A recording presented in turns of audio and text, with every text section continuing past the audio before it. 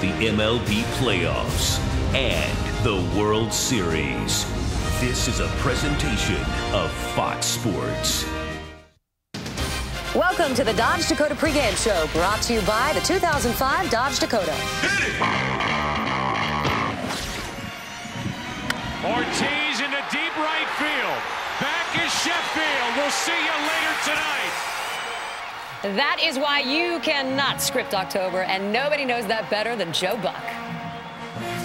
That's right, Jeannie. You can't script this stuff because after a 4-hour, 20-minute game, we had a 5-hour, 2-minute game. They'd say make it shorter, cut it down. But we loved every single second of it last night, and so did the Red Sox and their fans. They forced a Game 5 in a mere matter of moments. Pedro Martinez taking on Mike Mussina.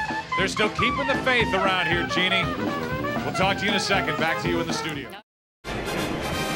It's a late afternoon October start here in Boston. Fenway Park, the site of Game 5 of this 2004 American League Championship Series. The sun is out, it is cool, and we are ready for baseball. It's the New York Yankees, the Boston Red Sox, but that you know by now. Yankees up 3-1. And now welcome to the broadcast booth, everybody. I'm Joe Buck, Tim and Al in just a second. Pitching. The relief work by the Boston Red Sox got them to this point. And now Tim McCarver, the Red Sox, turn to their right-hander, Pedro Martinez, and they need a good one from Pedro today. And I think you folks are familiar with the loneliness of the long-distance runner. Well, pitching can be very lonely also, as the Red Sox turn the ball over to the very capable hands of Pedro Martinez. But what about backup?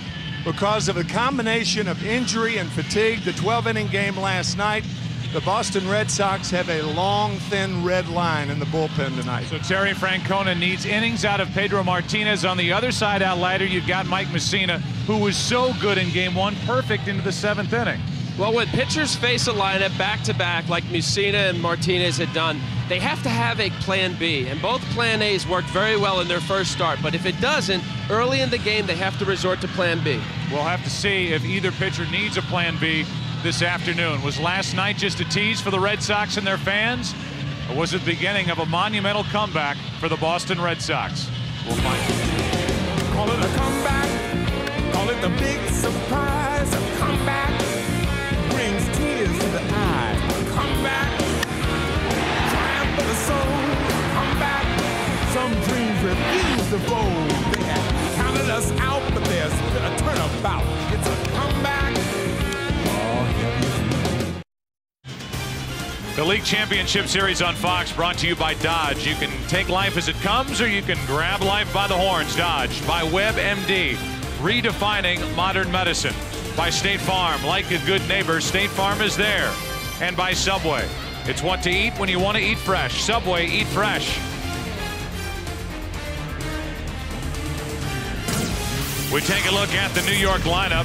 Same look as last night. Jeter, Rodriguez, Sheffield, Matsui, Williams, and Posada. Sierra, the DH. Tony Clark still at first base as Olrud is slowed with a foot injury. And Miguel Cairo is batting ninth, playing second base. But all eyes right now are on the guy in the center of the diamond, and that's Pedro Martinez, who's made 31 starts against the Yankees in his career with the Red Sox and Boston, 11-20 when Pedro's taken the mound to start the game against New York.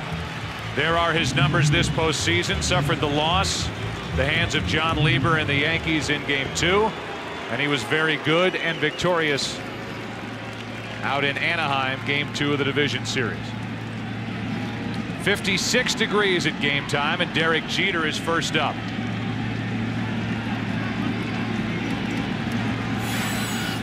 Red Sox trying to get this ALCS back to New York. Strike one. Boy, these split doubleheaders are great, aren't they? No kidding. A 5-hour, 2-minute ball game last night and early this morning, after a 4-hour, 20-minute affair in Game 3. 0-2.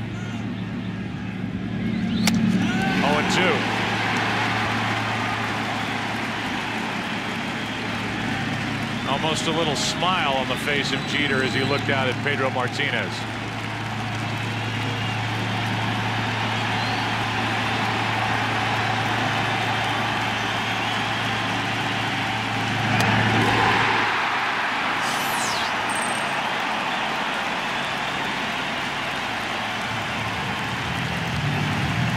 Baseball fans, grab a cold, fresh Budweiser. It's game time, and Pedro was ready for game time.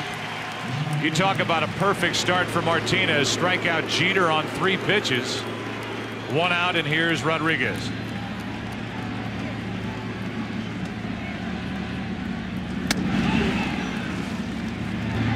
Alex Rodriguez, a .363 career postseason average. That's 5th all time.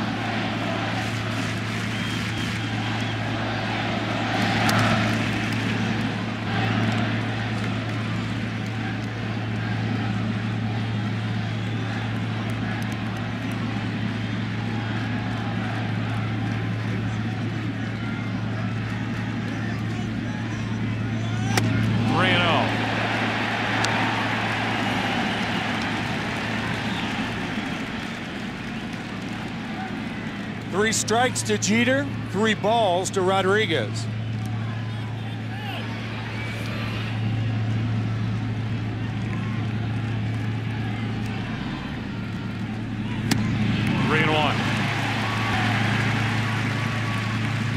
It had been Terry Francona's wish to give Pedro Martinez an extra day's rest and have him work in a potential Game 6 at Yankee Stadium.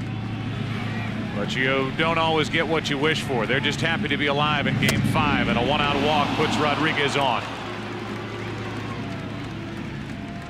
Take a look at the defense, and we see how Boston covers the field. This is brought to you by State Farm. Ramirez, Damon, and Nixon in the outfield. And on the infield, Miller, Cabrera, Bellhorn, and Millar. Veritek doing the catching for Pedro Martinez. A strikeout followed by a walk, and now it's Gary Sheffield, who last night was held hitless. But overall still hitting .500 in this series. Strike 1.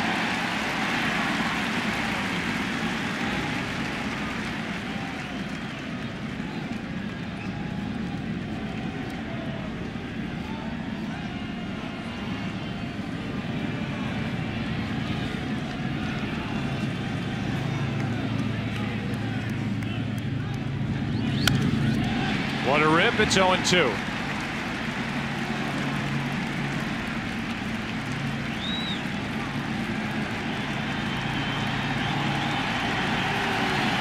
Well, I think what Francona was talking about with the extra day's rest, this is Pedro's normal 5-day rotation rest. 4 days rest, 5th day. His velocity in New York was so far 3 or 4 miles an hour better, which doesn't mean Pedro can't be effective. It just means he has to spot better. 2 out.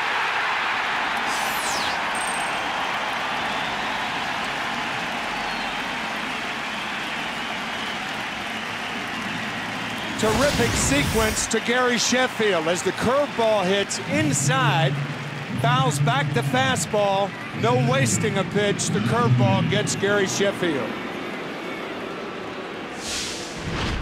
3 dynamite pitches, fastball, curveball, and one of the better changeups in the game.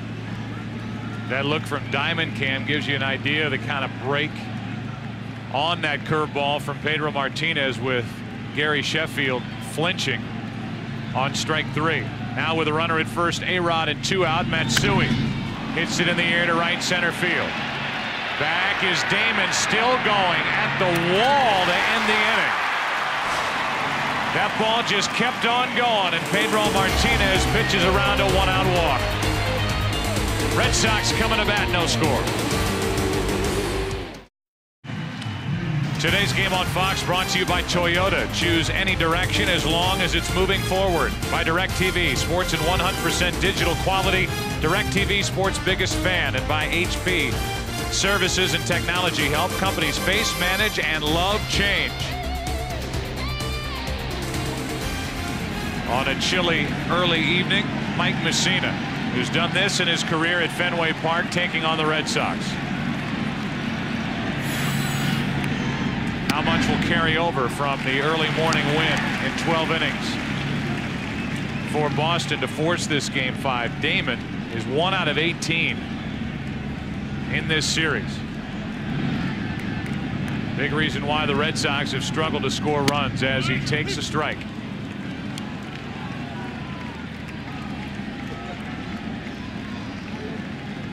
Messina, and that game 1 start carried a perfect game into the 7th inning. And then he and the Yankees had to hang on for a win. That's inside, 2-1. You bring up an interesting point, Joe, because the Red Sox scratching and clawing and getting a win in last night's game. But if they're going to resemble the offense that they resembled in this ballpark, Damon's got to get on base.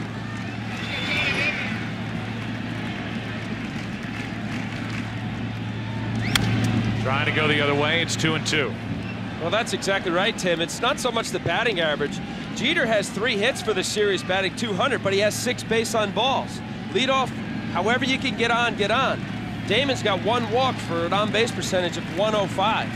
Some way he's got to get on there for the middle of the lineup.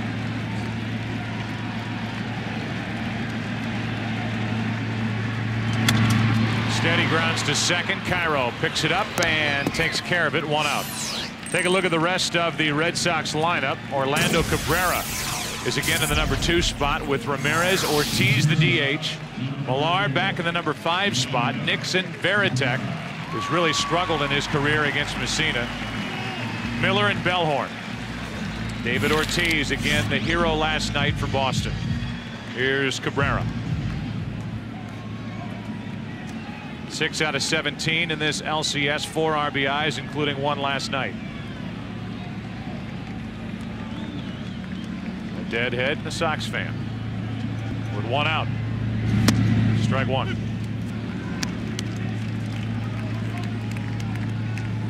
On deck is Ramirez. Since the middle of August forward up to this moment, Cabrera has been a .324 hitter for the Red Sox. So he has been shuffled up from the bottom of the lineup. That missed. 1 ball, 1 strike.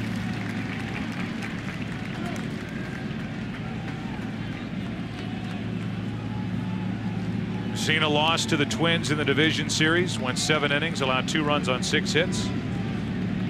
And he and the Yankees won game 1 of this LCS 10-7.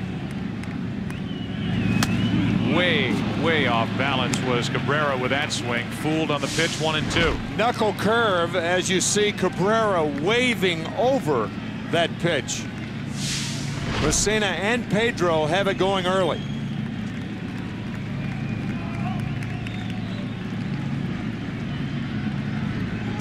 The 1-2. Base hit. Matsui cuts it off, and it's a 1-out single for Orlando Cabrera.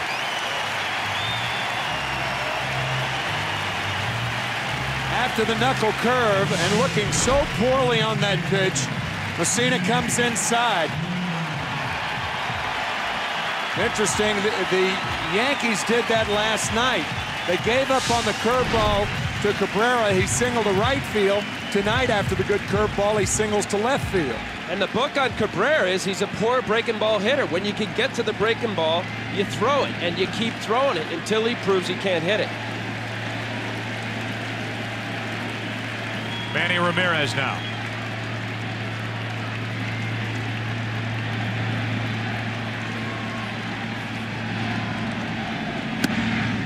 Took until the 7th inning in game 1 for the Red Sox to get a base runner against Mike Messina.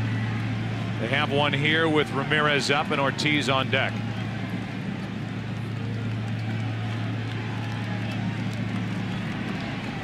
It's cold enough for moose hunting tonight. And the temperature should drop as we go. We ended last night in the low 40s, upper 30s. Strike 1, now strike 2 to Ramirez. 0-2. When you see pitches like that, and a guy as good as Manny Ramirez is, that ball was basically down the middle. That surprised him. That's where hitters sit on pitches. They're not guess hitters. They are sitting on a pitch, and I wouldn't doubt that Ramirez was sitting breaking ball there.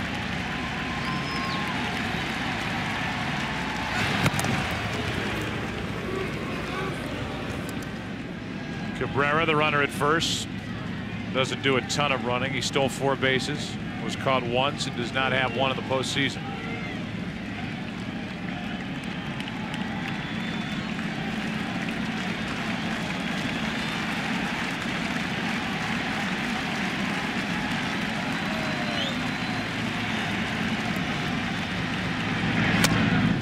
inside, ball 1.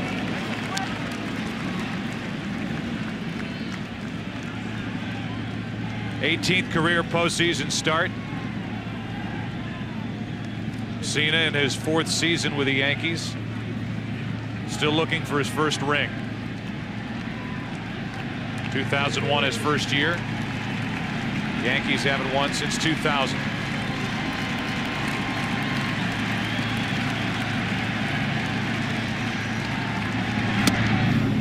Just inside, 2-2.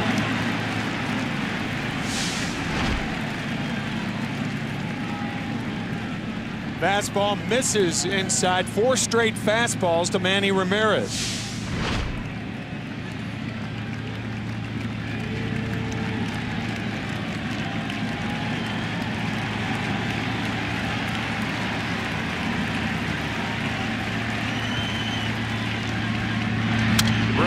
With a base hit into right center. Cabrera will turn and go.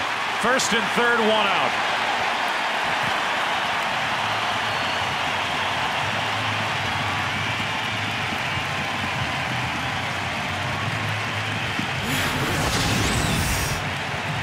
After this second fastball down the middle, I think Mussina saw that as an opportunity to keep throwing fastballs and thinking that Manny was looking breaking ball. He went 5 fastballs. That one was inside. It did jam him and break his bat.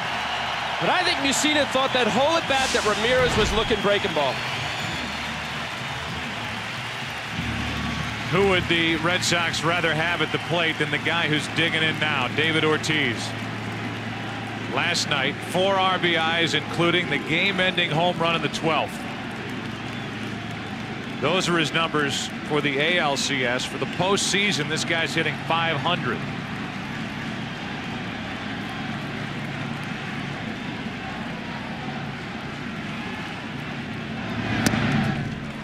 Ball 1 low.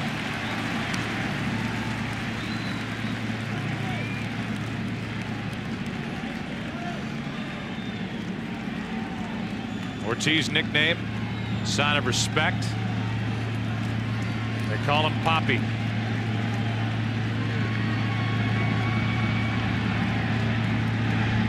That is crunched into right. 3 straight hits, and the Red Sox take a lead in Game 5.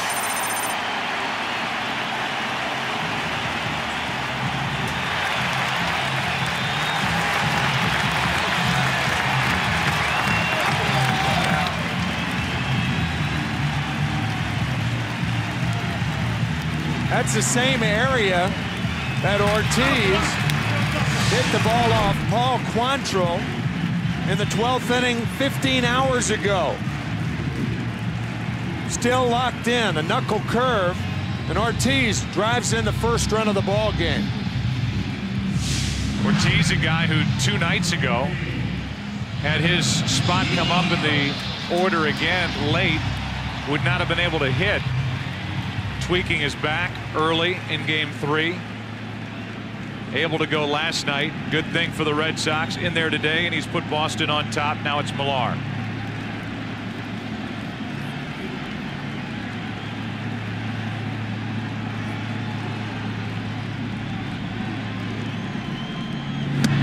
Ball 1. Difference between that base hit that Ortiz just got in last night's ball a bit higher, and a winner for the Red Sox.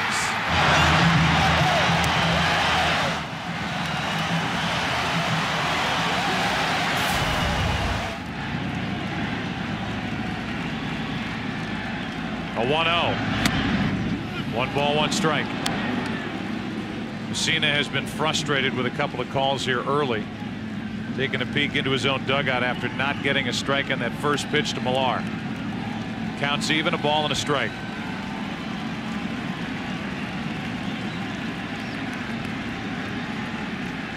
Millar 10 out of 32 in his career against Mussina. Doesn't get the call here, and it's 2-1.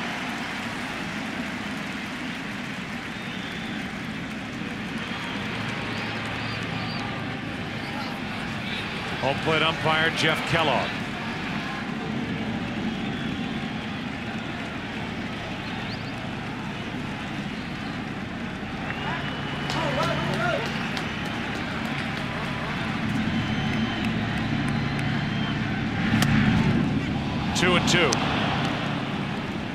Best breaking ball he's thrown so far in a fastball situation. 2 balls, 1 strike. That was nasty.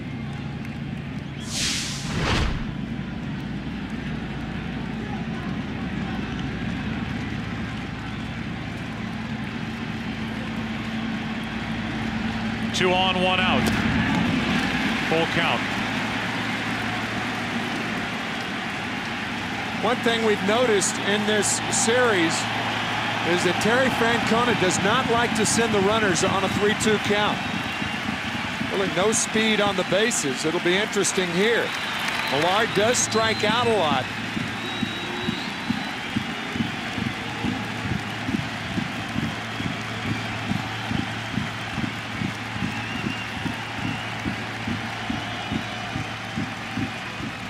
Not going on ball 4 to load him up.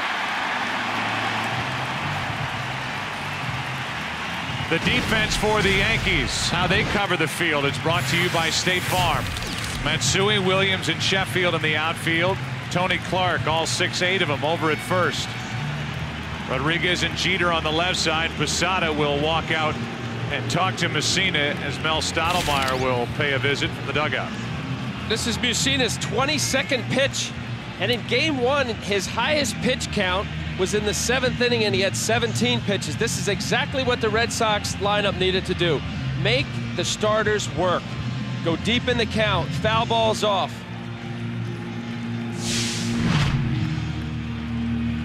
Back to the 3-2 pitch. It was Millard last night that drew the key walk starting the 9th inning against Mariano Rivera. And he was lifted for a pinch runner, Dave Roberts. He stole second and scored on a hit by Bill Miller. In our meeting with Joe Torre, he told us the walks killed us last night. Here's Trot Nixon.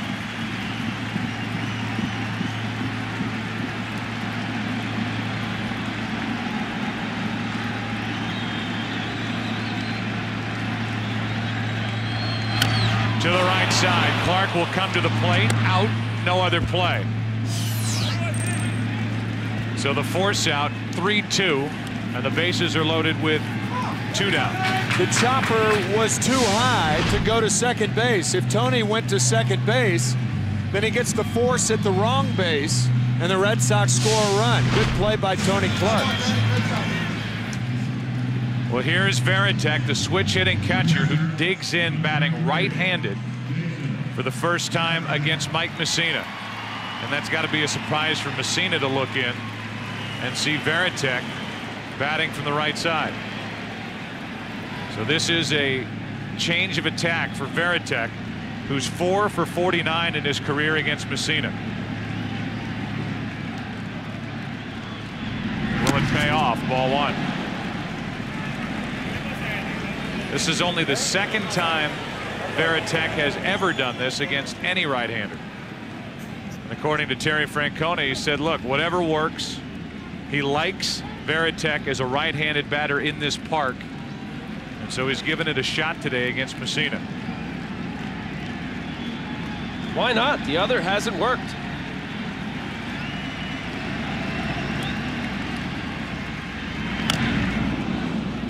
One ball, 1 strike.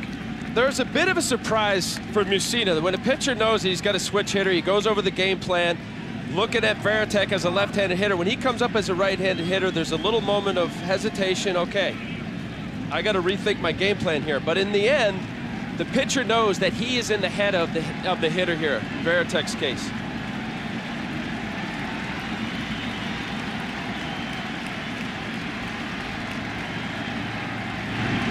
Here's a 1-1. 2 balls and a strike. In essence, it's like Varitek is facing Messina for the first time. I mean, he's on the other side of the plate. Messina's got that knuckle curveball, which instead of breaking in toward him, is breaking away from him as a right-handed batter.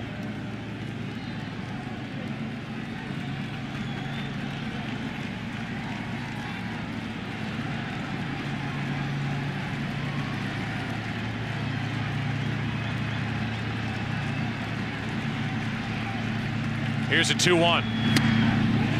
Just low, 3-1. Let's go back to game one with Varitek batting left-handed. And it swings and results like that has forced the switch. Well, he's fallen behind right here, and he's going to get a fastball, right or left-handed. Bases loaded, 2 out, 3 balls and a strike. Full count. That was it right there.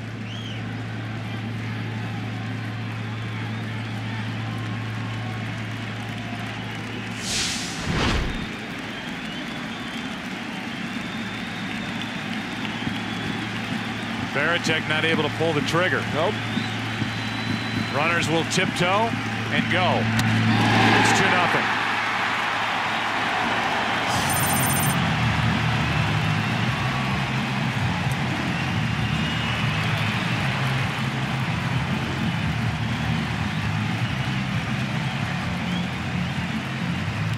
Maybe it was Varitek who got into the head of Messina. He went up disguised as a right-handed hitter. There's no question about it. He threw a 3-2 slider to Varitek, who turns around, who hasn't hit right-handed against a right-hander but one other time, and he throws him a 3-2 slider with the bases loaded.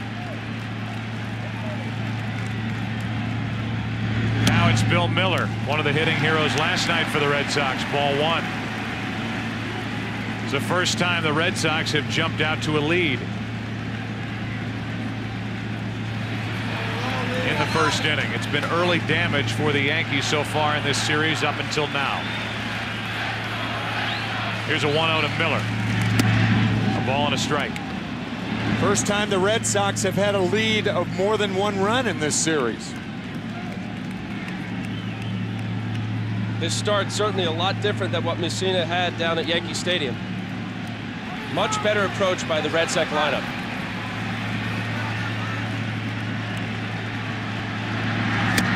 Miller tied up. Good pitch from Messina, 1-2.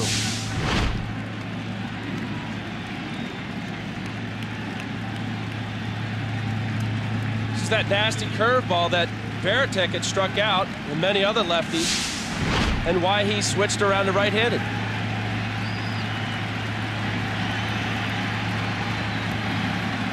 Bases loaded, 2 out, a ball and 2 strikes on Miller. Just got a piece. And into the Yankee dugout to the delight of the Fenway fans.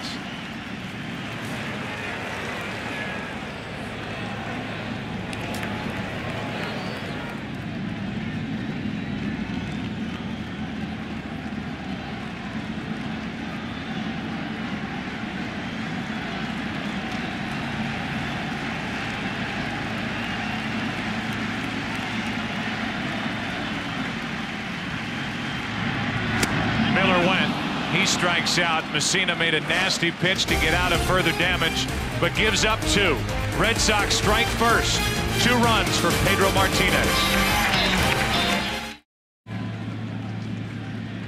Bernie Williams digs in. Around here with the Red Sox, players are obtained for and their performance rated on how they do against the New York Yankees.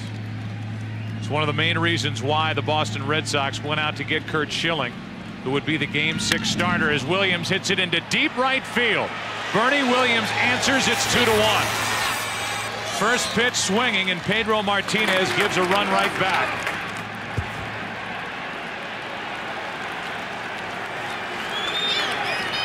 Generally speaking, the Yankees' strategy against Pedro Martinez is to swing early in the count. Matsui did it. He missed a home run. And Bernie Williams had to be looking fastball, looking for something to jerk. He got it and did it. Now it's Posada. 21 career postseason home runs for Bernie Williams. And finally, the fan throws that ball back out onto the field and right. Bernie has been the forgotten guy in this lineup for the Yankees with everything that Rodriguez, Sheffield, and Matsui have done. But Williams, 7 of 21, now 8 of 22 in this series, and that's his 8th RBI. First home run of this ALCS. A strike hits the outside corner. Pitch looked like it was on the inside part of the plate, a little bit up, right under the letters, about 8 rows back. Posada grounds to the right side for Bellhorn. 1 out. Started to talk about how these Red Sox players do against the Yankees. There have been defining moments in the career of Pedro Martinez while with the Red Sox. The '99 Division Series game at Cleveland. Tim, you and I were there. The 6 relief innings of no-hit ball in Game 5. With the help of Troy O'Leary, the Red Sox beat Cleveland. Game 3 of the '99 ALCS, defeating Roger Clemens and the Yankees. But you know how that series ended. Last year, Game 5, Division Series at Oakland. He was the winner and helped the Red Sox move on to take on the Yankees. That's a base hit by Ruben Sierra the other way as he goes after the first pitch. And then, of course, the infamous Game 7 last year when he pitched so well into the 8th inning, but allowed 3 runs in the 8th, and eventually the Red Sox lost to the Yankees in 11. It's what he does today. He's a free agent to be, and many people believe if the Red Sox don't move on past the Yankees and get to the World Series, this could be the final time Pedro Martinez pitches in a Red Sox uniform. There are other people who think that he could be a New York Yankee next year. 1 on, 1 out, and Tony Clark takes the ball low. How many teams can afford him? You hear the Yankees, you hear Anaheim. And those are the 2 teams mentioned most often regarding Pedro's future.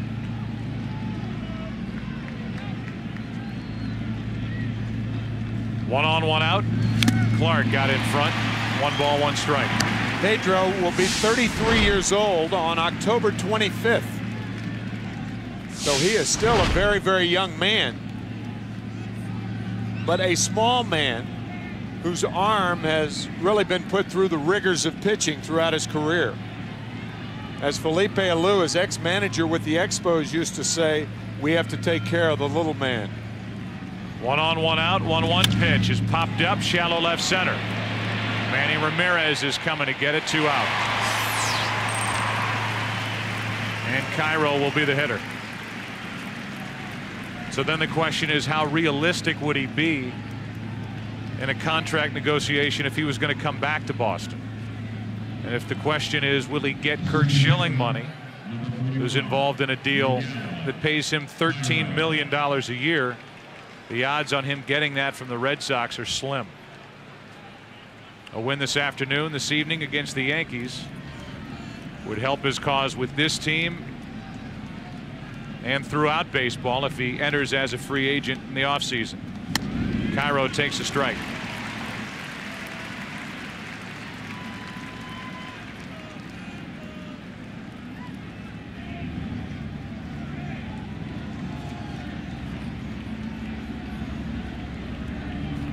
Cairo 3 out of 14 in this ALCS. What a pickup by Varitek. 1 ball, 1 strike. We were all a little fuzzy this afternoon, and walking through the bowels of Fenway Park here, I see Theo Epstein about 10 feet away and say, hi, Cleo. That was a good start to the day. That was a good start to the day. Hi, Cleo. Did he call you on it? I changed it to Theo rapidly. Good work. Things are a little fuzzy for all of us. Only 15 hours after this game last night. Back in the wee hours here in the hub. Wonder how these players respond later the same night. 1 ball, 1 strike, 1 on, 2 out, and a check swing, ground ball to first. Millar plays the spin. The inning is over. The Yanks are on the board. Bernie Williams took Pedro Martinez deep. You hate me now. I won't stop. But I won't stop now. I can't stop. 'Cause I can't stop now. You can hate me. You can hate me. All night long. All night. All night long. All night. All night long. All night. All night long. 2 long nights of baseball Games 3 and 4. You compare the two. The pitches, the pitchers used, the hits, and the time.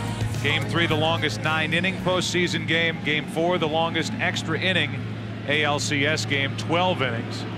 And now as we get ready for the bottom of the second, they've let fans sit in that batter's eye out in center field. There were a couple of signs that were up on the wall, and the umpires made the fans out there take the signs down. So here's Bellhorn leading it off in the second for Boston, up 2-1. Strike one from Messina.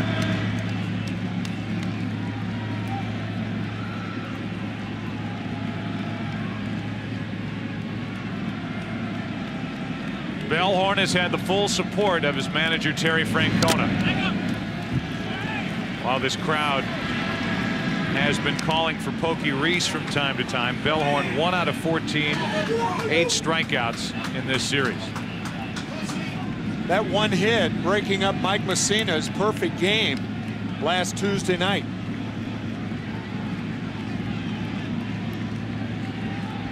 One ball, one strike.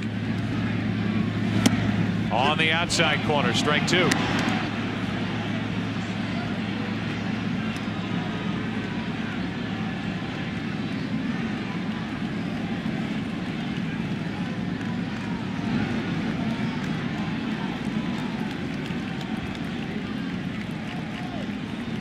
Bellhorn, the leadoff hitter in the second, rips it to the right side. What a pickup by Cairo to his left, one out. Good play by Miguel Cairo. Bellhorn hit it hard, but he makes the first out. Sometimes a second baseman from a left-handed hitter will get the sign. He can see the catcher. It was a curveball, leaned left. Sometimes that's the difference between making the play and the ball going into right field. Here's Johnny Damon. Grounded out his first time. Still only one hit in this series. This guy is too good of a hitter to be held down like this, and it's been shocking to Damon and the Red Sox for a guy that kick-started this offense all year long. 304 average, 20 home runs, and 94 RBIs out of the leadoff spot. It's just a 1-0 changeup. Looks just like a fastball. Great pitch. Comes out of the pitcher's hand looking like a fastball, about 10 miles an hour slower. Here's a 1-1. On the inside corner, strike two.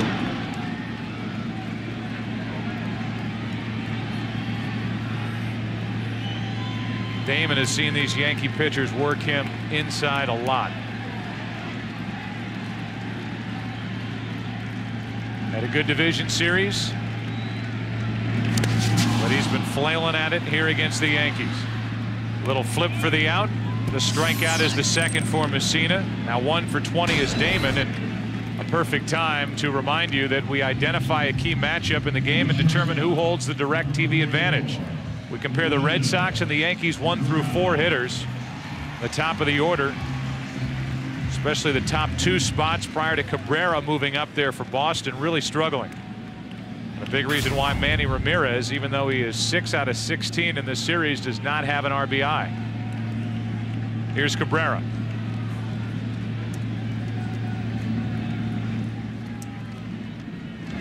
And he hits it in left center field. Bernie Williams is there. Nice running grab. And it's a 1-2-3 second. Third inning rolls in. Game 5. Boston got 2 in the first. They lead it 2-1.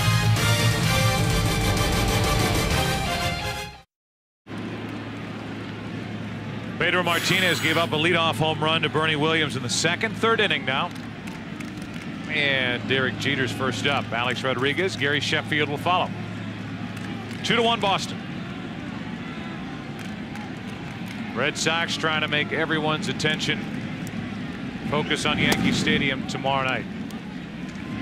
No travel day because of the rain out. And if this series were to last 6 games, Curt Schilling would be the starter for the Boston Red Sox. John Lieber for the Yankees. Here's a 1-0. After 3 straight fastballs to Jeter his first time up to get him on strikes, 2 curveballs to Derek his second time up. And then game 7, if it goes, if it gets to game 7, it's staff against staff. Literally. Jeter almost walked into that. You've got the Yankees. Who knows where they stand with Kevin Brown or Vasquez? One of those two would get the ball. And for the Red Sox, it could be Wakefield, it could be Arroyo, it could be anybody. Arroyo could even come out of the bullpen tonight if Terry Francona needs him. 2-1 on Jeter. That's slicing foul. 2-2. By the way, we want to send along our best wishes to the Pianco family. Craig Pianco had to leave today, one of our camera operators. His father had to go to the hospital. And also happy birthday to Dave Chesney, number 40. And congratulations and thank you to all of our crew going through 2 long nights of baseball. Happy birthday. 2 long nights of baseball here at Fenway Park. The last 2 evenings. 2-2 pitch. Got him. Let's go down to Chris Myers. Well, Joe, just when you think that maybe things were calming down in the Red Sox-Yankee rivalry, comes this out of today's Boston paper. It has a picture of Gary Sheffield. Doesn't say where or when, but he's quoted as saying, talking about the Red Sox, they're a walking disaster. They act like they're tough, how they care so much about winning, but it's all a front. They're just a bunch of characters. It caught the eye of the Red Sox players. A staff attendant told me it wasn't just pinned up on a bulletin board in the locker room. It's posted all over the Red Sox clubhouse. Chris, thanks. So if they need bulletin board material, they have it, but I don't think this rivalry needs any more of that. These 2 teams know what's going on and what the other one's all about. That's ball 2, 2-0. Over the years, it's been a very, very big bulletin board. Yeah. Never wake up a sleeping dog. Don't give him any more reasons to beat you. Here's a 2-0. Rodriguez takes a strike.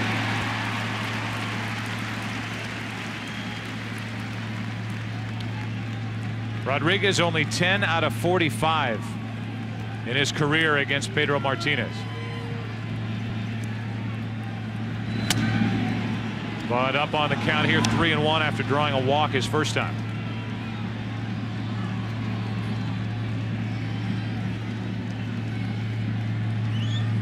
A-Rod has hit 2 monstrous home runs the last 2 games. Full count.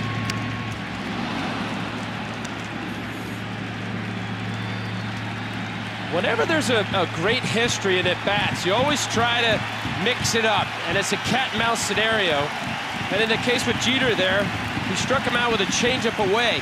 It's not that Jeter doesn't know what Pedro has.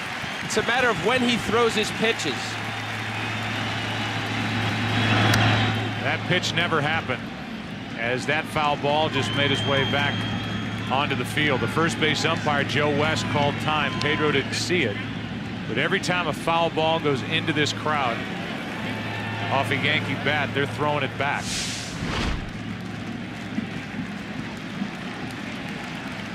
And Alex Rodriguez saw the ball, or Joe West called time.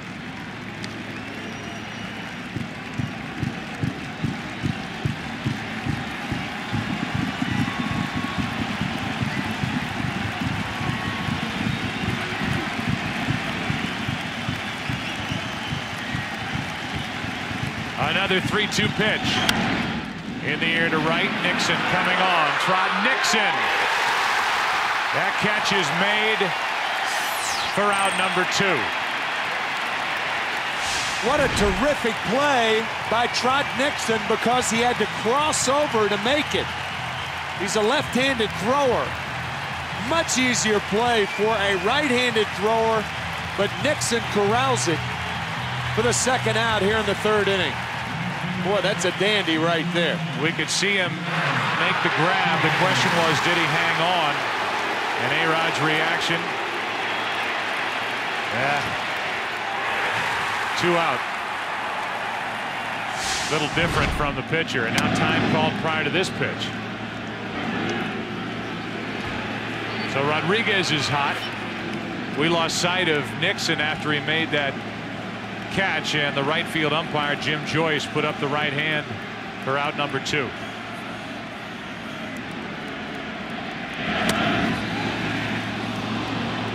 One ball, no strikes.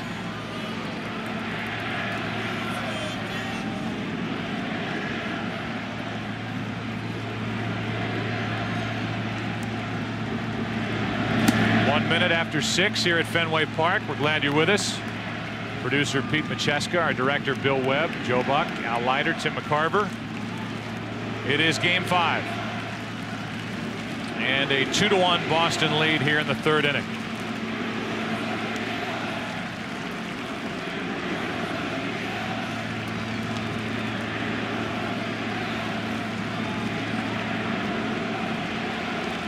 (2-0) is the count on Sheffield. That's wide. 3-0.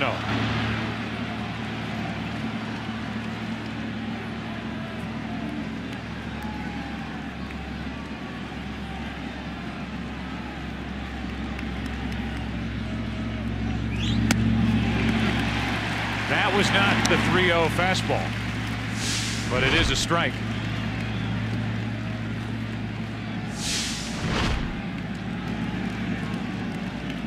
Jeter struck out. Rodriguez flied out, and Sheffield walks. Second walk by Martinez, and the inning will continue for Matsui. Hideki Matsui hit a ball in the 1st inning that looked like a routine pop-up into right center field that almost carried out of here. Ball's been jumping off his bat since this ALCS started on Tuesday night.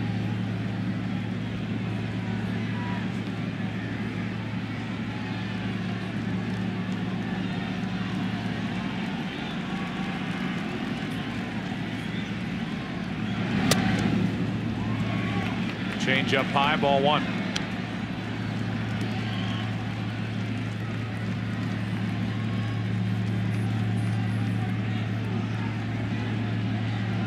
The Red Sox in the bottom of this 3rd will have Ramirez, Ortiz, and Millar.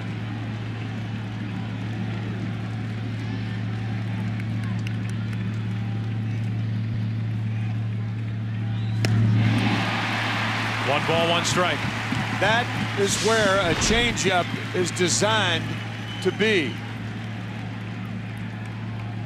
Great motion, great location, evens the count.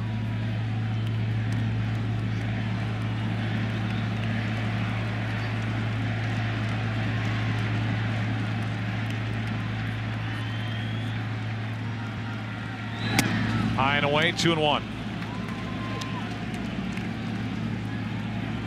Talked about the 2 through 5 hitters in game 3. Going 16 for 22 with 15 RBIs. Last night, the group only 4 out of 21 with 3 RBIs. Matsui a part of that. He had 2 hits, and he takes a strike, 2-2.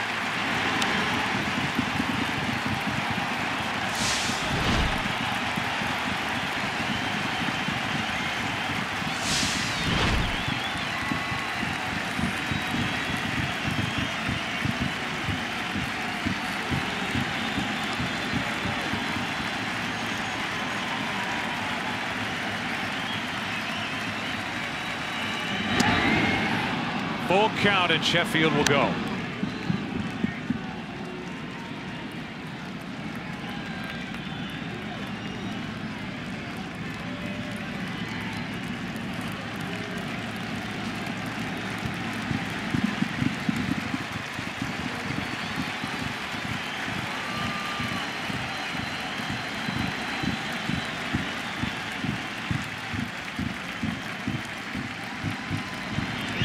Off the end of the bat, that's a base hit into right center field, and Sheffield will go all the way over to 3rd. It'll end 1st and 3rd with 2 out, and Bernie Williams coming up. Another hit for Matsui. He's 12 out of 22. Players on the bench, when a hitter hits a ball like this, will say, he hit it like you threw it. It was a changeup to the plate and a changeup to right center that Matsui hit. Sheffield running on the play. That's why Trot Nixon closed in on it very quickly to keep Sheffield at third. And now Bernie Williams, who homered on the first pitch in the second, digs in with a tying run 90 feet away.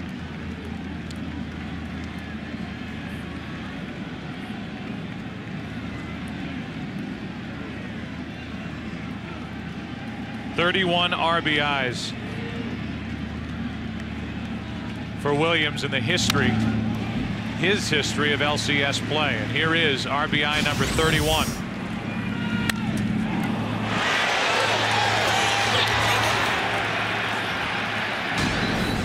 You look at a list of the most home runs in postseason history, and it comes with a huge disclaimer.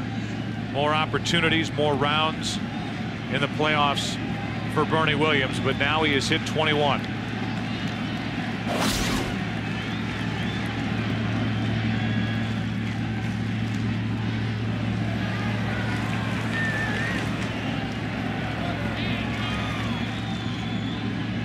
Runners at the corners, 2 out. 1 ball, 1 strike.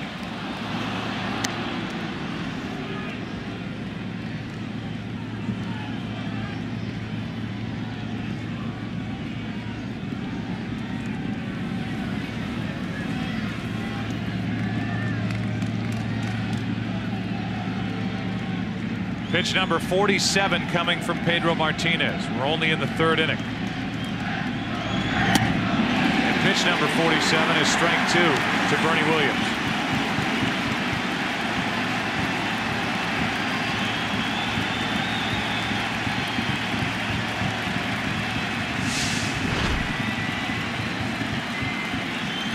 It's that backdoor breaking ball to get Williams in the hole.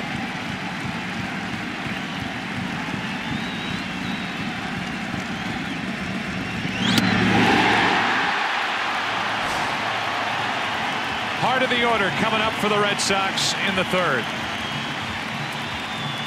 Hey, yo, Tim, man, this the jump off right here, man. Whoa. Liberty, the AmeriQuest Mortgage airship, is up above. AmeriQuest Mortgage is the official mortgage company of Major League Baseball. We thank them for joining us tonight as Manny Ramirez is 2 for 2.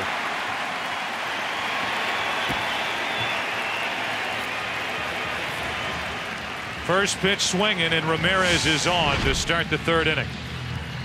There are very few hitters in Major League Baseball whose bat hits thunder through the strike zone any better than Manny Ramirez. Ball just explodes off his bat.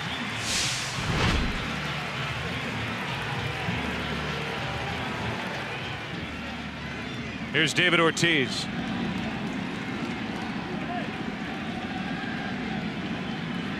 Three RBIs his last 2 at-bats. The 12th inning at-bat last night to win it with the home run. An RBI single and a run scored in the 1st inning today. Ball 1.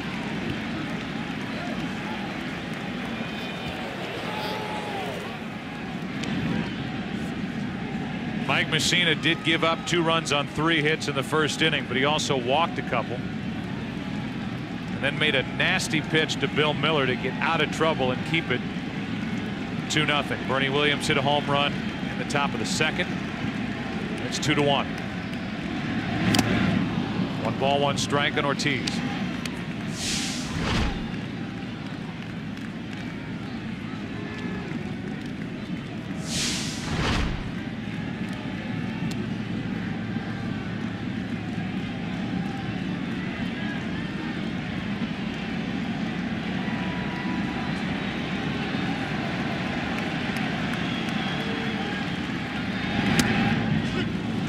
Strike 2.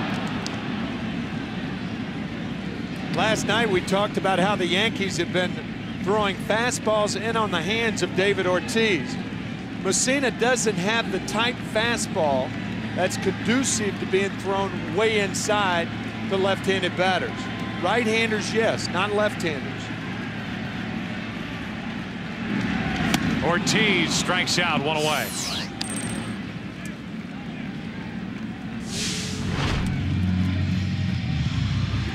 He just goes at him with his breaking ball. It's basically a knuckle curve. See his index finger with the knuckle up? That enables him to be on top more and give what you call a 12-6. That actually had a little bit of a slurve break to it. It's a wrap curveball. If guys know a pitcher, especially righty on lefties throwing a curveball, a wrap curveball is you want to hit the hitter in the back leg. And the left-handed batter would be his left foot, and that's where you want the ball to end up. 1 on, 1 out. Millar rips it into the seats, foul. A dangerous foul ball, strike 1. That's what Millar has done in this series, a 200 average. And Francona moved him back up into the number 5 spot for this game 5.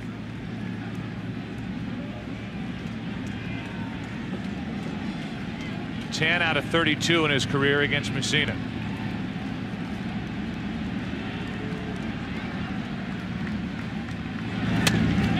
Millar checked his swing, 1 ball, 1 strike. A wrap curveball. That's rap music a hitter doesn't like, right? That'd be a W-R-A-P. Oh. You see his middle finger on. And Messina is so good with it, he could change angles on it. That was actually more of a slurvy break as opposed to a 12-6, straight downer.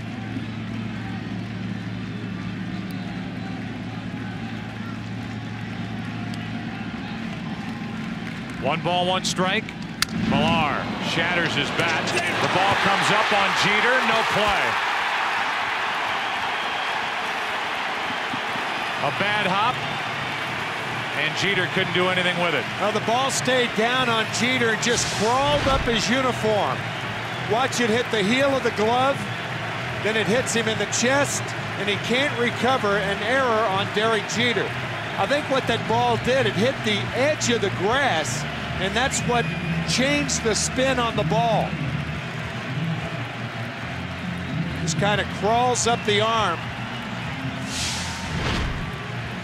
But it hit the cutout out there, and sometimes that causes the spin to change to that overspin. Here it is right here. There. A hit, an error in the inning, and a chance for the Red Sox to add to a 1-run lead. Here's Nixon. So it's been an atypical series for Derek Jeter, who struck out twice today. He's only 3 out of 17, no RBIs in this ALCS. And that was his 2nd error of this series, 3rd of the postseason. Strike 1 to Nixon.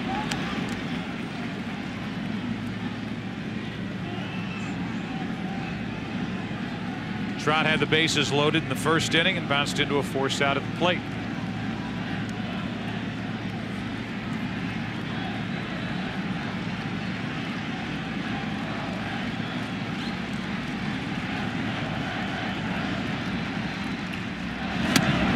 Trying to jack one, it's 0-2. The hanging changeup. You see Nixon's hips open up. That's a circle changeup. If you see his index finger and his thumb, that represents a circle or a C. They call it a circle changeup. With great arm speed, even though it's up, that looks like a fastball all the way.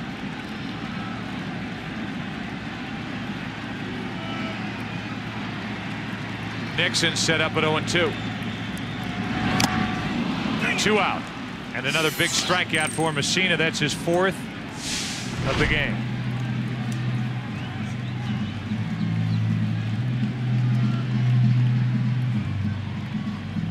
So he goes from a circle changeup, coming out of his hand, looks exactly like a fastball on the changeup. Now here's the very same pitch, 10, 12, in some cases 15 miles an hour faster. That's just a 4-seam fastball. Get him behind it and let it ride through.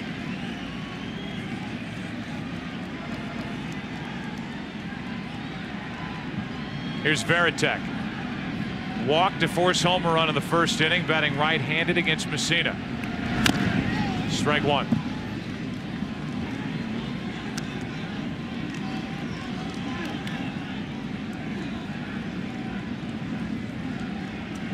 This is like grabbing a driver in the pro shop and then going to play in the club championship having not hit it before. Here's Varitek with his team facing elimination in Game 5, just testing out something new against Mike Messina with the hope that it might work.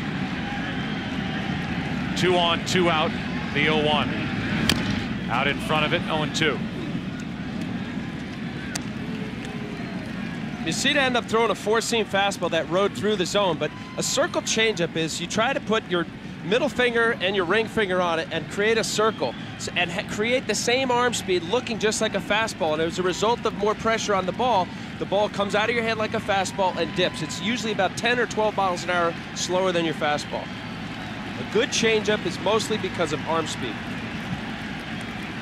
Here's an 0-2 to Varitek. Got him on the inside corner. Varitek knew it. He's tried it left-handed. Now he's tried it right-handed. He's running out of options. Breaking ball by Messina gets him. Messina strikes out the side. It's still 2-1. The League Championship Series on Fox is brought to you by Michelob Ultra. Lose the carbs, not the taste.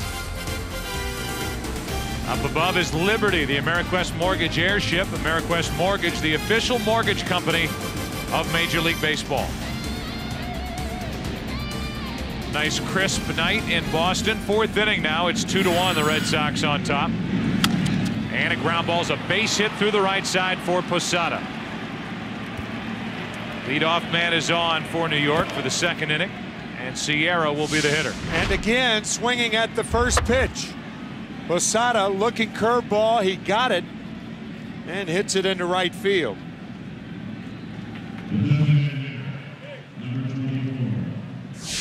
I think the reason for that is you're less surprised if you hit the first pitch than allow Pedro to control the count. The deeper he gets in the count, the better the chance for him to get you out, because he relies on so much deception. Here's Sierra. Ball 1. When we talk about pitch count, we usually bring it up late in the ball game. And I know, Tim, it drives you crazy when you talk about pitch counts. The hitters will tell you how the pitcher's throwing. But with Pedro Martinez, the statistics are so interesting to look at, with pitches, let's say 1 through 99 and then 100 and above. It's like a ticking clock at this point. You look at what Martinez has done in his postseason career. 189 up to 100 pitches and over it 391. Martinez is halfway to that moment, that point, as we play here in the 4th inning. Add to that the Red Sox have an extremely thin bullpen. Terry Francona will be forced at some point in this game to try to extend Pedro Martinez to take some of the load off that bullpen that had to work so long last night.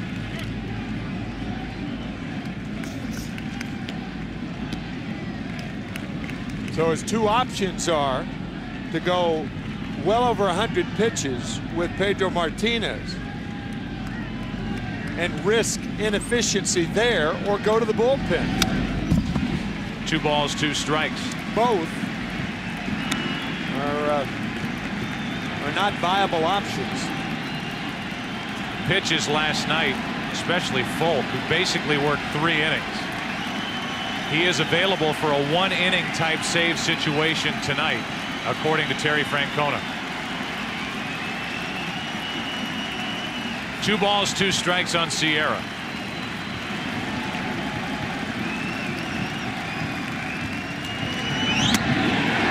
Full count.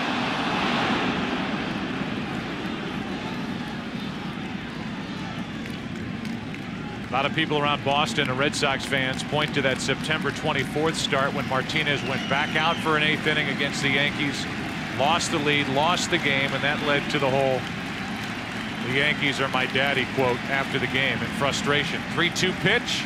Posada doesn't run, and that's ball 4. A hit, a walk, and it's 2 on with nobody out for New York.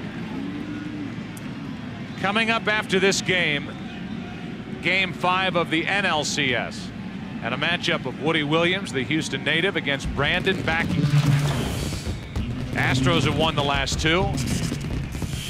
And Game 5 is supposed to get underway at 8 Eastern. Good luck. There's the pitching matchup, a rematch of Game 1 of that NLCS. Here's Clark, strike 1. Tony Clark for the 2nd game in a row, playing in place of the injured John Olerud, who's feeling better but not well enough to get into the lineup tonight.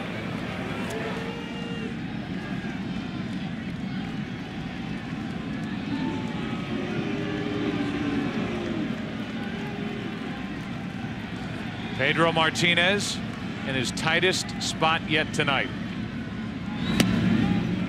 1 ball, 1 strike.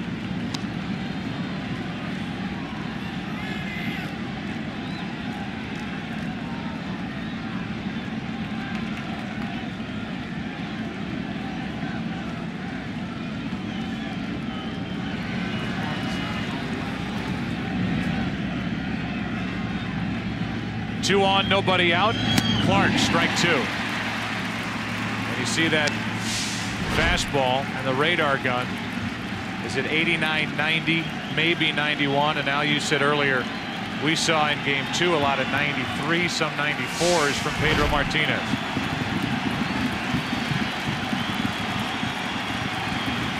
Two on, nobody out. A ball and 2 strikes. Looking for a strikeout here. And getting it. 1 out. Strikeout number 5 on the night for Martinez.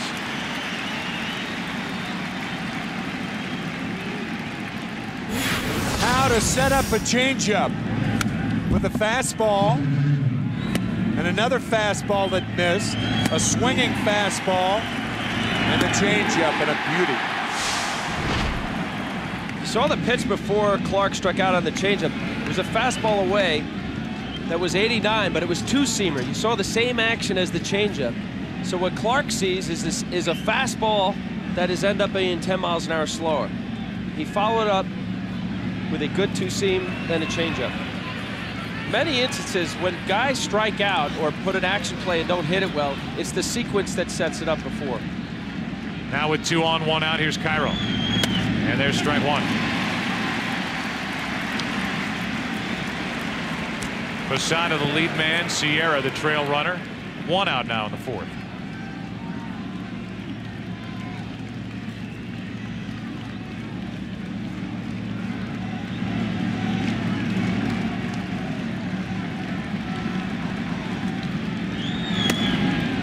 One ball, 1 strike. Cairo 3 out of 15 in this series. And for the entire postseason, he's driven in 1 run.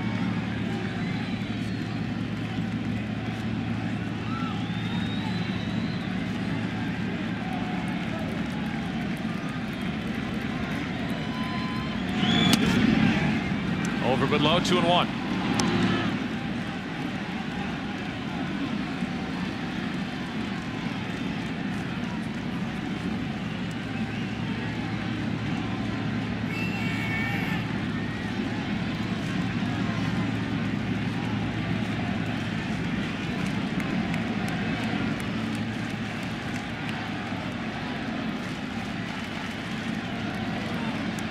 On 2-1, Cairo takes ball 3. On deck is Jeter.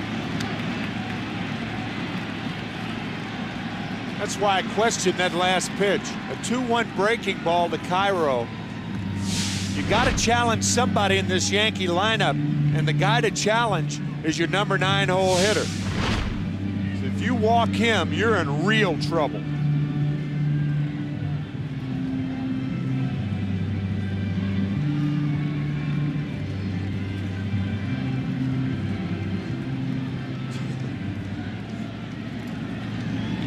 Two on, 1 out, 3 balls, 1 strike. Cairo sitting on a pitch to rip. Runners go, and a pop foul out of play off to the right. The runners take off in a 3-1 count. About that. Looked like it fooled Cairo with that swing. He had a funky swing at that 3-1 pitch.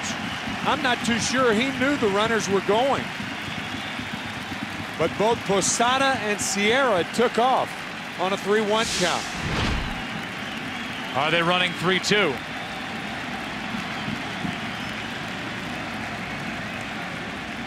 They're going. And a pop-up into right. The runners have to retreat. Trot Nixon has out number 2.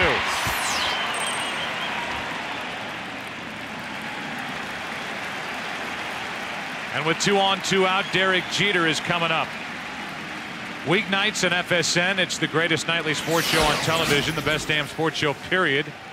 This coming week, Decades Week, a look back at some of the greatest games and moments from the past 40 years and a visit from Phil Jackson.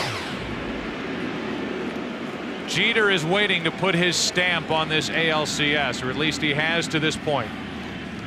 Only a 176 average, now 1 RBI, and a couple of defensive errors. Here's a chance with 2 on and 2 out.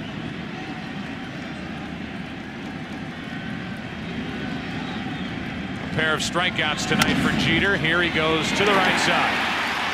The flip to Martinez. The Yankees put their first 2 on. They strand 2, have left 6. Bottom of the 4th. Still 2-1 Boston.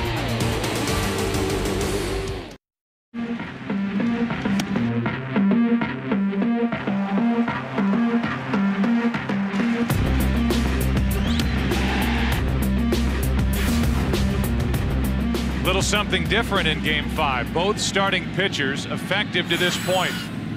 Bottom of the 4th, and Bill Miller, who struck out with the bases loaded to end the first, takes a ball. It'll be Miller, then Bellhorn, then Damon. With the Red Sox up 2-1. The Yankees up in the series 3-1. Miller in the air to left center field. Bernie Williams. 1 out. Bellhorn comes to the plate. Play Hit the Pros, presented by the all-new GMC Canyon, and face real pitches from today's best hurlers. Log on to foxsports.com on MSN. Keyword games. GMC. We are professional grade. Base is empty for Bellhorn, who, if nothing else, hit the ball sharply his first time up. It took a good play by Cairo to his left to rob him of a hit.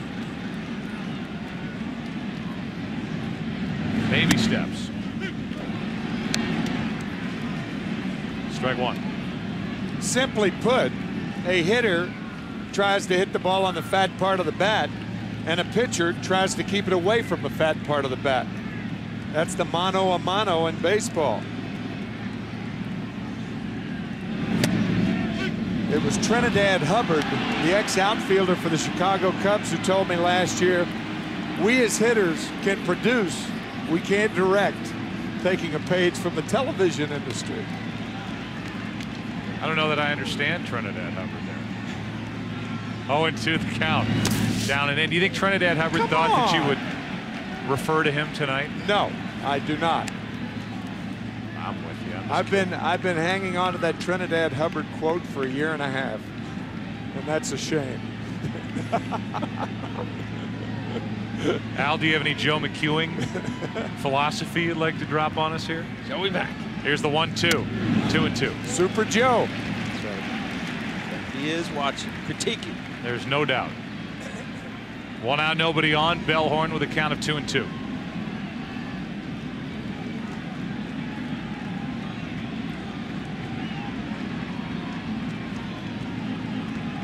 Messina trying to get out number 2, and again it's Bellhorn trying the right side, and Cairo is there. 2 out.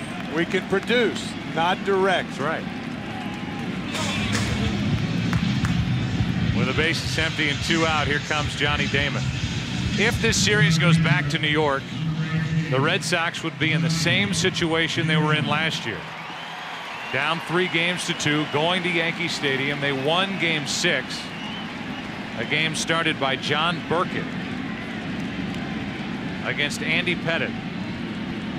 Battle of the bullpens, and Boston won at 9-6, only to have that lead in the 8th inning and lose Game 7 in the 11th.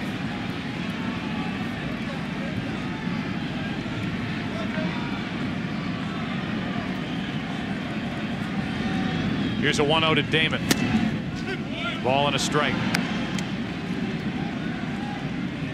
Curt Schilling has thrown on the side each of the last 2 days. In fact, 3 times overall since we've been here in Boston. The night that was rained out, and then the last 2 days. There's strike 2.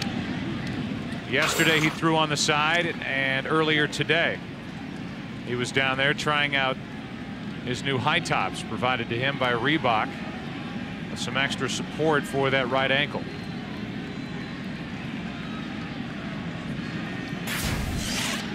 Hoping to get a chance to pitch tomorrow night. Damon the opposite way and foul.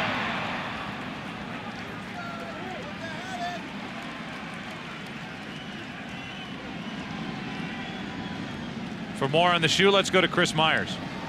Joe, here is the Reebok shoe. It's their Vero model, but what they've done is added about 3 inches on the cleat for Curt Schilling to use, and more flex stretch in the front to allow him flexibility and more pad support in the heel, so he can push off and not feel as much of the pain. They already have the Curt Schilling number on the back. Reebok doing its best to help Curt Schilling do his best if he pitches in Game 6. And now I can show you something in a suede loafer if you want, Joe.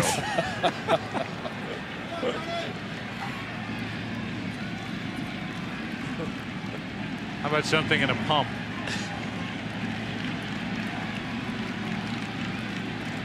Chris Myers will be outfitted in Reebok the rest of his life. That's down and in. 2 balls, 2 strikes. Shameless.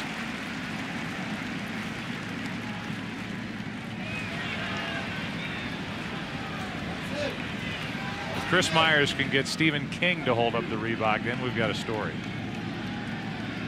2 balls, 2 strikes. There's Stephen. 2 out, nobody on.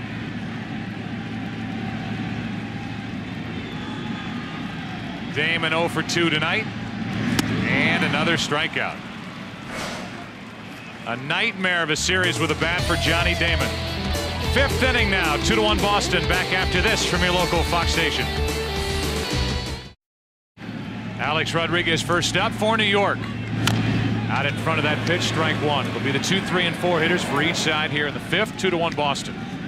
Rodriguez 0 for 1 with a walk, and he is fly to right.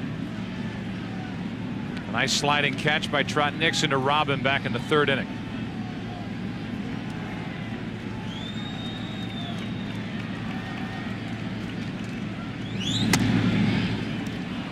One ball, 1 strike. Last time up. Frustration for Rodriguez because of this.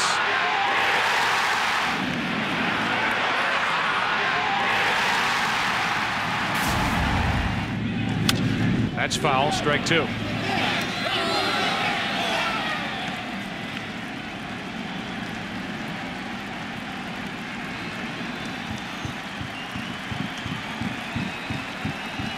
Big chance for the Yankees here with Rodriguez, Sheffield, and Matsui, the hitters.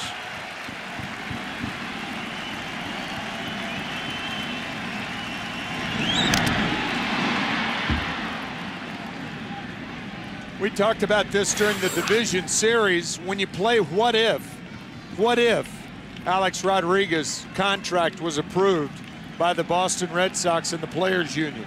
What if Aaron Boone did not tear his cruciate muscle in his leg or ligament in his right below his knee playing pickup basketball? Would the Yankees have gone out and made that trade? The guy they had in camp and the player that was going to fight for 3rd base even after the injury was Mike Lamb, who's now with Houston.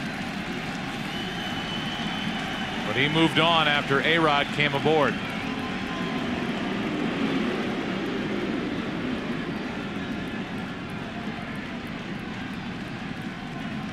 Two balls, 2 strikes. Rodriguez leading off. 5th inning. And he stays alive.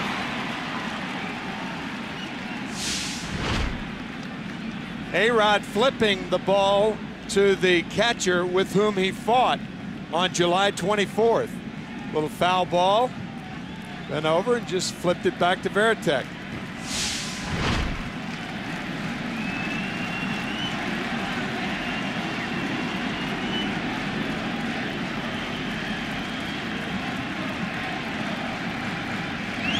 Full count.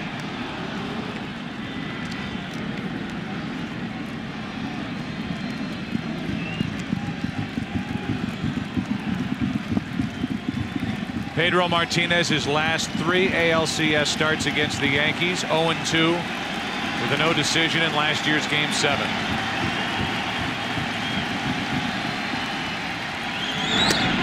Rodriguez checked his swing, and it's a leadoff walk. That's 4 walks tonight, handed out by Martinez. That pitch clearly outside, and Rodriguez did not go.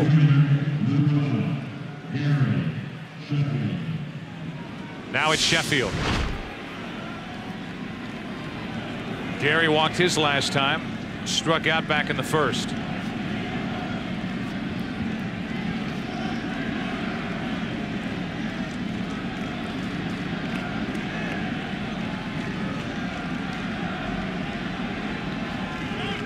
Timeout.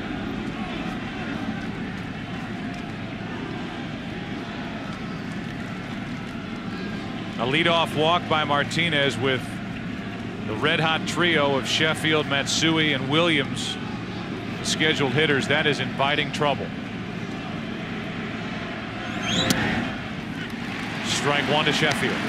What else is inviting trouble, Joe, is when you have a leadoff walk to a guy who can run. That really increases the chance of that runner scoring.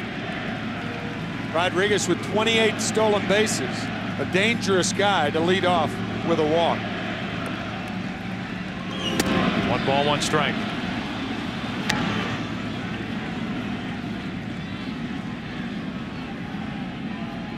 Rodriguez not doing a lot of running in this ALCS. Overall in the postseason, 2 out of 3. If he's even thinking about stealing a base. Left side. Miller. Bellhorn. Double play. And a huge twin killing picked up by Pedro Martinez.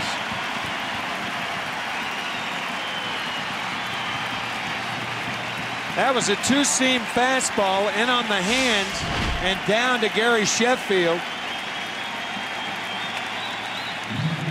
Well done by Miller and Bellhorn.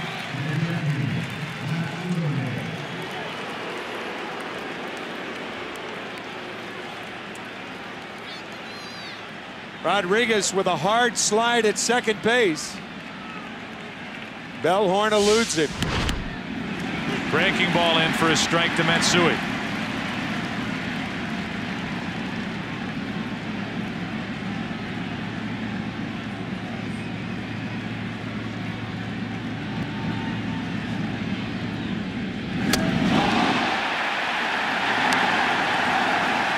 This crowd loves that.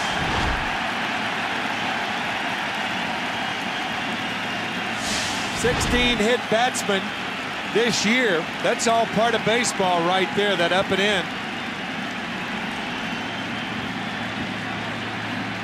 Well, especially in his last at bat, he threw them all changeups and breaking balls. That was the first fastball.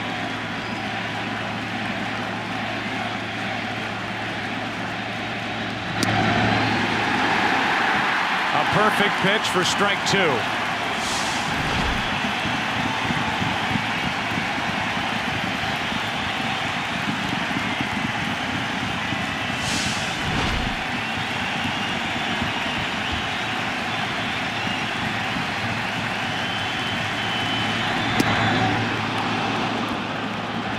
Two and 2.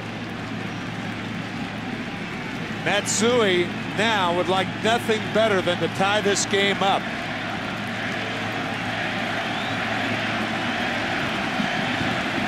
That's your greatest payback after being knocked down.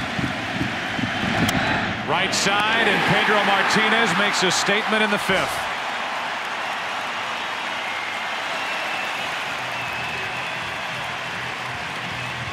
gon' give it to you. Wait for you to get it on your own. X gon' deliver to you. Knock, knock, open up the door, it's real. With the non-stop pop out and stay. 2, 3, and 4 hitters for Boston in the 5th. Cabrera, Ramirez, and Ortiz. Millard due up 4th against Messina, who has pitched well. He struck out 6. Boston up 2-1. Ball 1. Cabrera got the 2-run rally started in the 1st inning with a base hit to left. Scored on a hit by Ortiz.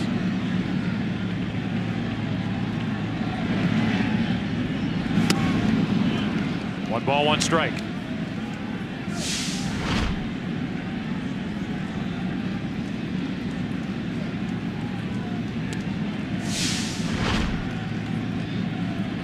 Just as the top of this inning was important for Pedro, the bottom half, the 2, 3, and 4 hitters for Messina. That's strike 2.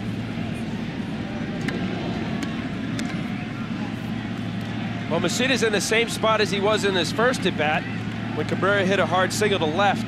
He went fastball, curveball, curveball, came back with a fastball. In this case, he threw 2 sliders. That slider better than the one before. Let's see if he goes off speed down the way.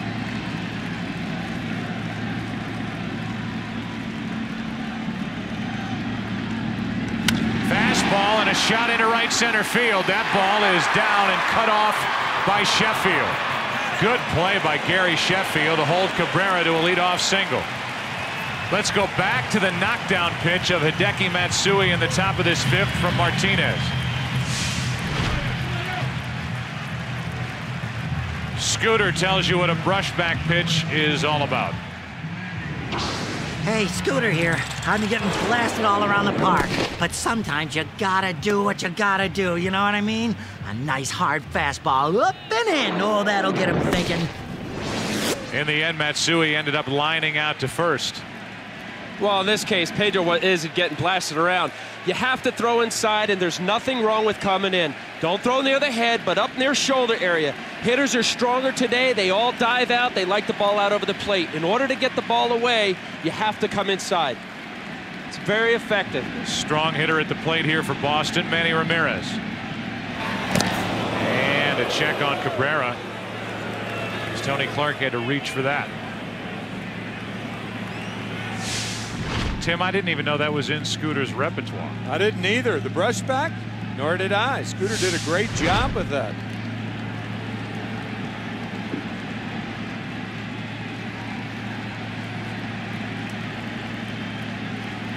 Cabrera's got a big lead over at 1st, and he has definitely got the Yankees' attention over there.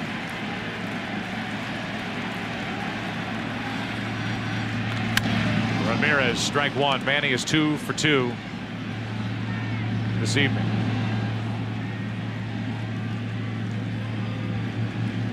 Just a little surprised with Cabrera in that second at bat. Tim, you talked about it. It is first at bat. Curveball looked bad on the slow pitches. In the scatter report, Cabrera's not a good off-speed hitter. You have him in a 1-2 count. And I know that's not where Messina wanted to paint the fastball away. But if you have more room for error on the breaking ball, why would you want to throw the fastball? Especially in a 1-2 count. Well, he's thrown 2 fastballs with 2 strikes to Cabrera, and Cabrera has 2 hits.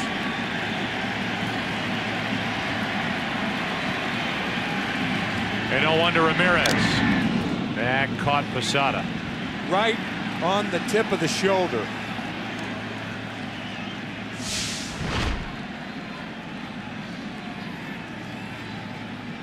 And maybe the right hand, too. Look at the right hand. Did it catch it? Maybe on the right knuckle. Yep.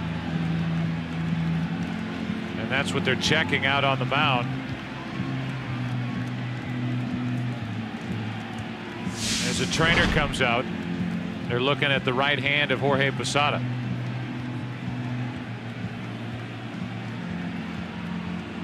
Fifth inning, 1 on, nobody out. No balls, 2 strikes on Manny Ramirez. And we remind you that coming up next is Game 5 of the NLCS. The Cardinals and the Astros, that series tied at 2 games apiece. And I'm sure they're half-heartedly paying attention to what's going on here in Boston. The winner of that series plays the winner of this series. Both teams are undefeated at home, 19 total home runs. And the Astros have won 21 of their last 22 at home. That includes yesterday's come-from-behind victory in Beltran.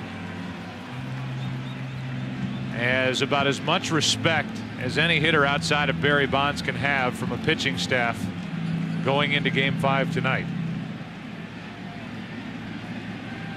Posada is okay to continue, at least for now, and with a count 0-2 on Ramirez. Back to baseball. That's an unusual place for a catcher to be hit on top of the hand, but if it's bothering him, it's a good time for Cabrera to be running. Ramirez in the air to center, and Bernie Williams is there, 1 on, 1 out. That'll bring in David Ortiz, who is our Budweiser fantasy player of last night's ALCS Game 4. His night, including the game-winning home run in the 12th. Log on to foxsports.com on MSN, keyword fantasy baseball.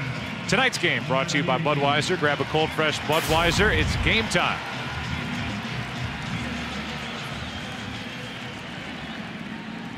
Ortiz gave them reason to believe and reason to show up at Fenway Park today. Boston hoping to get this series back to Yankee Stadium for a Game 6 tomorrow night.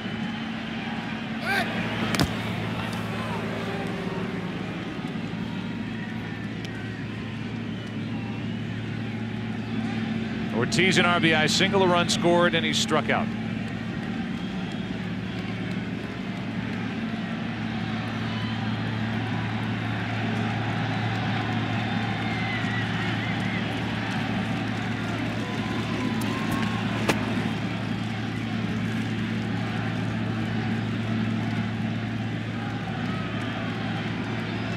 Even Californians love this rivalry. But welcome. Short sleeves, Hawaiian looking shirt.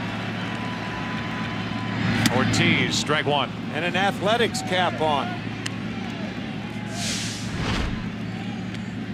This is the same pitch that Ortiz struck out on his last time up. It's also the same pitch that he hit for a single to drive in the first run of the ball game.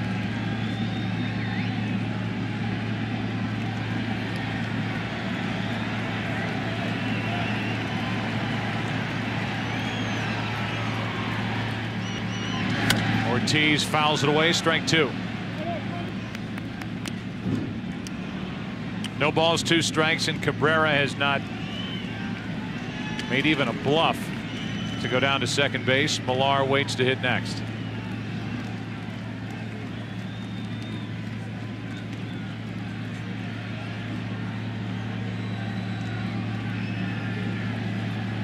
Bottom of the 5th inning, 2-1, Boston on top.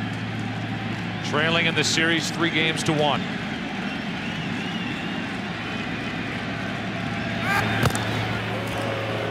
Again, Tony Clark has to reach. Talked about it last night. Down 3-0 in a series, only 2 teams have forced even a Game 6. No team has ever come back to win a postseason best-of-7 series. The 0-2. 1.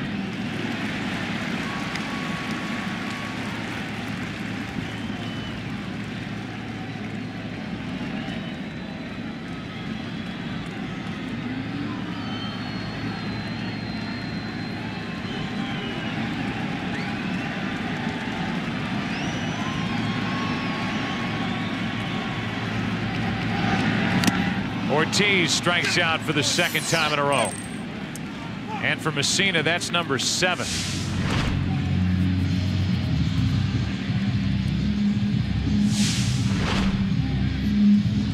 It is just after 7 o'clock in the East. We welcome you to Fenway Park. Our game summary. The Red Sox got 2 in the first, including the second one on a bases-loaded walk to Veritek. First time they've jumped out to a first-inning lead in this series. And Bernie Williams took the first pitch of the second inning out to right. His 21st career postseason home run. That's it. Cabrera now starts and stops and comes back on strike one to Millar. Both pitchers tonight making great pitches, their best pitches with runners on base.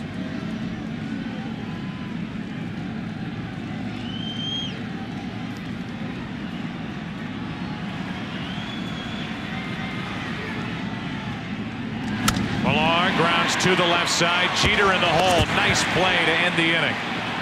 A leap and a throw, and Jeter does his thing, and we go into the 6th inning of Game 5. It's still Boston 2, New York 1. Come my lady, come my lady, you're my butterfly, sugar, baby.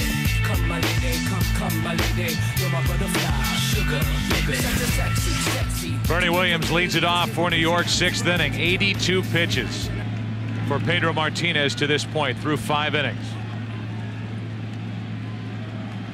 Pedro Martinez and the Red Sox need Pedro Martinez to have a quick and easy inning. It's been a battle every frame. He has not retired the Yankees in order yet tonight with that race against the pitch count.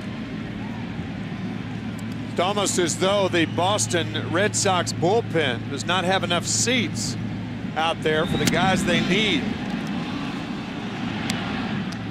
A thin red line. Timlin available. Arroyo is available.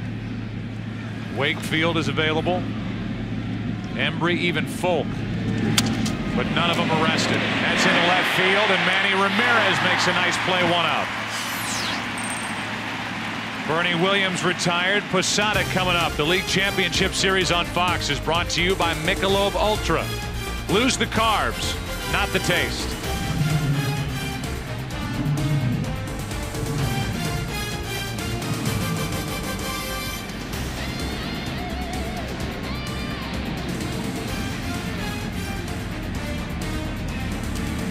Fenway Park up above. Liberty, the AmeriQuest Mortgage airship. AmeriQuest Mortgage, the official mortgage company of Major League Baseball. Here's Posada. And a chopper off the plate area to short, now to the second baseman Bellhorn. And a base hit for Posada, who's 2 for 3. Jorge trying to get something going for New York in the 6th. There are some balls that are hit.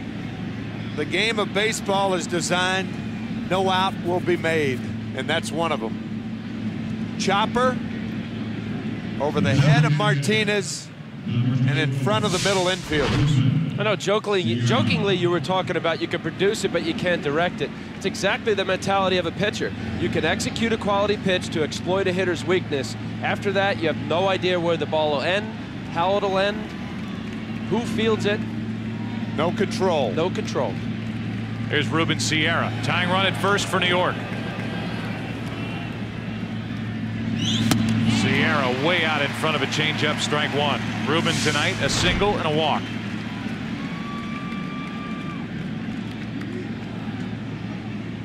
There's that circle changeup coming out of his hand, looking just like a fastball. Very difficult to lay off.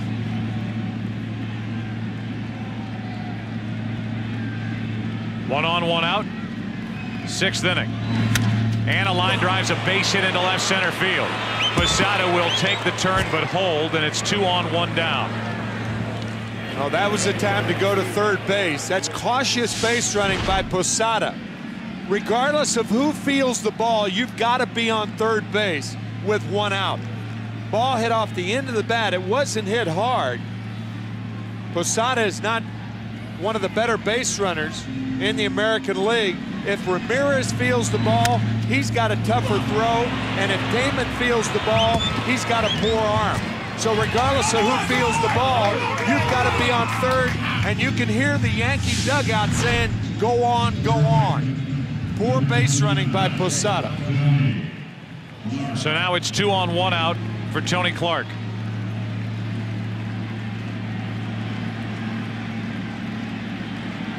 Two to 1, Boston out in front. Clark tonight 0 for 2. Ball one low. Clark is flying to left, struck out.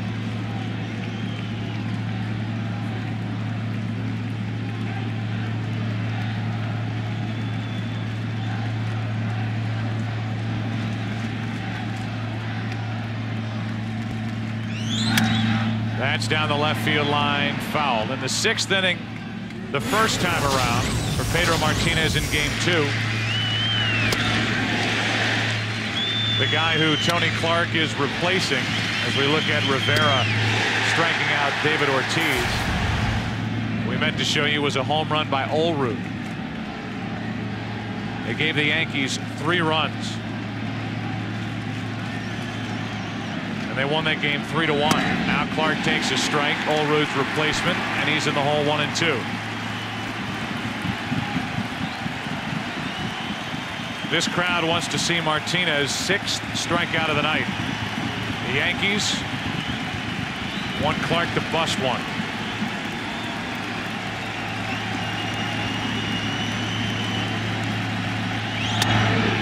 Two and two.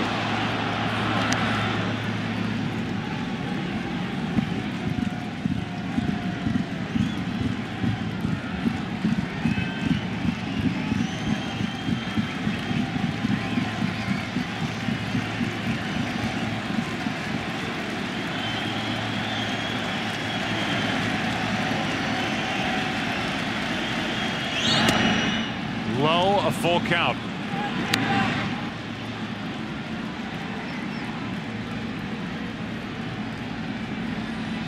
Pedro Martinez, when he has pitched for Boston against the Yankees here at Fenway Park, he has a career record of 4-7, and his team is 5-10.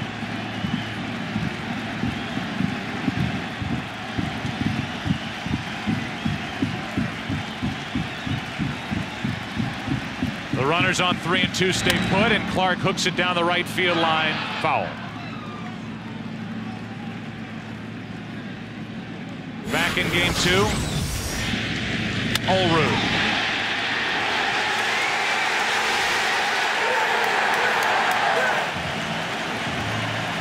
A big blast by John Olrud, a 2-run shot. The Yankees won game 2 3-1.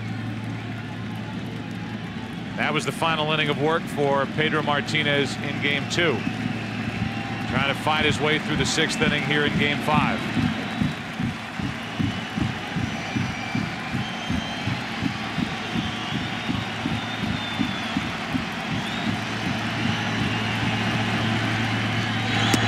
Got him, 2 out.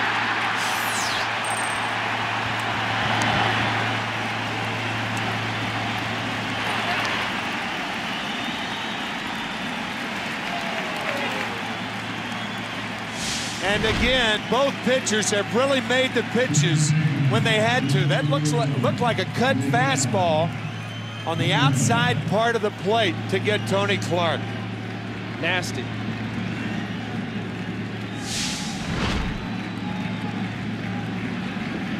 The next pitch will be pitch number 96 from Pedro Martinez. It will head toward Miguel Cairo. 0 for 2 tonight.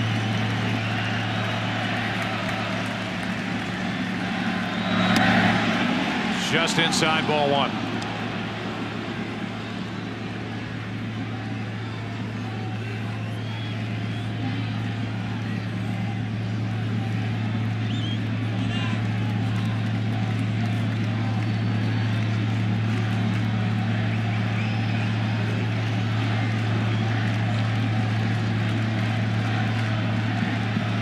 The 1-0.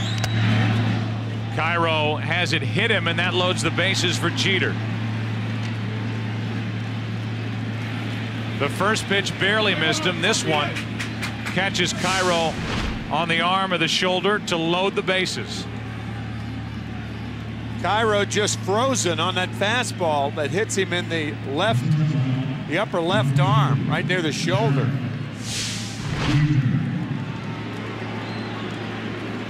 And to this point, this is the biggest at bat of the night. And for the Yankees, they have one of the most clutch postseason performers in their franchise history at the plate, Derek Jeter, who does not have an RBI this series. 0 for 3 tonight.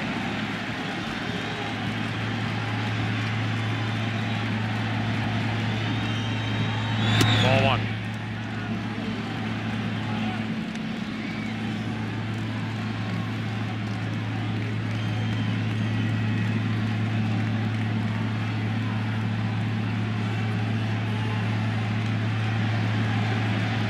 Red Sox clinging to a 2-1 lead.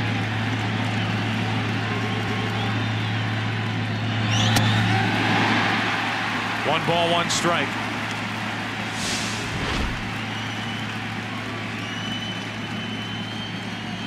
Jeter going after ball 2. Pitch number 100 on the night with the bases loaded, 2 out, coming to Jeter.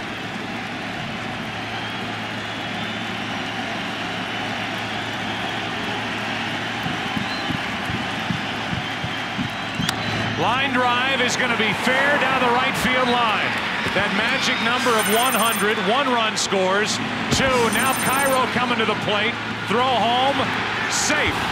It's a 3-run extra base hit for Jeter, who drives in his first runs of this ALCS. What a slide by Miguel Cairo. Hit on the left shoulder by a Pedro Martinez fastball, and it was his left hand that tagged the plate on a triple by Derek Jeter. Posada scores easily. Sierra scores easily. But watch the play by Cairo.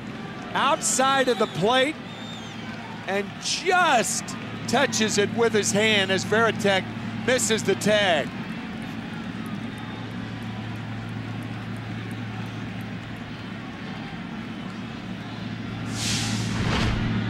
So 3-run score, and the Yankees are on top 4-2 here in the 6th inning. A lot of people talk about extension on pitchers pitching and hitters hitting, but rarely on slides. And that was full extension on a slide as Jeter finally drives in a run in the LCS. As easy as 1, 2, 3. They've given Jeter a double. It's a 3-run double. He went to 3rd on the throw home. And Pedro Martinez gets a visit from Dave Wallace, his pitching coach. So regular rest for Pedro Martinez. He's pitching to keep the Boston Red Sox alive in this series. And here in the 6th inning, it's Derek Jeter who gets him with a 3-run double, and the Yankees are on top 4-2.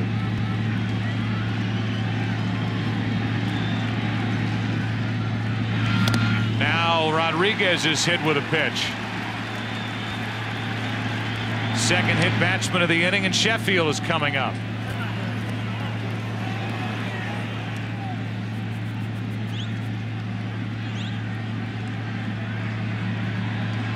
So the big game pitching of Pedro Martinez. And now Rodriguez, after getting down to first base, is crouched down.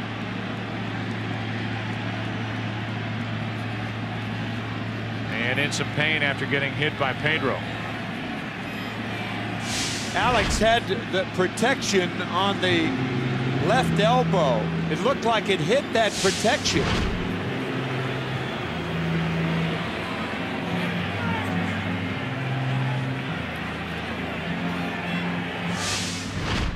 Another look. Now, you know what? We said knocking Matsui down is all part of the game. When a pitcher throws at a hitter immediately after a big hit, that isn't part of the game. And that looked intentional from Pedro Martinez. Pretty clear. They spray the left elbow of Alex Rodriguez. We go back to the hit by Jeter. Pretty piece of hitting going the other way and just keeping it fair.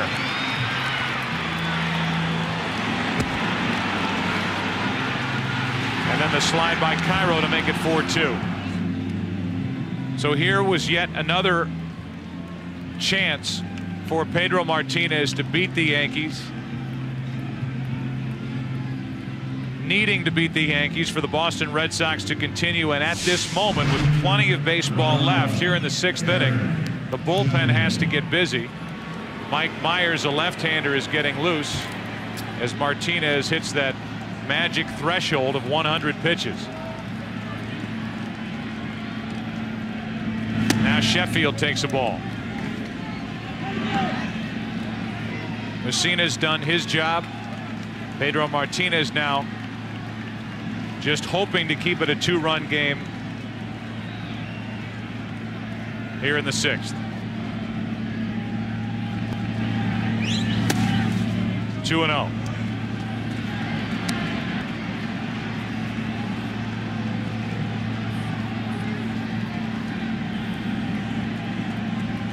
Martinez started the season 16-5 and finished down the stretch 0-4 with an ERA of 7.72. Breaking ball in for a strike, 2-1. Beat Anaheim in the division series. He lost to John Lieber in game 2 of this ALCS, and right now, with the Red Sox facing elimination, trails 4-2. That's low. 3 balls and a strike, and with Matsui on deck and Myers getting ready in the bullpen, this could be it for Pedro Martinez. I would think so.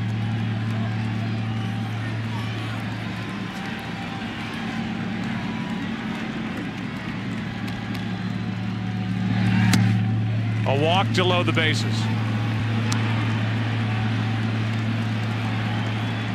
And Hideki Matsui is coming up.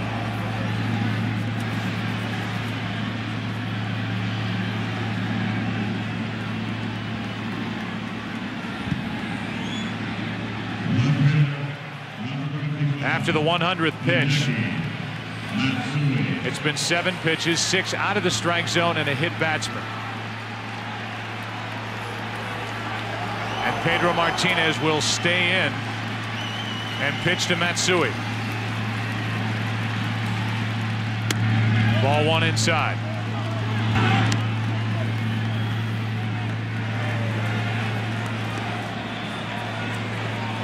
Five walks, 2 hit batsmen tonight for Martinez.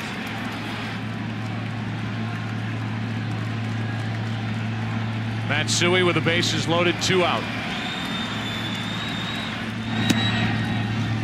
2-0.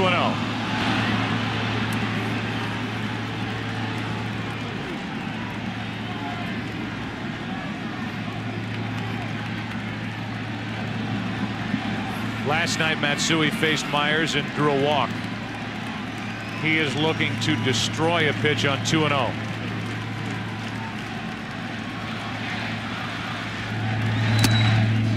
Takes it, an 88-mile-an-hour pitch, 2-1. Now you wonder what Matsui was looking for. He gets a 2-0 cookie down the pipe and takes it. Pedro trying to keep the Red Sox in this game now.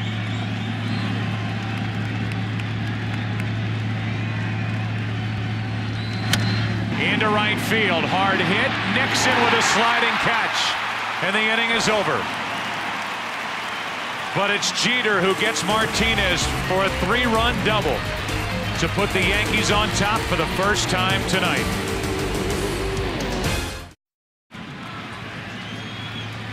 Red Sox dugout, the Boston Red Sox. The Boston Red Sox fans hoping that they can come from behind again. It's now 4-2 New York, bottom of the 6th inning. Trot Nixon first up for Boston. Varitek and Miller will follow. Messina's done his job. Gave up 2 runs in the first inning, and he has shut Boston down since then. Making good pitches, 1 ball, 1 strike. Mariano Rivera is available tonight. So is Gordon. Really a much deeper bullpen for the Yankees. And you wonder about the status of Pedro Martinez for the 7th. Right now, leading off the 6th inning, it's Nixon taking low, 2-1. Yeah, all action is seized. Pardon me, in the Red Sox bullpen.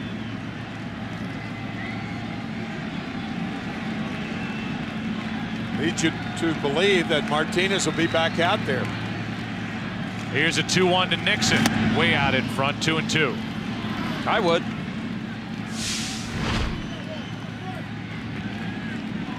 Good changeup down. Mussina with both of his off-speed pitches. His curveball is off-speed and slow, but out of his hand, it's got the look of a high fastball. That's why you see a lot of those half-check swings from the left-handers, and the ball ends up in the dirt. A 2-2 to Nixon is ripped foul. I think under typical circumstances, down 4-2. I mean, we saw it in game 2. Down in the game, Martinez gets through the 6th inning. I think it would be stunning to see him go back out there for the 7th. But the question that Francona, Dave Wallace had is a tired Pedro Martinez better at this point than a tired Timlin or Embry or somebody else out of the bullpen for Boston? Here's a 2-2. Full count. Seems like the dilemma that Terry Francona feared at the beginning of the game, it's showing its face here in the 6th inning. But it's Francona's offense that really hasn't figured out Mussina to this point. So taking the pitching out of it for a moment. The Red Sox offensively have to get something going against Mussina. What a good job by the right-hander for the Yankees tonight. To this point, Nixon hits it hard, lines it to center, and it's caught by Bernie Williams. One down, and the batter will be Varitek. Second time tonight that Bernie Williams has come in and made a sliding catch. Both balls hit very hard, and the Yankees get a break. Mussina gave up the 2 in the 1st inning, but after putting the clamps on Boston, he's watched his teammates get the pitch count of Pedro Martinez up, and it finally broke through for the Yankees with a 2-out, 3-run double by Jeter at the top of this inning. Timlin is now getting loose for Boston out in their bullpen. Well, with pitching all about getting ahead and using your breaking ball, expand either up or down. Since the 1st inning, 16 batters, every batter Mussina has been ahead, either 0-2 or 1-2. He's even here, 1 ball, 1 strike. You're going to get an awful lot of guys out if you're constantly ahead 0-2, 1-2. Varitek has walked to force home a run and struck out.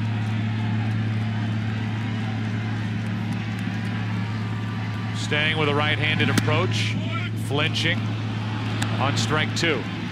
Well, your whole thinking as a hitter changes with 2 strikes. You become defensive. In the National League this year, 1 hitter hit 300 with 2 strikes on him. 1. 2-2 on Varitek. And who was it, Tim? I knew you were going to ask me that, and I don't remember. Trinidad Hubbard. I'm guessing it was not Trinidad. 1 out, nobody on, 2 balls, 2 strikes. Varitek fouls it. Well, with Timlin continuing to get loose out in that Red Sox bullpen, I wonder if the decision has been made to bring Timlin in and say goodbye to Pedro Martinez. Maybe not just for tonight, but potentially his career with the Boston Red Sox could end this evening. Here's a 2-2. Another foul. Unless the Red Sox come back, which they've done many times before and did last night in the 9th inning against Rivera.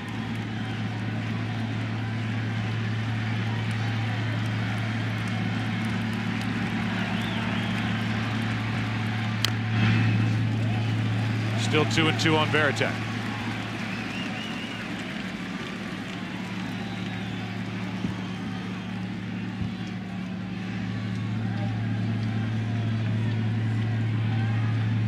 Pedro Martinez went over the 100 pitch mark at the top of this inning. And Messina will throw number 99 right here to Varitek.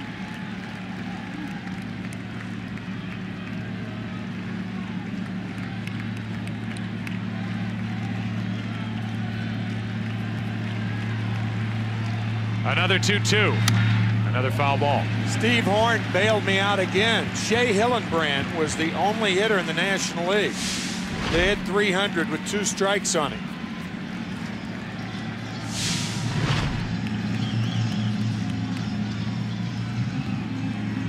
We check the WebMD's symptom checker.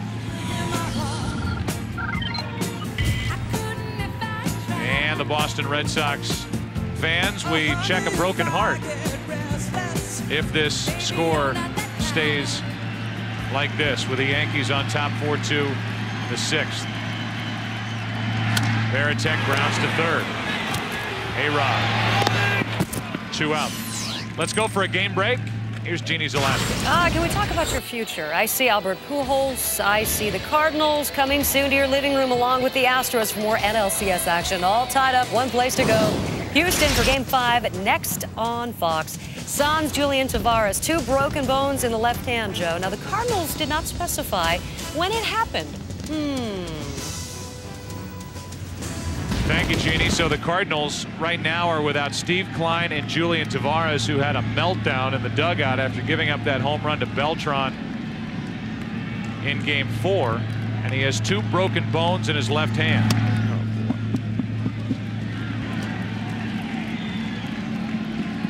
So a huge loss out of the bullpen, coupled with the fact that Steve Klein has a torn tendon, the index finger on his pitching hand. Bad news for the Cardinal bullpen. Here's a 1-0 pitch. Miller, 1 ball, 1 strike. You would think that all pitchers in baseball would have learned from what happened to Kevin Brown in early September, on September 3rd, when he hit the wall and the wall won. It usually happens.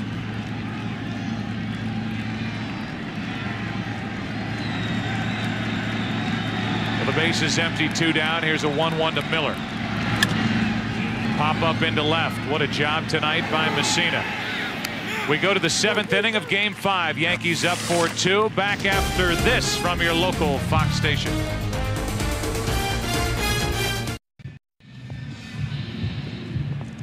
The decision is Mike Timlin for the 7th inning. Pedro Martinez is finished. 6 innings, 4 runs, 7 hits, 5 walks, 6 strikeouts, a home run allowed, 2 hit batsmen. Both hit batsmen in the 6th inning, and it was the first one with 2 on and 2 out, leading 2-1 when Cairo was plunked, that led to Jeter, and Derek Jeter delivered with a 2-out 3-run double. That made it 4-2, and it's 4-2 in the 7th. The numbers for Pedro Martinez, who did not beat the Yankees in Game 2. He needed to step up in Game 5, and he ran out of gas in the 6th.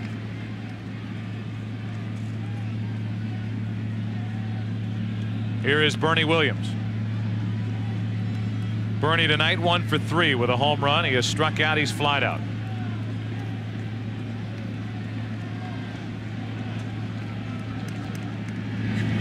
And he takes high, ball 1. High pitch count last night for Timlin, who ended up working 1 full inning, really 1 plus, but recorded only 3 outs. But he had plenty of rest leading into Game 4. Here's 1-0. 2 balls, no strikes. Last night, Timlin came on in relief of Derek Lowe in the 6th, as Tanyan Sturtz gets loose for New York.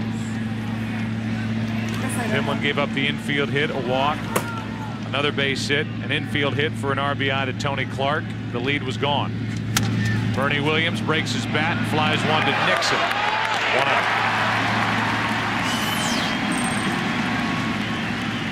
Up above, again, we thank Liberty, the AmeriQuest Mortgage airship. AmeriQuest Mortgage, the official mortgage company of Major League Baseball.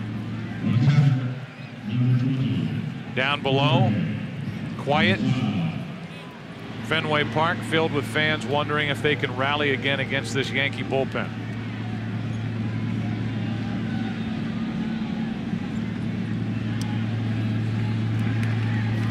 Here's Posada. His hit, a broken bat, little chopper on the infield, started the trouble last inning for Pedro Martinez.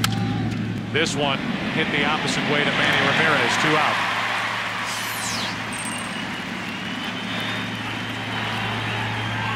The Red Sox in the bottom of this 7th will have Bellhorn, Damon, and Cabrera. If anybody gets on, Ramirez.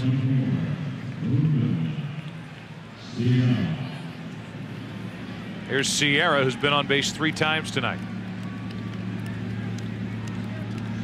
Lofton made the start as the DH in Game 2 against Pedro Martinez back in New York. Joe Torre stayed with Sierra tonight. It's paid off.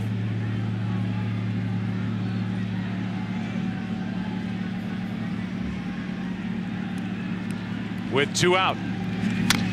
Chopper to the left side. Cabrera to his right. Safe.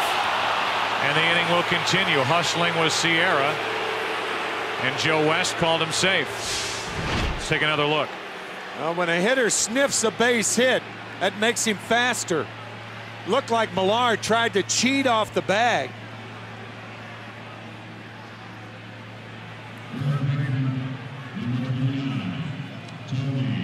Looked like he was safe. So that's 4 times on base for Sierra, and here's Tony Clark.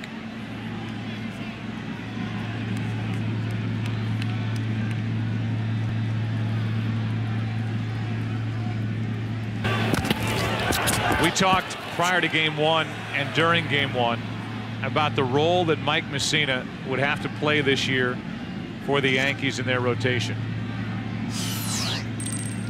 No more Clemens, no more Pettit, no more Wells. Some unproven guys behind Mussina, who's been the Game 1 starter in each of the first 2 rounds, starting in Game 5 tonight. And as we get ready to stretch here in the middle of the 7th at Fenway, Mussina has done his job through the first 6. Timlin keeps it a 4-2 score, and we stay here for God Bless America.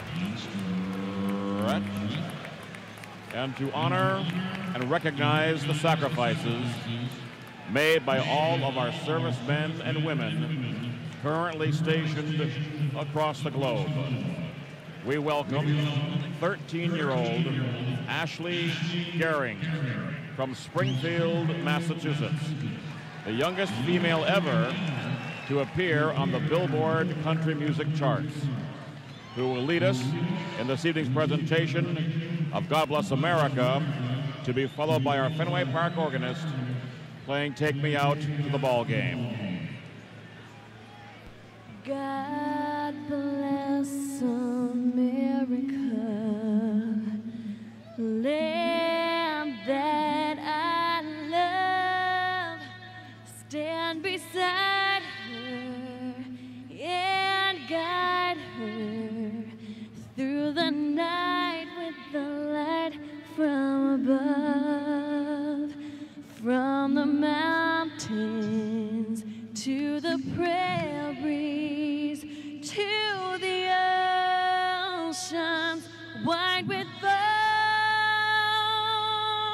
God bless America, my home, sweet home.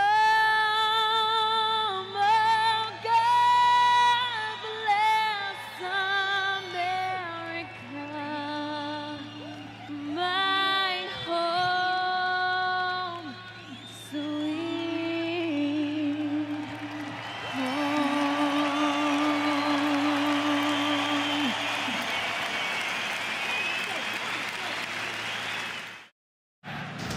The League Championship Series on Fox is brought to you by Radio Shack. You've got questions, we've got answers. By Holiday Inn Express. Stay Smart, and by Intel Centrino Mobile Technology. Time running out on the Red Sox, down 3-1, trailing here 4-2. It's just a 2-run game. The number 9 hitter, Mark Bellhorn, has hit the ball hard twice tonight. Starts it off for Boston. And Messina starts him with a strike. Now it's Bronson Arroyo getting loose.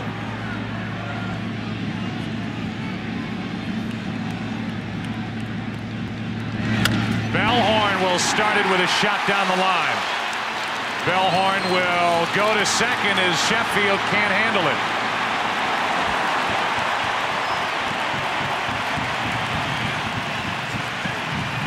The guy these fans have been riding since this series began just picked up his second hit.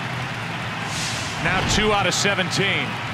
Bellhorn was willing to stop at first base as this ball caroms out in front of Gary Sheffield, and then he tried to barehand it, so he goes on to second base.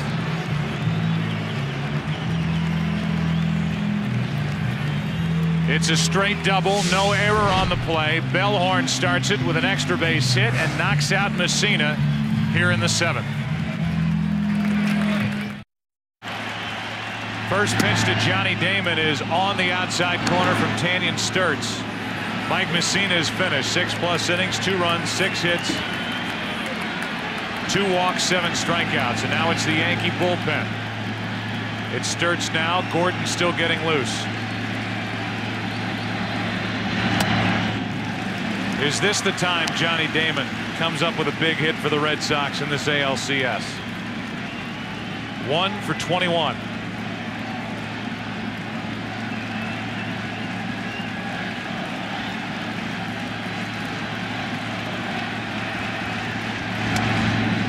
Two balls and a strike.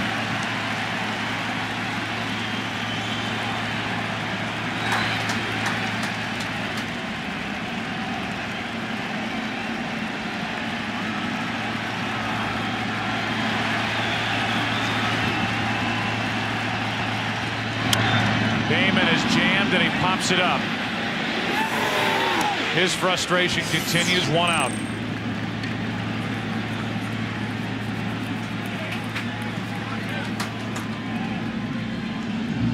A guy who's come up with some big hits in this series and has 2 tonight, Orlando Cabrera, walks in with the big bat of Manny Ramirez on deck.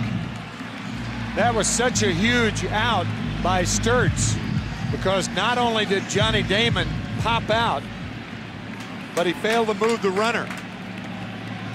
It's almost 2 outs in 1 when you can do that in a close game. Tanyan Sturtz, a guy who has really bounced around in his career.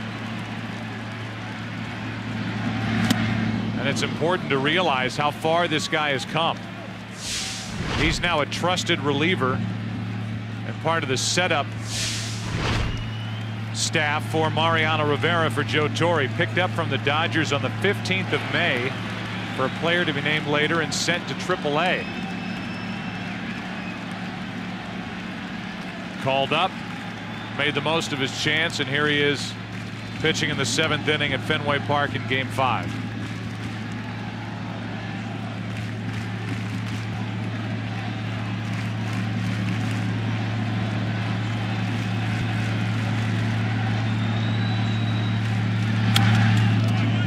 Good fastball, and Cabrera was locked up with it. 0-2.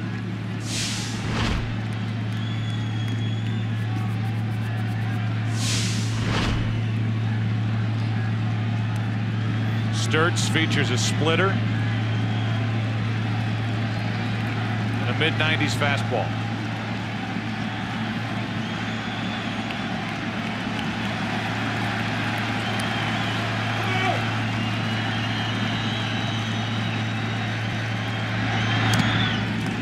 Ball 1. That was the splitter there after the slider fastball. Tanyan Sturtz, a man from Worcester, Mass. Dad's a police officer. There's the splitter right there. Trying to get Cabrera to chase. He attended 12 consecutive opening days here at Fenway Park when he was in school.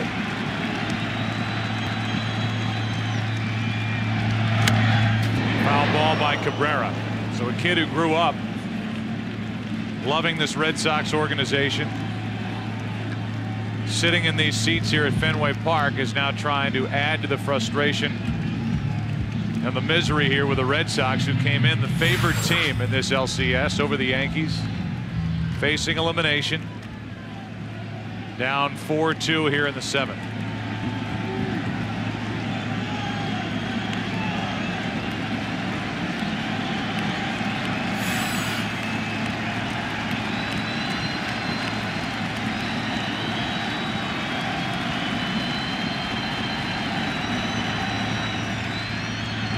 Cabrera fouls it back.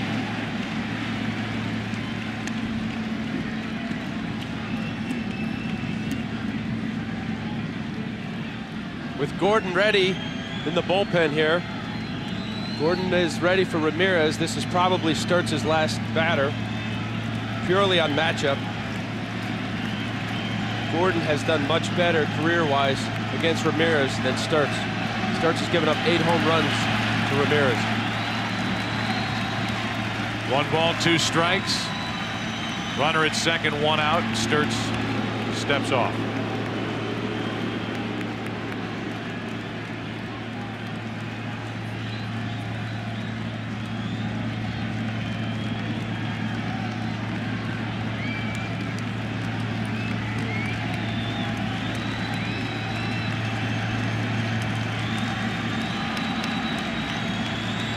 Can Cabrera deliver a blow? It's 2-2.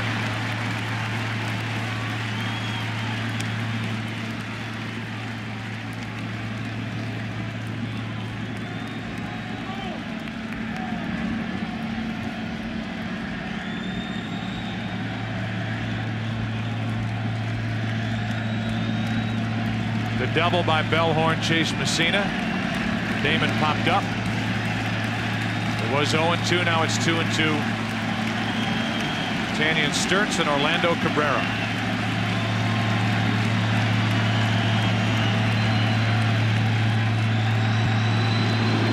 This game is almost a carbon copy of last night's, this morning's game, where the Red Sox tied it in the 9th inning, 4-4. But it has the same pacing, the same cadence that last night's game had. And the Red Sox are hopeful the same outcome. They have a hill to climb, however.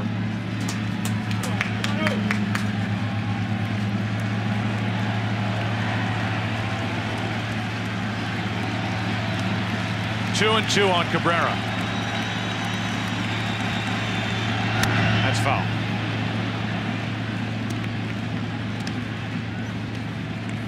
The last 48 hours, Yankees and Red Sox, 12 hours. The NFL on Fox consumed 4.5 hours sleep.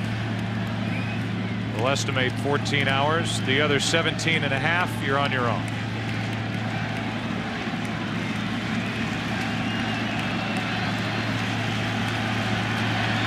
Worth every second of a long game last night for the Red Sox. 2-2 pitch.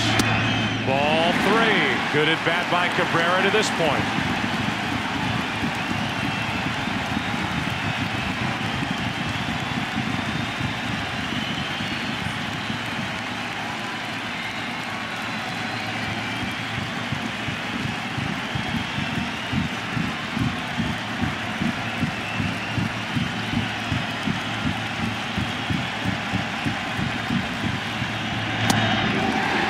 Borderline pitch. It's ball 4, 2 on, 1 out. What a feisty at bat that was. The breaking ball missed inside, and Joe Torre will go to his bullpen once again. Great at bat by Cabrera. Manny Ramirez will represent the go-ahead run at the plate. Gordon coming on for the Yankees. Tom Gordon made his name as a closer with the Boston Red Sox. Now he pitches for the Yankees. Tying runs are on. Go-ahead run at the plate. 7th inning, Game 5. Manny Ramirez unloads on strike 1.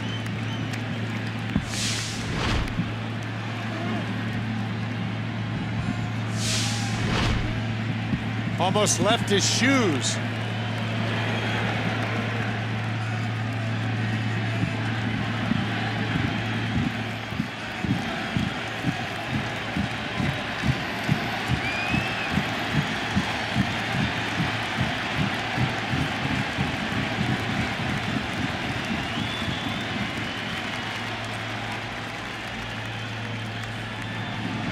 Talk about a tired reliever. Gordon worked 2 innings last night. He worked in Game 3 the night before, so 3 consecutive appearances for Tom Gordon.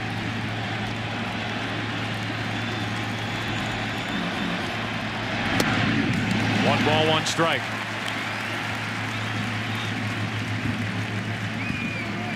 Career-wise, Gordon has been so tough on Ramirez. It's mainly because Gordon's not afraid to come inside with his fastball. He elevates with his fastball. Ramirez having to speed up and respect it. Normally, Gordon is in the low to mid-90s, and Gordon has a great breaking ball.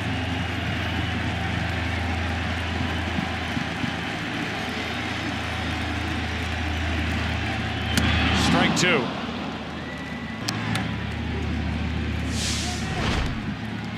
He hung that. Looked like a hanging slider right there. 2 pitches now Gordon got away with. First pitch fastball, and that's just a hanging slider, almost too high for Manny to get to. Those are 2 pitches where Gordon knows he got away with it. A leadoff double, a 1-out walk, only in the 7th. Red Sox trying to take advantage of an opportunity here.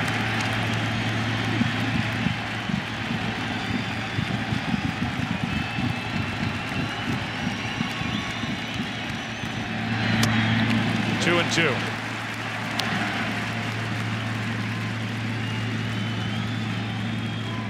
David Ortiz is next.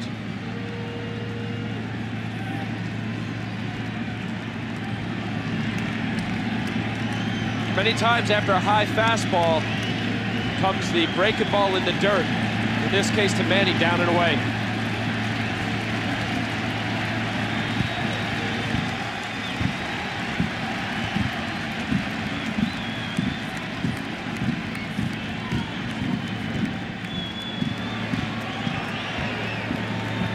Ramirez, who grew up in Washington Heights, Manhattan, at the plate for Boston.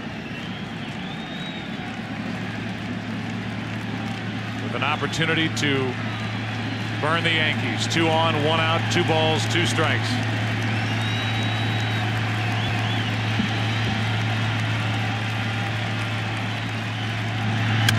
Out of play.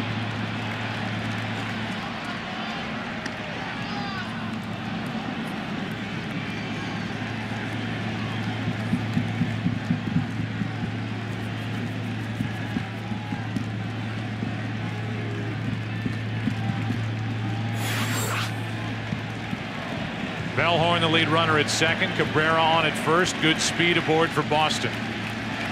Outfield extremely deep for Ramirez.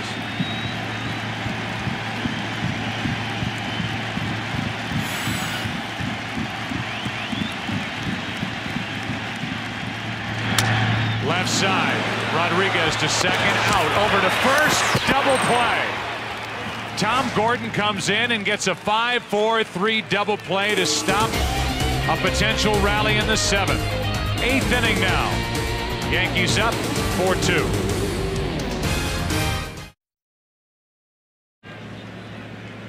Orlando Cabrera did all he could to try and break up the double play. And the guy he plowed into at second leads it off for New York in the 8th. Miguel Cairo. And he shoots one into left center field to start the 8th inning. That ball is going to bounce up against the scoreboard. And Miguel Cairo starts the 8th inning with a double. Here's a guy who was popped by Cabrera, turns right around and hits a double on the first pitch in the 8th. Here's the takeout slide by Cabrera. Watch what happens after he slides. He comes up and knocks him rear end over tea kettle. When you come up like that and you're a middle infielder, payback time's only a matter of time. And then a double for Cairo, who gets only his 4th hit of this series. Now Jeter, who has the biggest swing of the night. He could be bunting here. Timlin trying to find out. Jeter with the sacrifice in last night's game. I think you give up too much by bunting here, however. His natural stroke's the other way. Millar's in.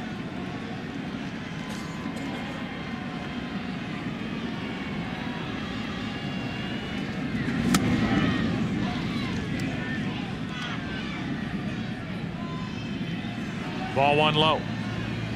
Arroyo and Folk scramble to get loose for Boston. Joe Torre telling us that he will give Jeter the option, get him over any way you can. I think Jeter's too good a hitter. Just off a double, driving in 3 runs. Too good a hitter to be bunting here. He does bunt to Timlin. He only played a first, and the sacrifice is good 1-4. Over to third goes Cairo, 1 out, and Rodriguez coming up.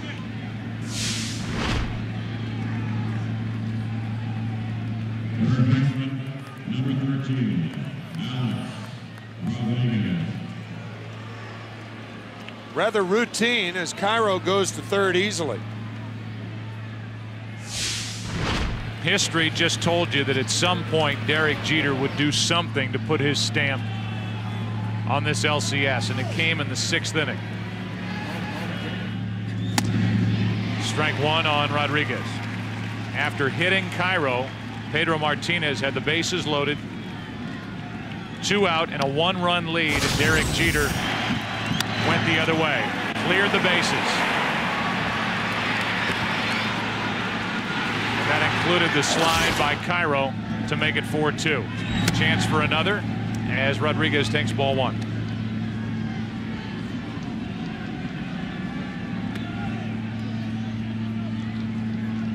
Talk about the game slowing down for certain players. You could see Jeter scream out as that ball was being lined to the right side. He knew where it was headed. He knew what he had just done for his Yankees. 1-1 pitch, 2-1. Sheffield on deck.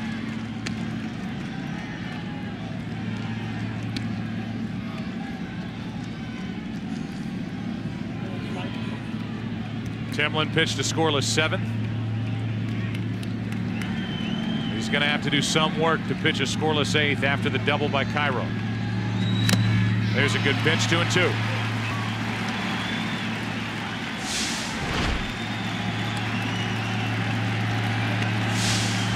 Good fastball and a good spot. Remember, Rodriguez loves to extend his arms.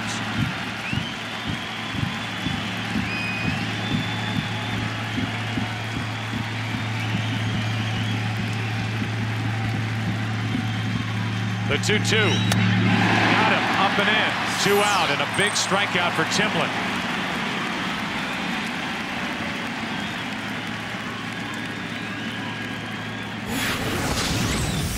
Timlin tough on the right hitters because of that. He gets the right-handed hitters thinking inside. If you look at this slider here, that's a fastball away. You see A-Rod kind of leak there. He's fooled, but he's also opened up, respecting that cutter that stays, the sinker that stays inside. That one rode up and in. Timlin, when a pitcher has a dominant pitch, Timlin's been doing it for years with a sinking or tailing fastball. The hitters respect it. Inside to Sheffield, ball 1. In the bottom of this 8th inning, with Gordon set to go back out there, Ortiz, Millar, and Nixon will be the hitters.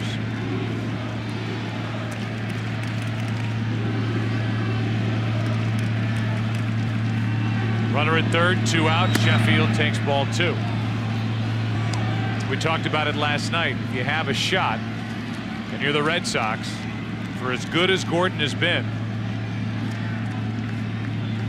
at shot may come in the bottom of this 8th inning, with Rivera at the moment seated in the Yankee bullpen. That's ball 3, 3-0.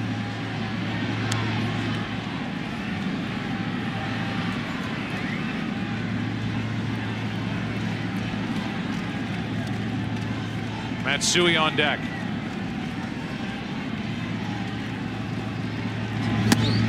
Three and one.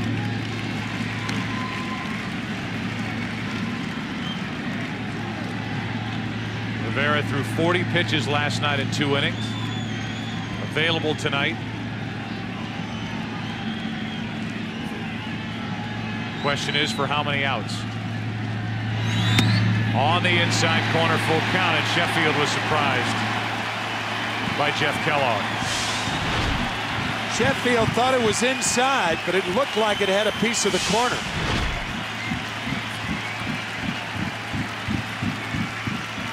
From 3-0 to 3-2.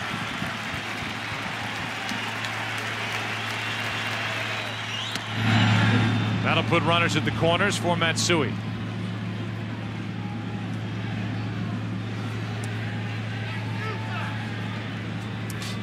For Timlin, that's his first walk, which followed his first strikeout, and Timlin will exit. He has thrown 20 pitches so far, and here in the 8th inning, not wanting to fall any further behind, it's Keith Folk coming in for Boston.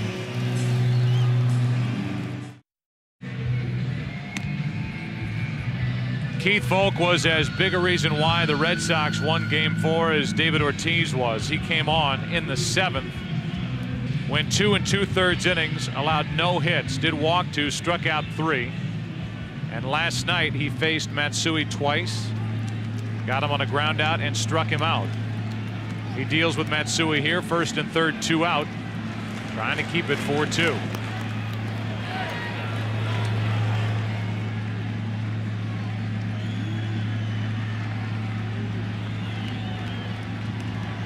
Folk has pitched in every game but one of this LCS and has yet to have a save chance.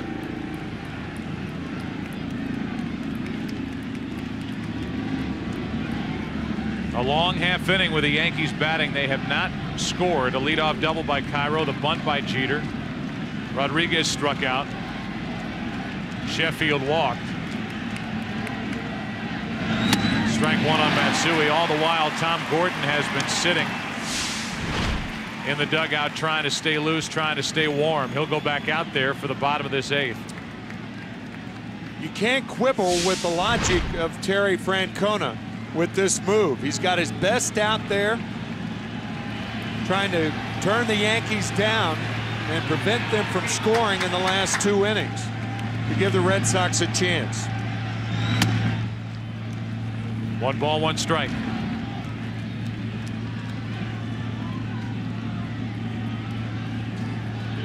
There are the numbers for Matsui against Folk, who in his last 15 appearances against New York has gone 3-1, 5 for 5 in save chances, and a 0.92 ERA. The 1-1.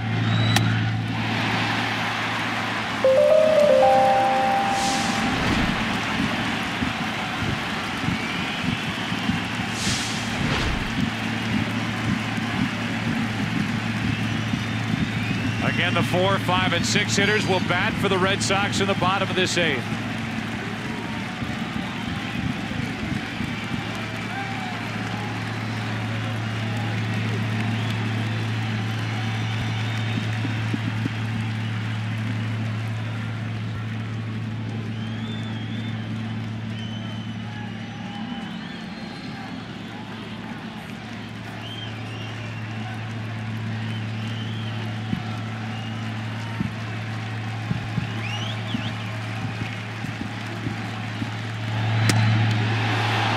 Just missed. 2-2. Veritek holding his mitt there longer than normal. That ball was outside. Red Sox wanted it, but it was a ball.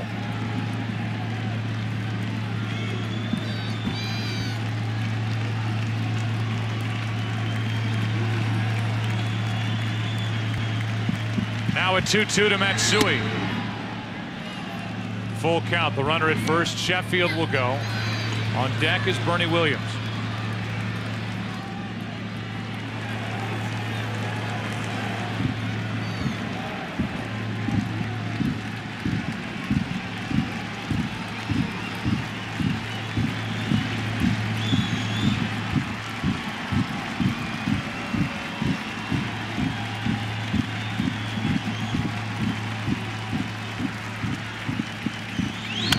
Fly ball left field. Manny Ramirez comes on to grab it, and Keith Folk does his job again. What will it be in the bottom of the 8th for the Red Sox with the big bats coming up? Today's game on Fox brought to you by Dodge. You can take life as it comes, or you can grab life by the horns. Dodge by Overstock.com. Did you know Overstock.com now has auctions? Check it out at Overstock.com. And by Sharp Aquos. Suddenly, there's more to see. Bottom of the 8th inning. Red Sox down 4-2. David Ortiz first up against Gordon. And strike one from the Yankee right-hander. Joe Torre rode this Yankee bullpen all the way into the postseason, and he will ride it throughout. Mariano Rivera starts to get loose.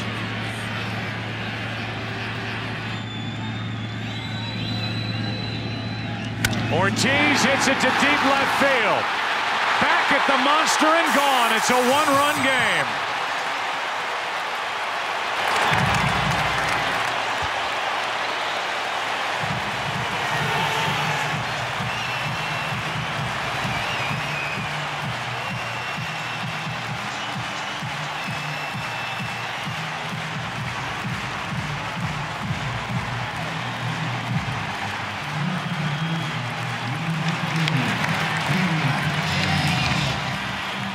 What a dynamic clutch hitter this guy has been for the last 2 years for the Boston Red Sox. Just absolutely sensational.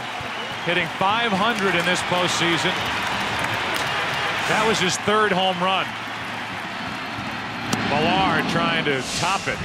Every hit he gets is a big one. Fastball out over the plate. Goff to left.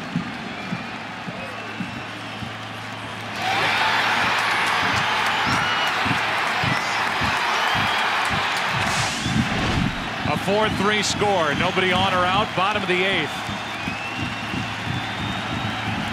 Millar went. It's 0-2.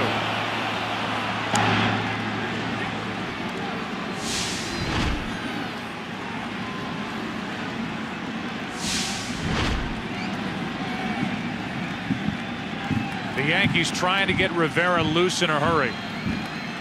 Nixon and Varitek, the next 2 hitters after Millar. All 3 hitters home run threats.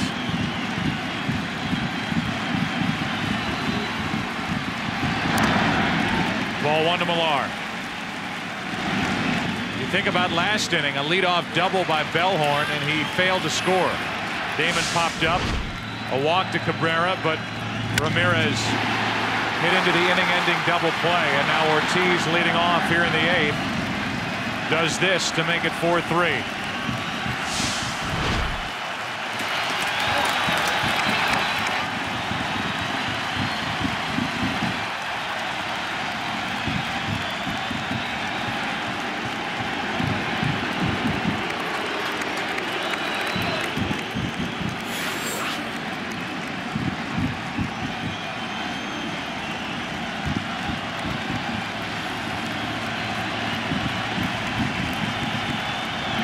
Two and two.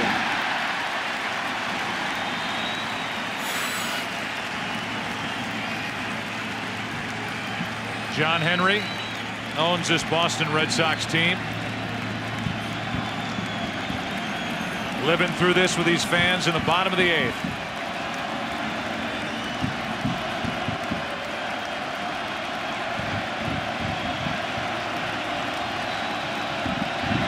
Three and two.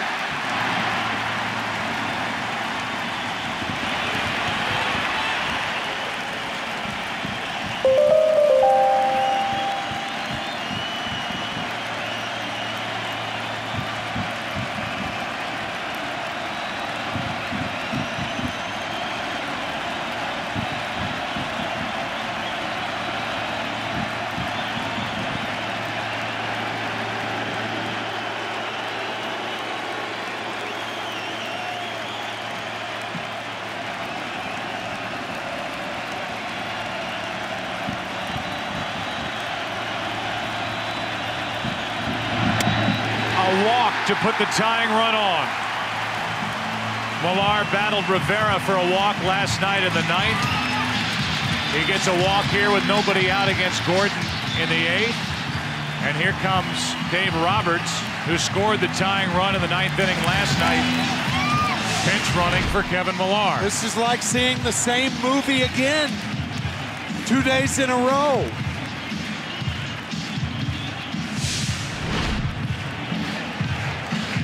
In the 9th inning last night, after walking, Millar was pinch run for by Dave Roberts, who promptly stole second base. He scored the tying run. And Tim, he did not wait around either. He went right away. And here's him scoring on the hit by Miller. So on this cold night, Roberts, with a visit from Stottlemyre to the mound, stretches out his legs. The question is for Joe Torre and Mel Stottlemyre, obviously, is 6 outs too much after Mariano worked 2 outs, rather 2 innings last night? Well, I think it all depends on how Mariano feels and what he told Mel or Joe Torre. You have to look at all of these games as it could be not the end of the season for the Yankees, but you could stop and play on for the next round. So it would totally be as to what Mariano told Joe. Roberts with a big lead. Nixon takes a strike. Tying run at first, nobody out here in the 8th.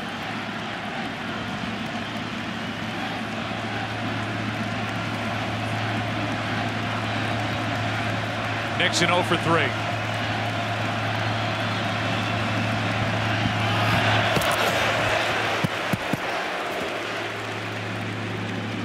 One home run in this ALCS against Yankee pitching, 3 last year.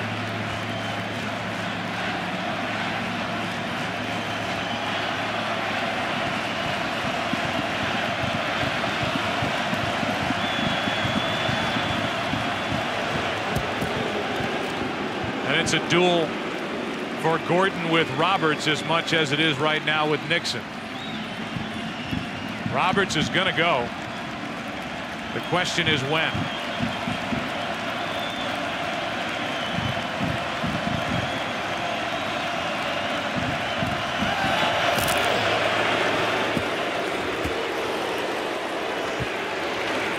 During the season, Roberts was 38 for 41 in stolen bases. Nearly perfect. And a guy who started the season with the Dodgers, a big part of their early success. Traded to the Boston Red Sox. And his role now is just to come off the bench and run.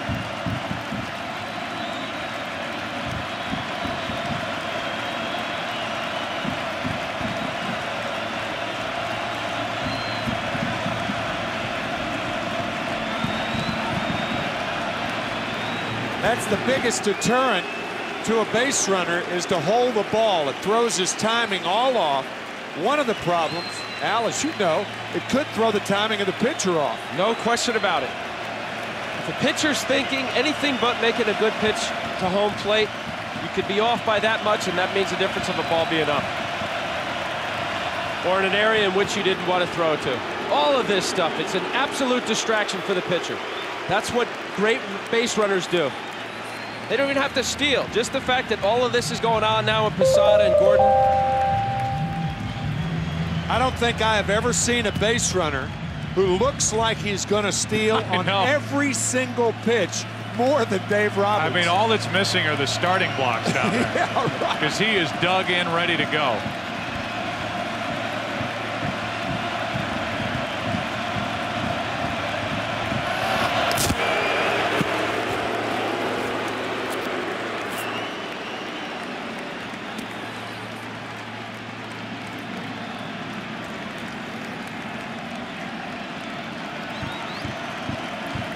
See if we see a throw over here.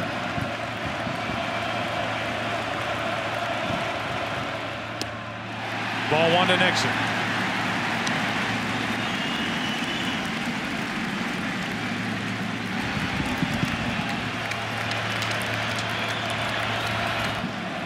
One thing you don't want is for it to interfere with your pitch selection. You don't want to throw too many fastballs here because the fastball gets to the catcher quicker to be able to throw out Roberts.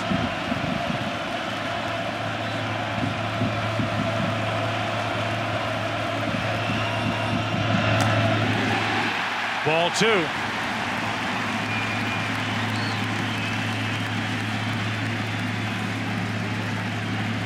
If you're Tom Gordon, this is too good of a hitter at the plate for you to lose your concentration with a runner at first, whether he's going to run or not. That's exactly right.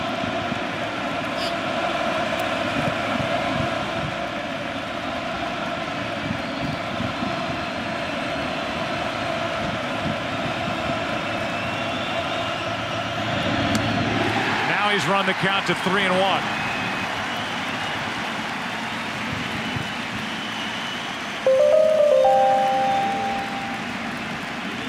No question Roberts is in Gordon's head. Absolutely.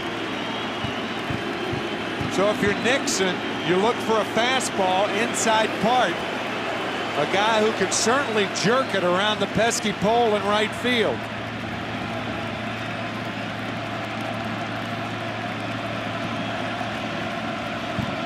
A-Rod just coming over, trying to calm Gordon down. It's the obvious, but maybe just get his thought process off of whatever he had been thinking. Back into the mode of making a good pitch here. He goes. Nixon with a base hit to center, and Roberts will go to third. Running on the play, and it's first and third, nobody out.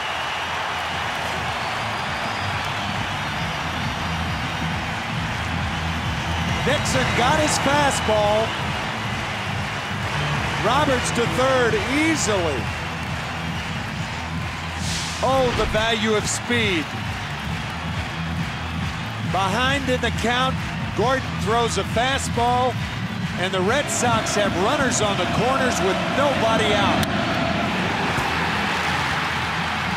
And even more speed on the bases now as Roberts is at third, and Gabe Kapler has come off the bench to run for Nixon at first. And it will be Mariano Rivera time. With a tying run at third, the go-ahead run at first, nobody out in the 8th inning of Game 5.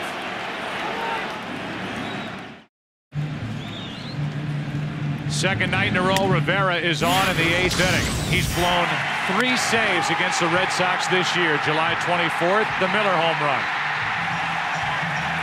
Then at home with a ball that fell in front of Kenny Lofton in center, to the surprise of Mariano Rivera. And then we all remember the last game of this ALCS, Game 4, the hit up the middle by Bill Miller.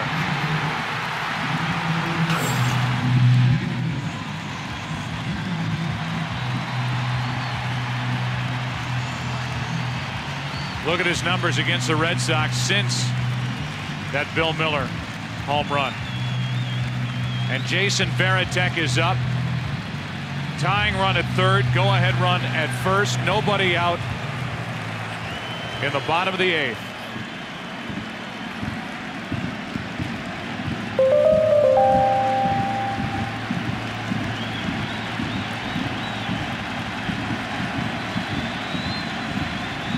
Varitek. So after pitching 2 innings literally earlier this morning, Mariano Rivera is back in it in the 8th inning, trying to keep it 4-3 New York.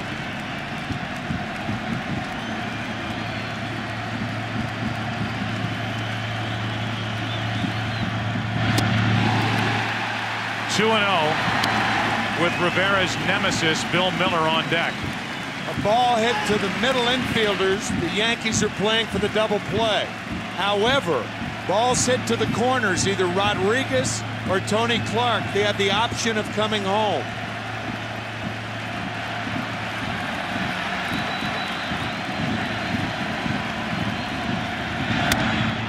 In the air to center field. That should tie it. Roberts will tag and go. The throw into second, and it's a 4-4 game.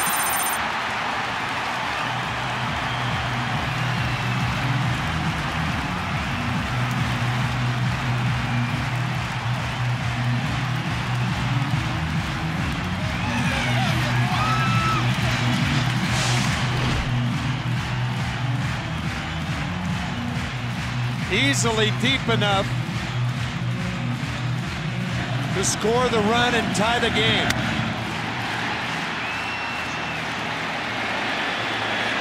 Dave Roberts telling Gabe Kapler to tag up also, but the throw went to second as Roberts scored. Now it's Bill Miller, who's gotten to Rivera 2 big times this year. That's out of play. The home run and then the game-tying hit in Game 4.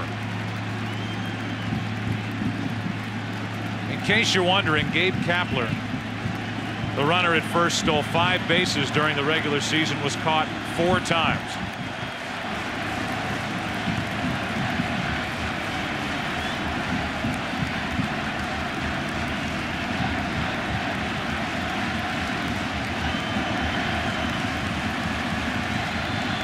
Very small lead in the 0-1. Clark's only play to first. Down to second is Kapler. 2 out in the inning. And Mark Bellhorn, who's hit the ball hard all night,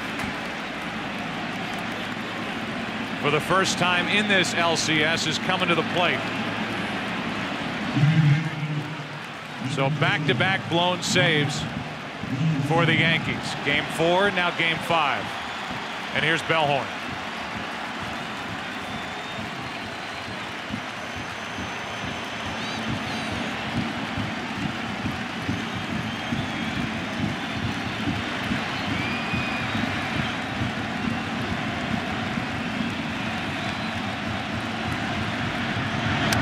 Ball 1 to Bellhorn.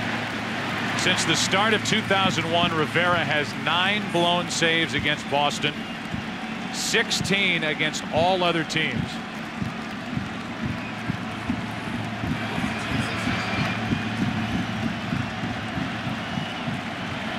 The Red Sox had their chance in the 8th, and they have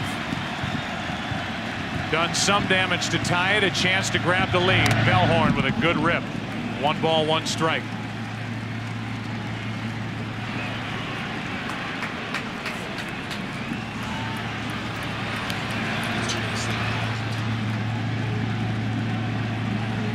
Leadoff home run by Ortiz. Millar followed with a walk. A base hit by Nixon. A sac fly by Baratek. Miller grounded out. Bellhorn late. It's 1-2. We talked about it last night. Every time Rivera faces a left-handed hitter, you can't help but think of a flare in front of an outfielder, a broken bat, base hit in front of an outfielder. It's the danger of almost having too good a fastball.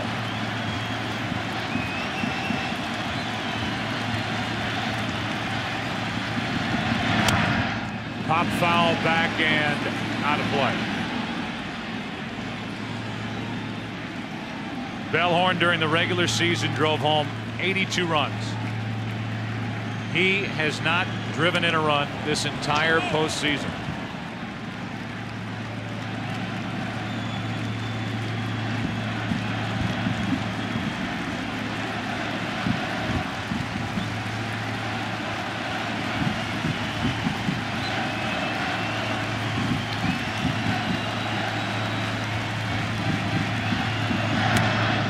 Just wide, 2-2.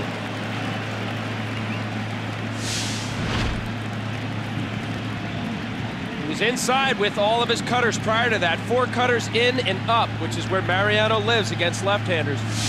What he was trying to do there was just paint the outside corner, knowing that Bellhorn would have given up on that. He just missed.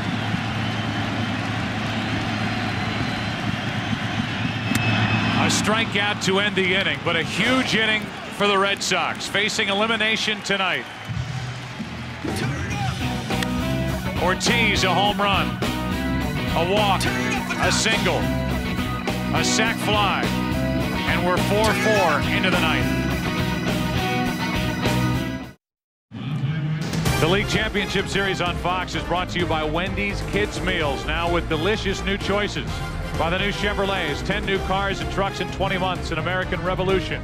And by Walmart, always low prices, always.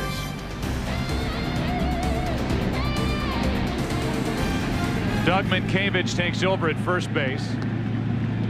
Gabe Kapler stays in the game in right. Minkiewicz will bat in the number 5 spot. Roberts is finished for the night. And here we are in the 9th inning of a 4-4 game, and Keith Folk. How much more can this guy do? Folk came on last night, went 2 2/3. No runs or hits. And in the top of the 8th inning, faced Matsui with first and third 2 out, got out of the inning and flips up an off-speed pitch to Bernie Williams. 1 pitch, 1 out in the 9th.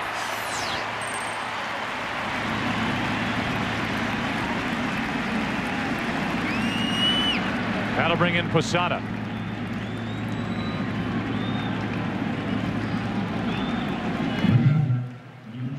Jorge 2 out of 4.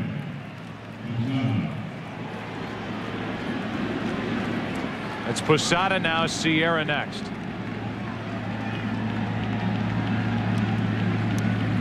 For the Red Sox in the bottom of this 9th against Rivera, it'll be Damon, Cabrera, and Ramirez, the top of the order. Posada takes the ball up and away.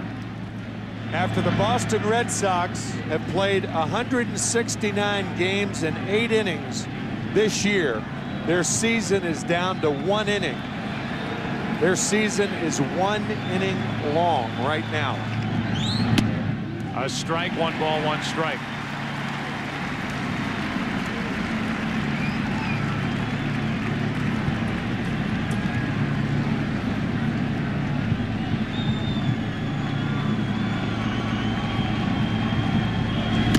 Posada out of the way of ball 2.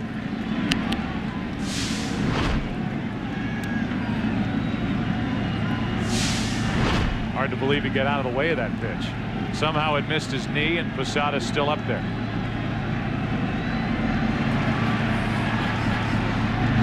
Posada pops it up. Playable for Minkiewicz. 2 out.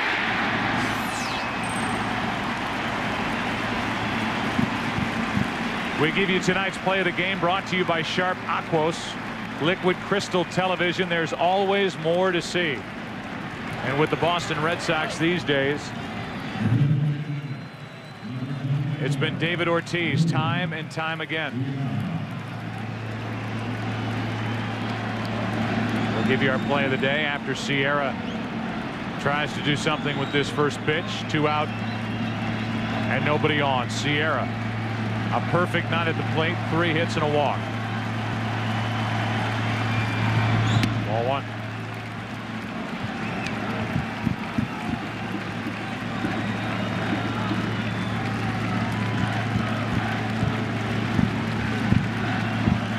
The 1-0.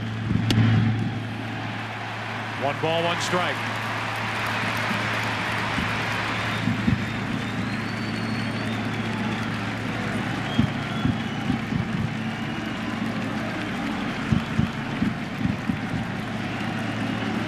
Folk in a 4-4 game in the 9th.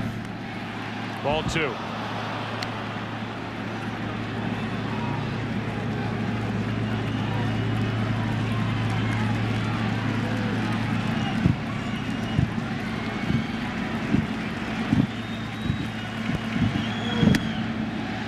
Trying to hit that outside corner. He's missed with 2 in a row, 3-1.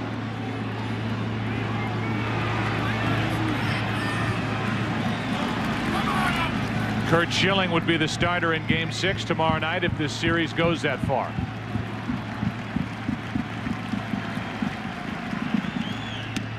He didn't give in to Sierra. It's a 2-out walk.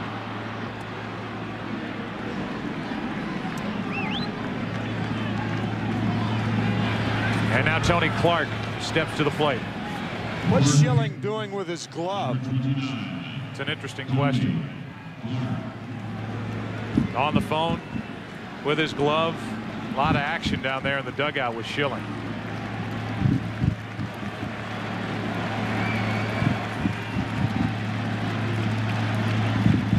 Clark, ball 1.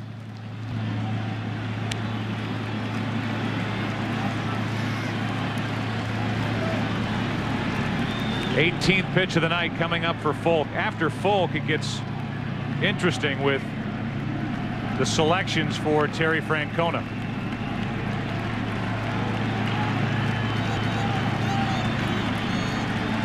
Two out, a runner at first, 9th inning. There's a strike, 1 ball, 1 strike.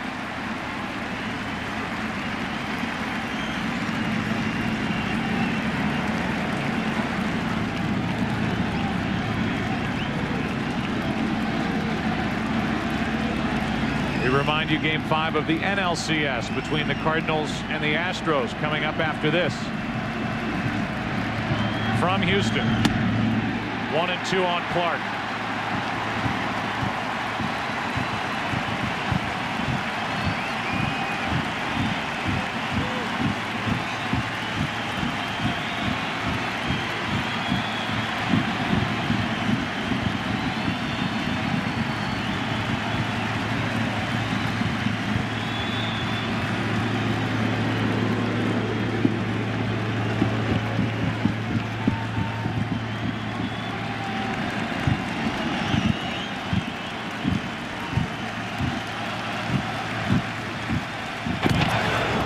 Check on Sierra.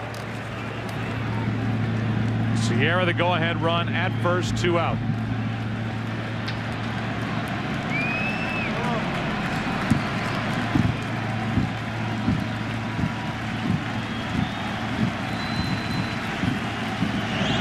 Clark hits it into the right field corner. That ball is going to bounce and go into the seats for a ground rule double. And that could have taken a run off the board for the Yankees. Ruben Sierra has to stop at third on a ground rule double hit by Tony Clark. It looked like it hit the top of the fence, the low riding fence in right field. Yep. And bounces into the stands. Talk about a fortuitous bounce for the Red Sox. That ball could just as easily have stayed in fair territory. As we said last night, kiddingly, baseball a game of inch. So now it's 2nd and 3rd, 2 out. And Miguel Cairo could be a hero for the Yankees. Trying to snap a 4-4 tie in the 9th. Ball 1. That ball stays in the ballpark. Sierra scores rather easily. I agree.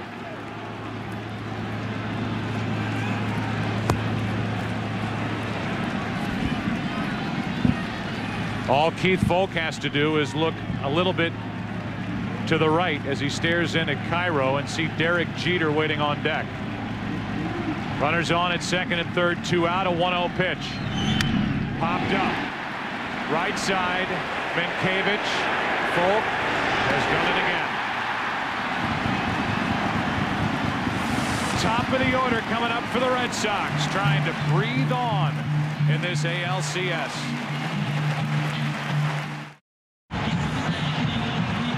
Moments ago, 3 starters for the Red Sox made their way out to the bullpen.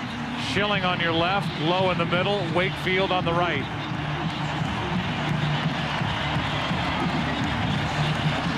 And this crowd went crazy. So Schilling's in the pen. It's the top of the order. Rivera dealing with Johnny Damon. 4-4, bottom of the 9th. Strike 1.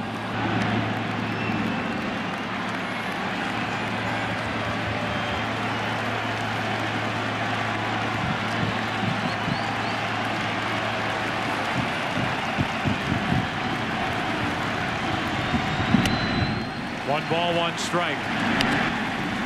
Bronson Arroyo, who was the starter a couple of nights ago in Game 3, is getting loose.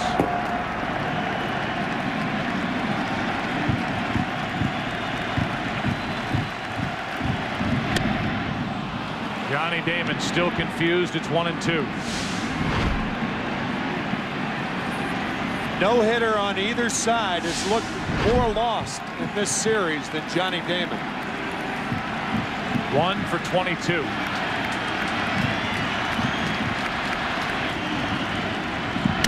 shatters his bat. Tough play. Cairo circles it, throws, base hit.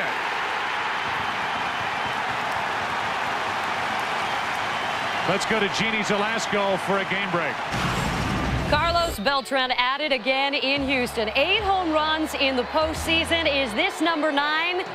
No, but you can understand why they call this guy Superman. We will get you here after this one is final at Fenway.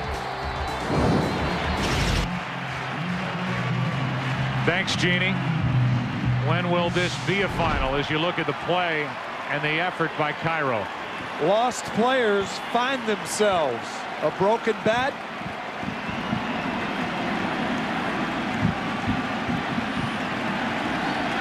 And a hit. Now Cabrera with the Yankees expecting the bunt.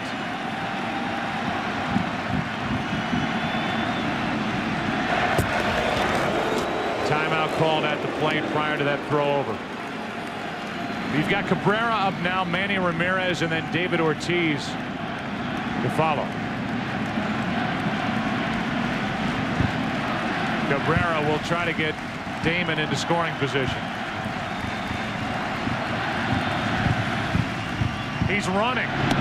Throw down by Posada. Out. What a throw by Posada on a tough pitch.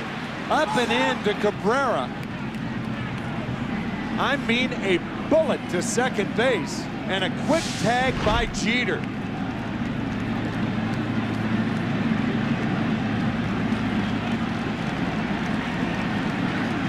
So Johnny Damon gets the hit he's been looking for. And then is called out. Trying to steal second. I get your drift. It looked like he may have been in there. Looked like Jeter tagged him with his wrist when the foot was on the bag. And the wrist doesn't hold the ball. 2-0 the count on Cabrera. 2-1.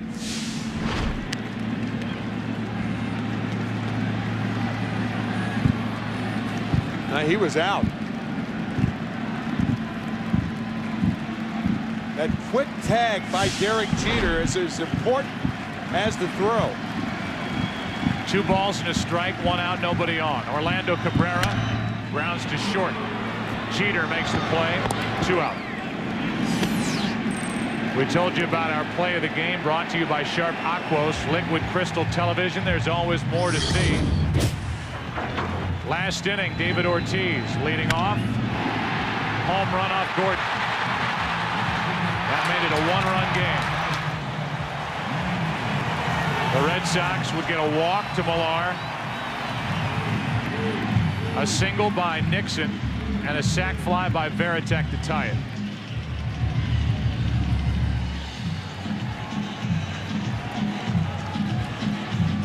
Here comes Manny Ramirez. The Red Sox tried to get aggressive. They got the hit by Damon. Cabrera was at the plate with Damon trying to steal second. And the idea would have been to bunt him over to third. But the throw by Posada, the tag by Jeter. And now it's 2 out, nobody on. Here is Ramirez. Ball 1. Rivera has never pitched back-to-back 2 innings or more appearances. Last night, 2 innings of 40 pitches, and that was his 19th pitch tonight. Manny Ramirez with 1 career home run against Rivera. Good pitch, ties him up. Oh, they say no swing. 2-0. Well, the Red Sox got a break there.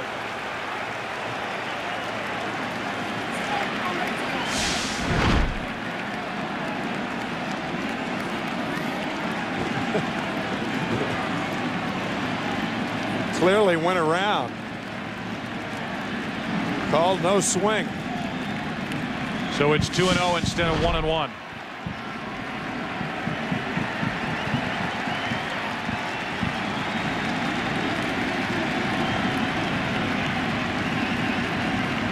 Tie game, bottom of the ninth, 2 out, nobody on. Ramirez hits it to center for Bernie Williams. And again, we're going to extra innings. Top of the order coming up for the Yankees in the 10th. Jeter, Rodriguez, Sheffield to the plate for New York.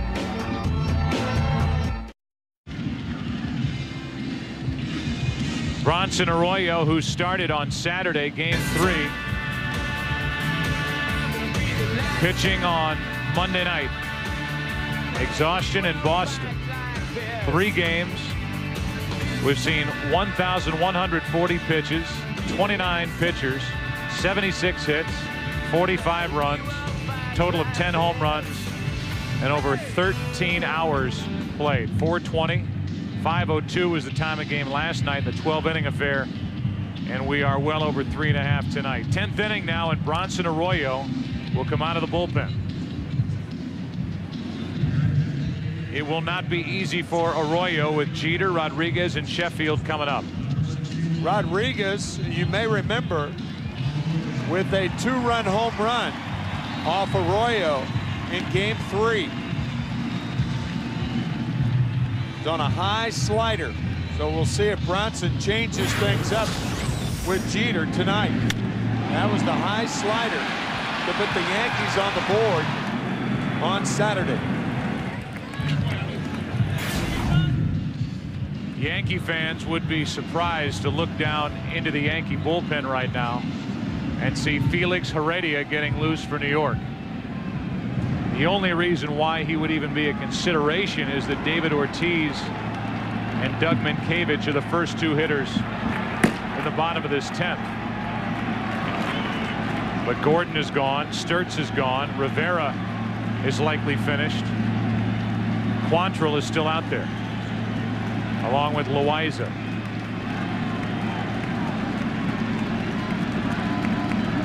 Arroyo's first of the night. A strike to Jeter. By virtue of the fact that Arroyo's start was so poor on Saturday night, 2+ innings, 6 runs, 6 hits, he was not extended, and he is the first of the starters to come out of the pen tonight for Terry Francona. On the outside corner, 0-2.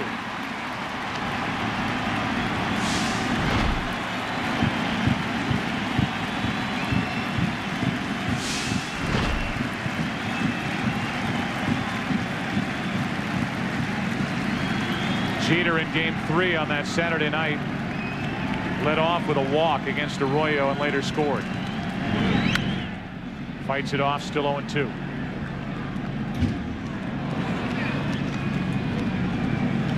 Jeter with 3 of the 4 RBIs tonight for the Yankees. Bernie Williams has the other on a 2nd inning home run off Pedro. Obviously, preparation is different than if you were starting today, but Arroyo in his career has several relief appearances, and really from here on out in a tie game, he should look at it as it's his start. He certainly can go deep into this game. 1 ball, 2 strikes.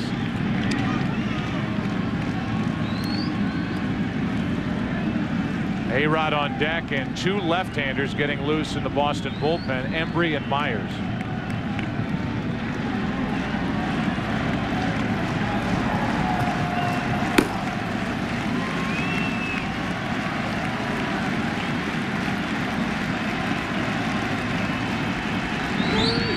Popped up, slow curve, and Cabrera backs up for it. 1 out.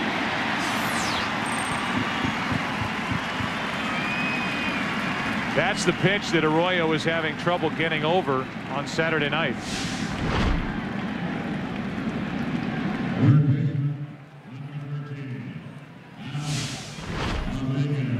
Here's Rodriguez.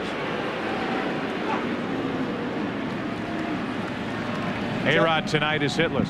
It's that sweeping curveball that sometimes sweeps too far outside to right-handed batters. Fastball is by the bat of Rodriguez.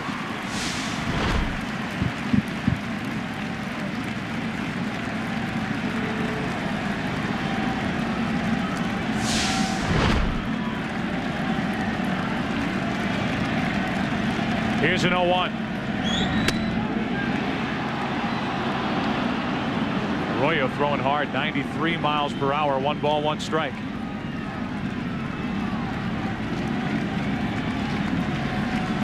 Rodriguez 36 regular season home runs, 3 this postseason. Low, 2-1.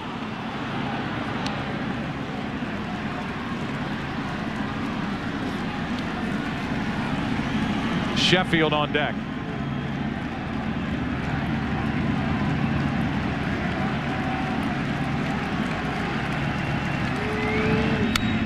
Two and two.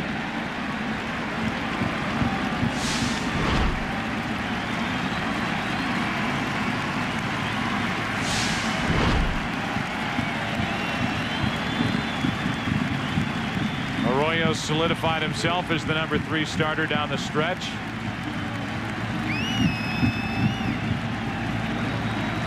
The 27-year-old right-hander from Florida. Pitching on a cold October night in Boston. His 2-2 pitch with 1 out, nobody on, and Rodriguez steps out. Arroyo's gone right at A-Rod with 4 fastballs, unlike the pitch he threw to him in his start where he hung a slider. Full count. That slider making sure it was away. No score, bottom of the second in Game 5 of the NLCS.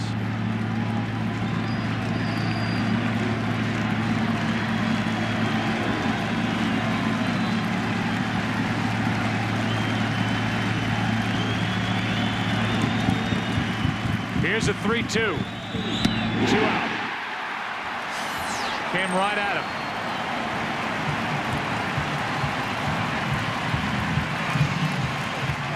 Arroyo challenging Rodriguez early in the count with fastballs, one after the other. Then he misses with a fastball.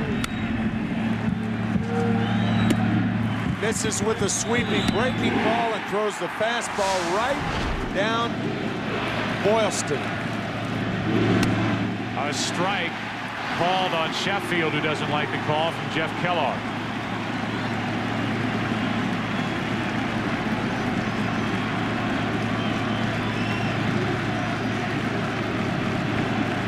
Sheffield has walked 3 times tonight, ball 1.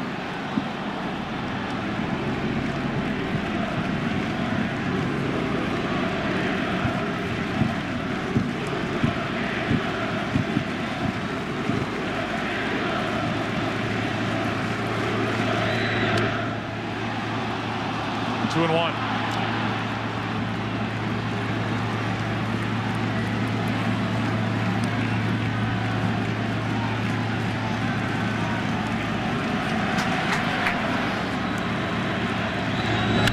Sheffield reaches for it, 2 and 2.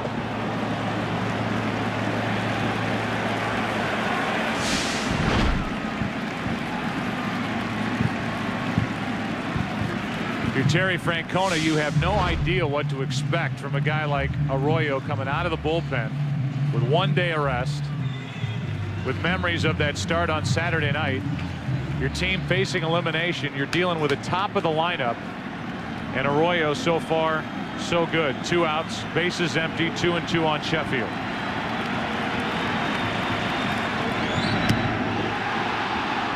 Full count with Matsui on deck. That was close, but inside.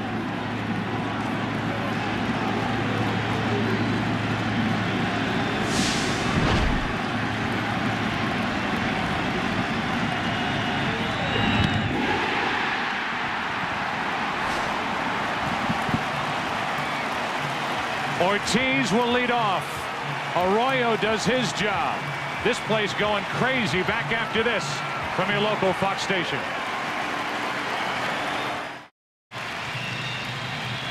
Felix Heredia takes over for the Yankees. He relieves Mariano Rivera. The question with Heredia is control. This season for Joe Torre, got in 47 games through 38 2/3 innings and walked 20. Struck out only 25. Ortiz first up. Ball one. Further in the postseason, he's faced only 3 hitters and hit 2 of them. Paul Quantrill up and throwing for the Yankees.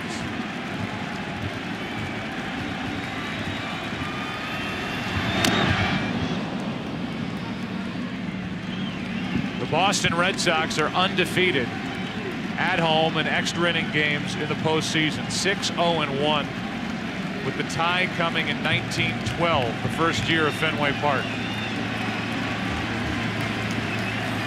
Last night they won it in the 12th, and it was Ortiz, the guy at the plate now, who did it.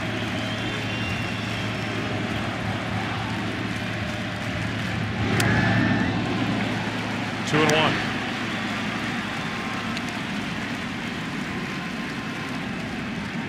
Minkevich is in the on-deck circle.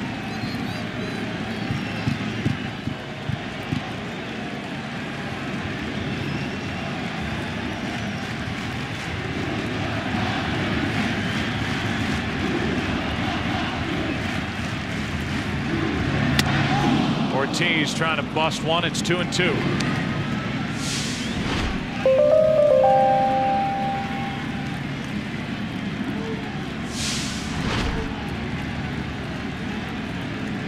A shut-you-down left-hander is what the Yankees have lacked all year. Really haven't had it since Mike Stanton left. Heredia trying to do it tonight, Game 5 of the ALCS. Ortiz went, 1 out.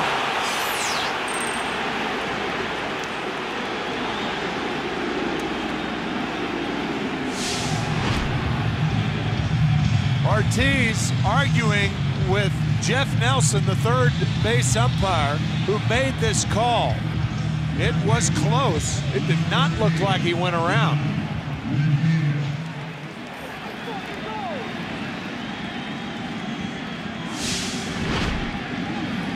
Now with 1 out, here's Minkevich, his first at bat tonight. The former Minnesota Twin takes a ball.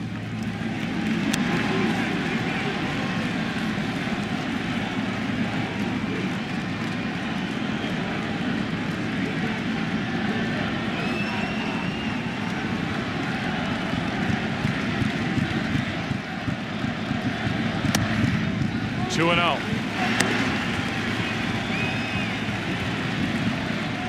Minkevich 2 out of 5 this postseason with 1 RBI.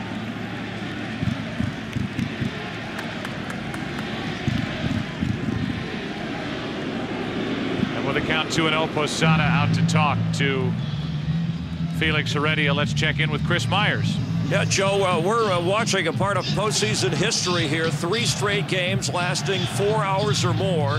The series in Boston, 4 hours and 20, 5:02 last night, and 4 hours and counting. And the temperature dropping into the 40s down on the field. But the fans here at Fenway warming up to the idea of marathon baseball. Here's a 2-0, ball 3.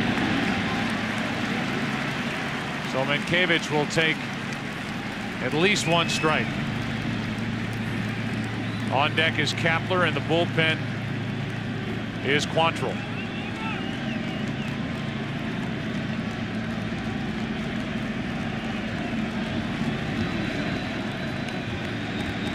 Heredia needs to throw a strike. 3-1.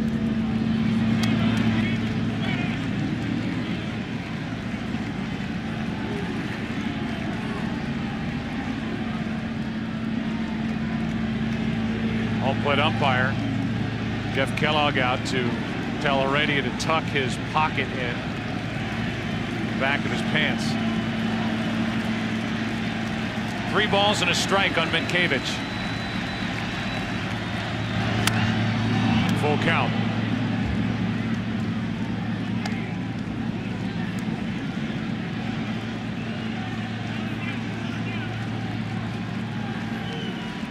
It's October, and the Major League Baseball postseason coming down to the wire. Every game, every inning, every play counts. Watch the World Series on Fox starting October 23rd. Don't miss it. Here's a 3-2 to Minkevich.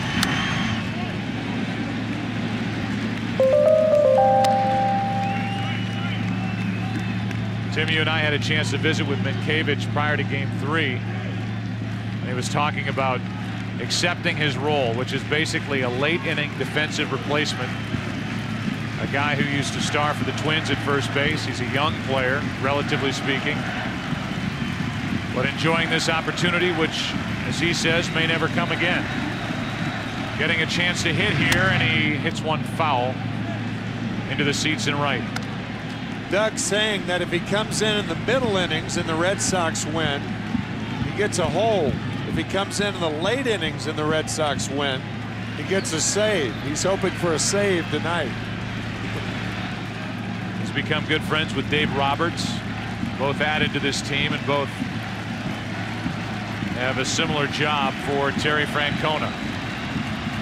3-2. Another foul, and Minkevich is having some good swings here against Heredia. He has cranked 3 balls out of Fenway Park.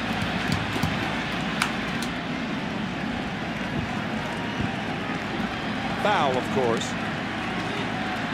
Mike Myers is getting loose.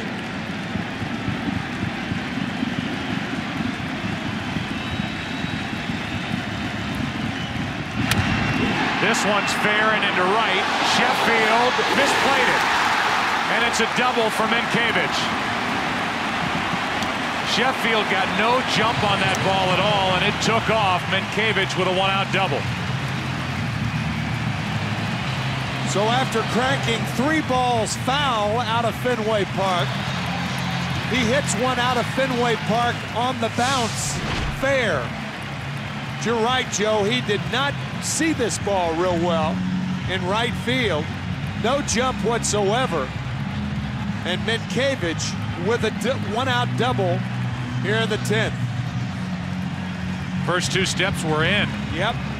And it ends up over his head, off the track, and over the wall. Winning run at second, 1 out. Quantrill coming in.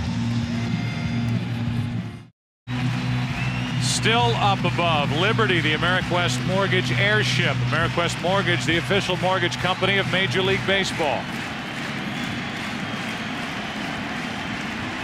It's Paul Quantrill, who was the loser last night.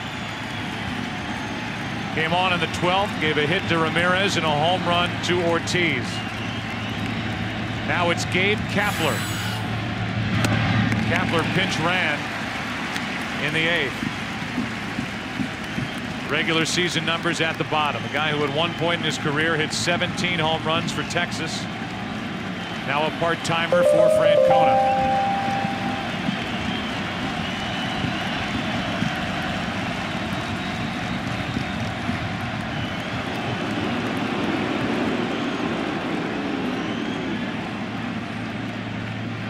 That move right there is just to keep Minkevich close enough so if it is a base hit up the middle, he doesn't have a good secondary lead. He's almost a third of the way to third base.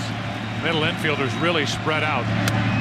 Minkevich able to get that big secondary lead. And Minkevich is not a fast runner, so he needs that secondary lead at second base. Even though the only Yankee outfielder who has a strong arm is Sheffield in right. They're playing normal depth in the outfield. They are not shallow. Second baseman Cairo gathers it in, gets the out, 2 down, and Veritek is coming up.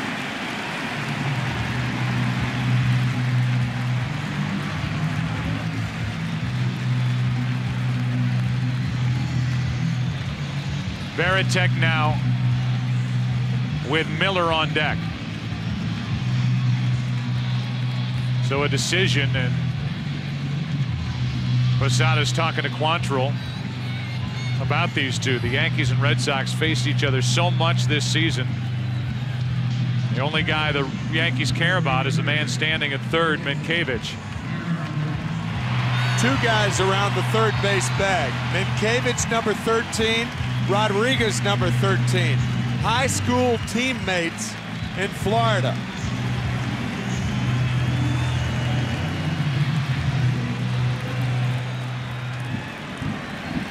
The importance of that runner at third base Quantrill, who throws a very good sinker, throws a lot of balls in the dirt.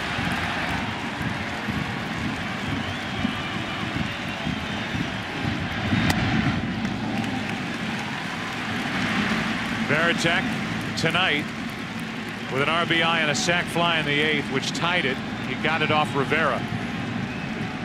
No small task. Now trying to drive home the winning run from third with 2 out in the 10th. 2-0.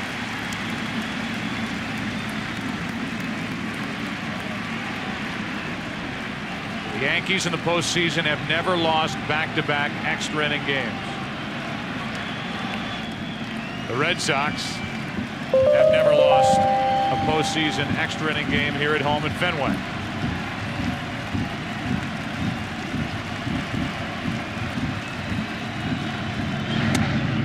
Good pitch on the inside corner, 2-1.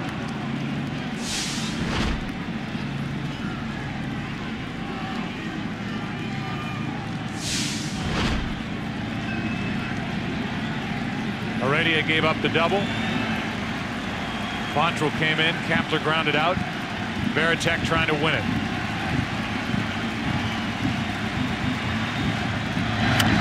A pop-up, shallow left. Out goes Jeter. This game goes into the 11th. A one-out double by Minkiewicz is wasted. 11th inning rolls in. Middle part of the order coming up for the Yankees.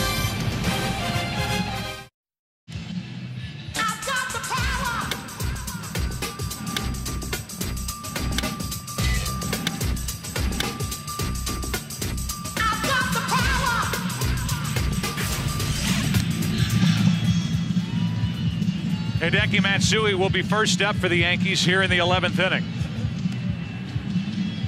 A 4-4 game, and Matsui, who has had an incredible ALCS, will deal with Mike Myers. I am mildly surprised that even with the lefty Matsui leading off in the 11th, with the way Arroyo threw to the top of the order, getting Jeter to pop up, struck out Rodriguez, struck out Sheffield, that a guy who could go deep into the extra innings is out after one inning. I know Terry Francona guys would tell you, well, Matsui's coming up with one swing. He could put the Yankees on top. And Myers faced Matsui in last night's game and walked him. And the night before, Matsui hit a 2-run home run off Myers. So even with that perfect 10th, Arroyo is in the dugout. We go back to game 3. And there is Matsui's home run off Myers. So an interesting move, and not only is a lefty Myers on the mound right now, but another lefty, Embry, is getting loose in the bullpen.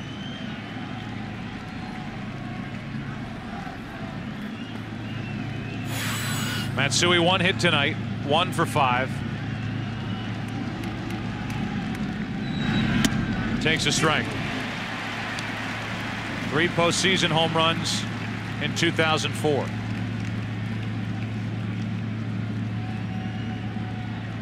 $12 out of 25 against the Red Sox in this series.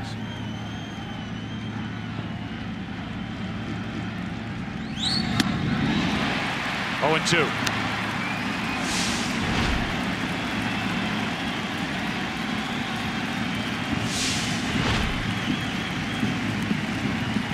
Two good sliders from Mike Myers.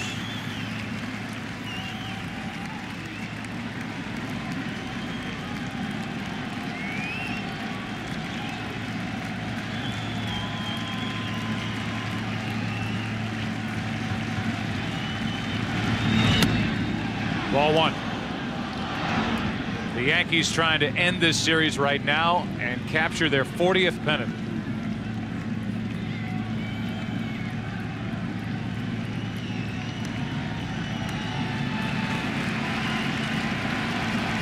Red Sox led early, trailed, tied it in the 8th. Matsui strikes out.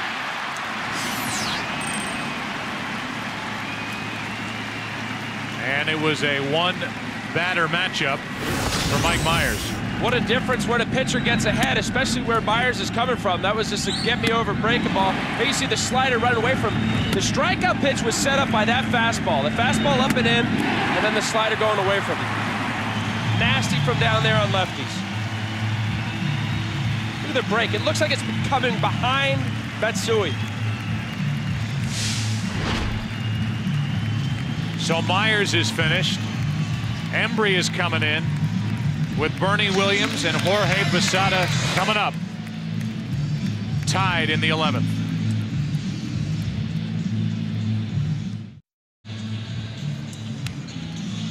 We welcome you back to Fenway Park. This game is in the 11th after a 12-inning game last night. 4-4. One out, nobody on in the top half of the 11th. And Alan Embry will take on Bernie Williams, who is homered tonight.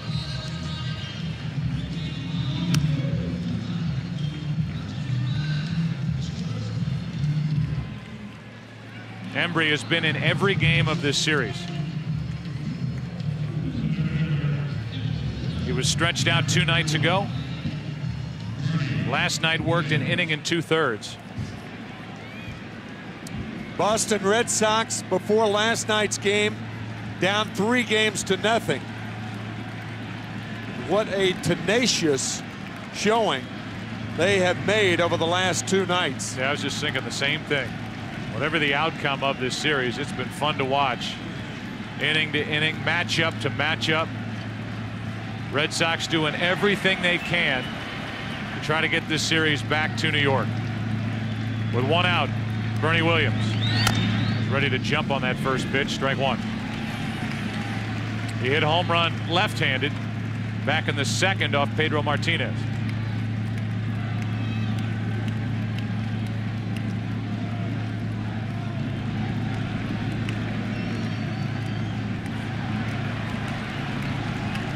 In the bottom of this 11th, it'll be Miller, Bellhorn, and Damon.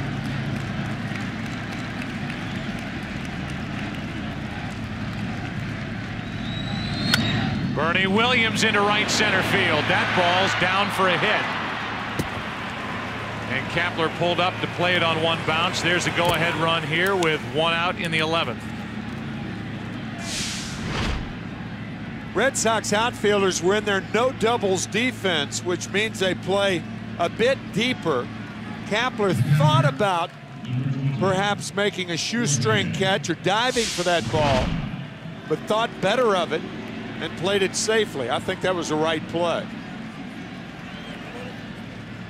1 on, 1 out for Posada. Jorge 2 hits in 5 trips.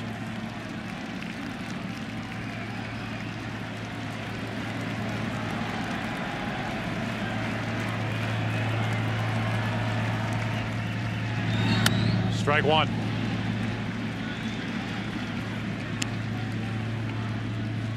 It'll be interesting to check the velocity tonight on the part of Alan Embry after all of this work.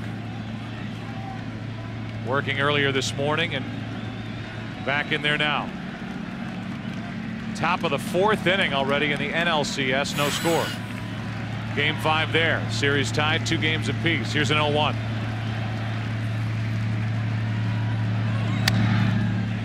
Good jump on that ball, 91 miles per hour, strike 2.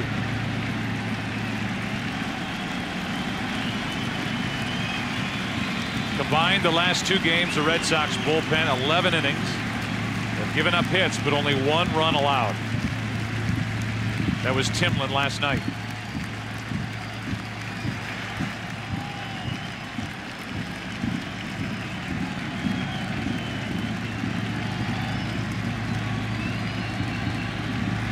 One on, 1 out. The 0-2. 2 out.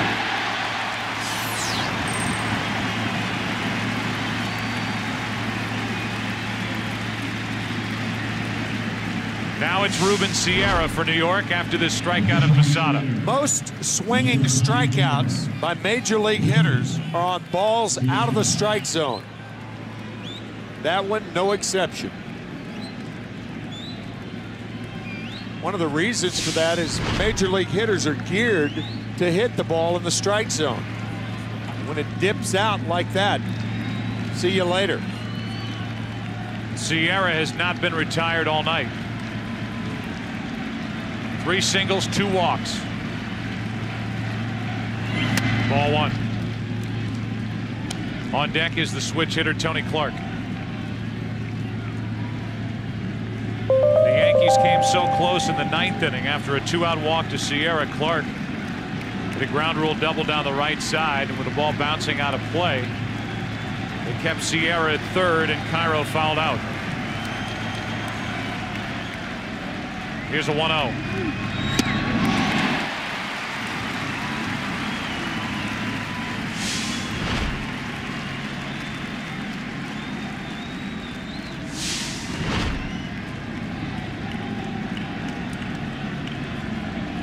Strikeout pitch to Posada was down, and that pitch for strike 1 to Sierra was down. Go ahead run at first, 2 out. 11th inning. 92 miles per hour, 1 ball, 2 strikes.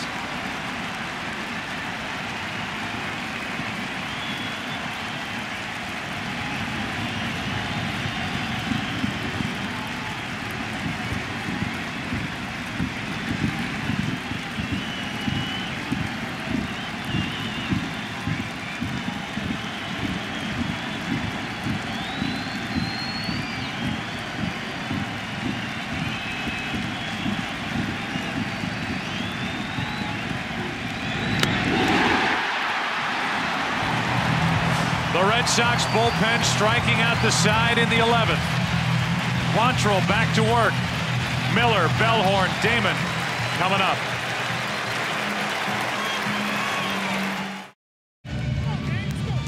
Quantrill back to the hill, bottom of the 11th inning, and we flash back to that record-setting night, Saturday evening, and the victory 19-8 by the Yankees over the Red Sox.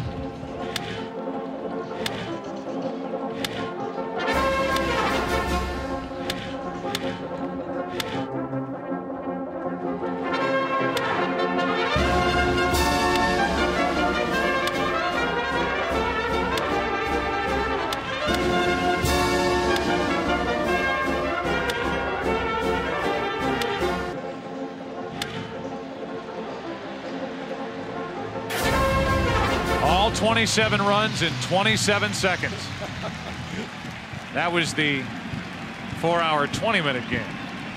Then last night, 12 innings into this morning, and now 11 innings, at least in Game 5. Bill Miller takes a strike from Quantrill. Miller first up, then Bellhorn, then Damon. Loaiza getting loose for the Yankees. Miller floats one shallow right, might drop. Cairo out, can't get it. They throw behind Miller, and he's back to first safely with a single.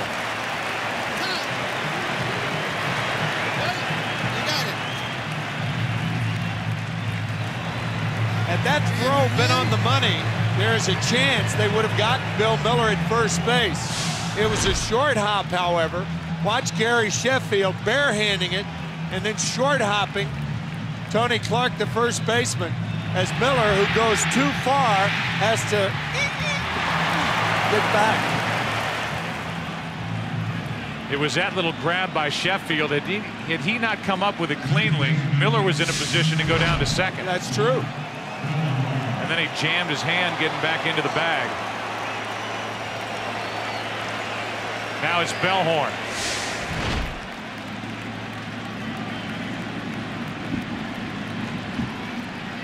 You can see the left hand slam into the first base bag. The Yankees and Alex Rodriguez are daring Bellhorn and the Red Sox to swing the bat, as Rodriguez, he was over halfway to the plate. He was. Let's see if he comes that far when Quantrill brings it to the plate.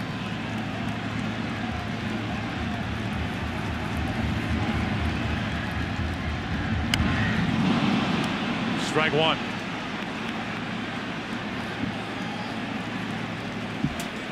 Bellhorn has a double tonight, a strikeout. He is 2 out of 18 in this series. Sometimes when a third baseman does that, as you look at Tim Wakefield, it intimidates the hitter and makes the hitter, particularly a left-hander, pay more attention to you, how shallow you are, than bunting the ball. It's a very intimidating play by Rodriguez, knowing that the likelihood of Bellhorn putting the ball in play on the left side is remote.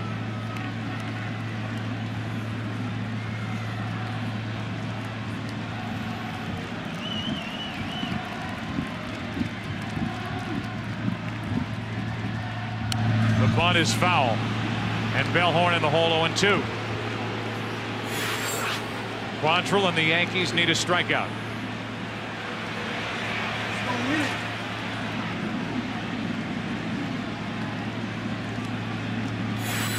Damon on deck.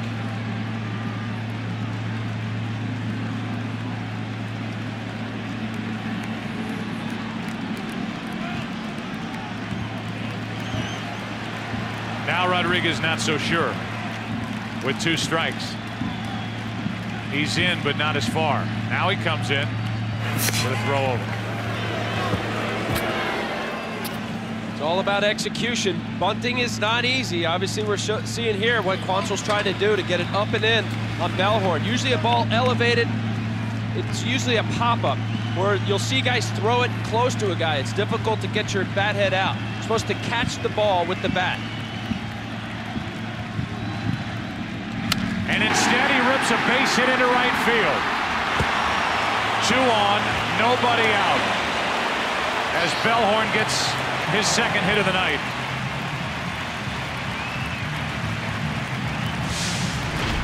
How to turn a bunt for a sacrifice into a base hit on an 0-2 pitch. Miller forced to stop at second. He's not going to run on the arm of Gary Sheffield. And now Damon, who is the best bunter on the Red Sox, is up there, and one would think he will be sacrificing. The Red Sox certainly had no choice, but they have stared down this Yankee bullpen, including Rivera, for 2 nights in a row, tying the game last night in the 9th, tonight in the 8th, and they've got a chance in the 11th to win it, to get the series back to New York tomorrow night. To negate the bunt where Damon wants to go at his third base is to come up and in. And a pop-up for out number 1. If Posada drops that ball, you go to second, then to first, or to third, and then to second. I don't think an infield fly rule was called. It's not high enough. If he drops this ball, you could go to third and second. Both runners retreat. You go third, second, you get 2 outs instead of 1. It looked like Quantrill was looking for him to drop the ball. Watch him put his glove on the ground.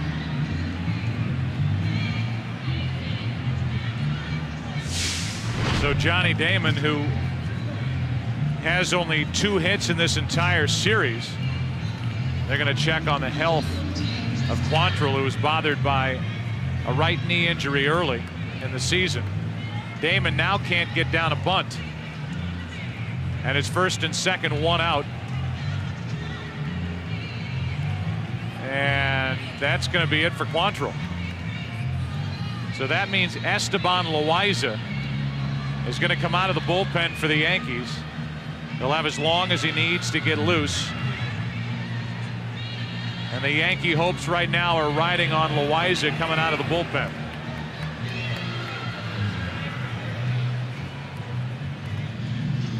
Now the Yankee bullpen is empty.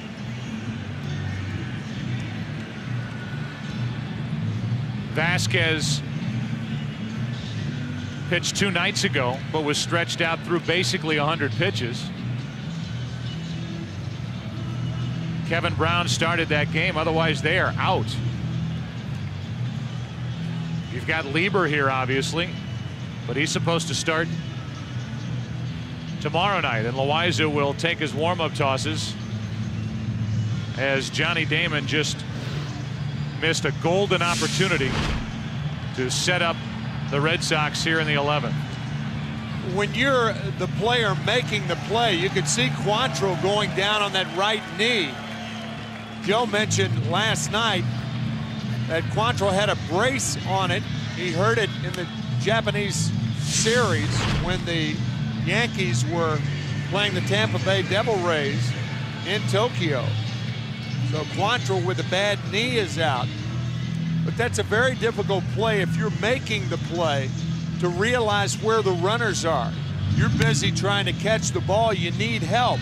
But had Posada dropped that ball or allowed it to land on the ground, he's got to play at third and then to second, because both runners had gone back to their respective bags. Bellhorn at first and Miller at second. And for the pitcher's role there, his back is to the play. He's running in thinking he may have to catch it. So really, for him to be the field general there really wasn't his call either. Yeah, it would have to be a corner infielder, I would think, somebody like Tony Clark or Alex Rodriguez. Neither called out, and Posada made the routine play of catching the ball, but they could have had two on that. Well, to think in a time when home runs and everybody enjoys the ball being hit real far, here's an instant where Bellhorn recouped himself with the base hit but failed on the sacrifice, and here Damon failing. Yeah. Boston had only 12 sacrifices in 04, the second fewest in Major League Baseball history. But the guy they had at the plate is somebody they expect to get down the bunt. That's Damon. He didn't. And it's first and second, one out. Loaiza says he's ready to go. And it's Orlando Cabrera, who's been on base 3 times tonight, at the plate.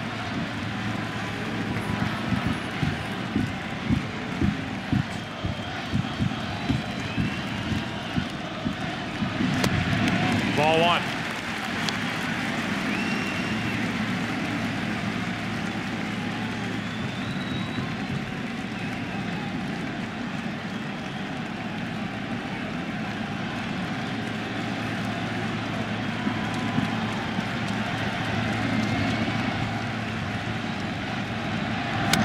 Reaching forward is Cabrera. 1 ball, 1 strike. At the trading deadline, the Yankees made the deal with the White Sox to get Loaiza. Loaiza's been an all-star. He's won 20 games. He kind of came out of nowhere in the White Sox uniform. Jose Contreras was sent the other way. But Loaiza has been a disappointment to this point.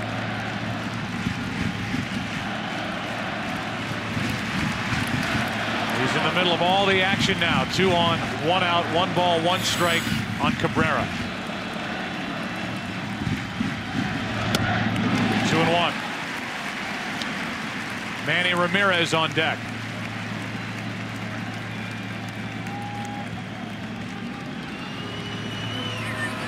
If this game goes to the 12th, Tim Wakefield is getting ready to be the pitcher.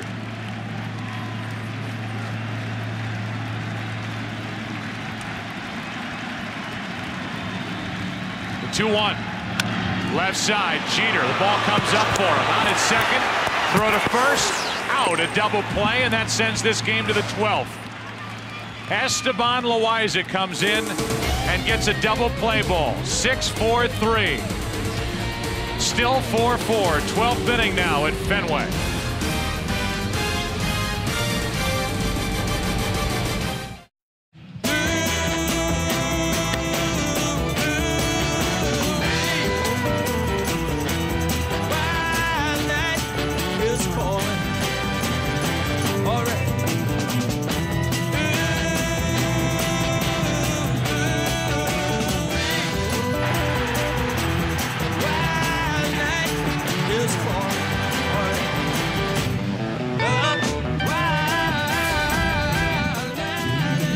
Tim Wakefield takes over for Boston. 12th inning, bottom part of the order coming up for the Yankees. And a game that started about 5:10 locally is moving toward the 10 o'clock hour. 4 hours, 48 minutes long. Total of 13 pitchers used. And again, no Major League Baseball team has come back from an 0-3 deficit in a best-of-7 postseason series. 25 times a team has had a chance to do it. It hasn't happened yet. The Red Sox keep saying, why not us? Well, they'll have to win this game to have a chance, even at a Game 6. Tim Wakefield is back into the action. Wakefield did not appear last night, but it was 2 nights ago when he went 3 1/3 innings. The game that Arroyo started that really impressed Terry Francona with the kind of team player that Wakefield is and always has been here with Boston. And he's back out there now. A guy who was on the mound last year in the 11th inning, Game 7, when the Yankees got the home run from Aaron Boone to go to the World Series.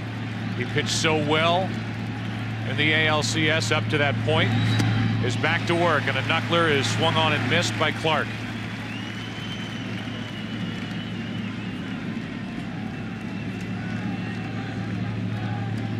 It was Clark that hit the ball in the 9th inning that bounced and went out of play for a ground rule double. It was a bad break for the Yankees as that ball is foul and Miller can't get to it. Great effort. But when Clark hit that ball down the right field line, Sierra was at first. And we're all in agreement would have scored had this ball stayed in play, but somehow it hit the top of the wall and kicked out. Just grazing it. The 0-2. 1 out. Let's go for a game break and check in with Jeannie Zalasko. Texas native Brandon Backey has never lost at his home park, and he's never tossed a no-hitter. He's taking one into the 5th.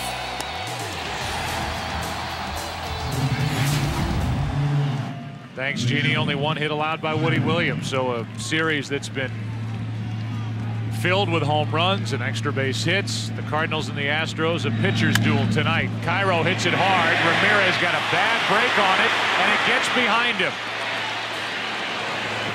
The throw in towards second, but Cairo is there here in the 12th inning.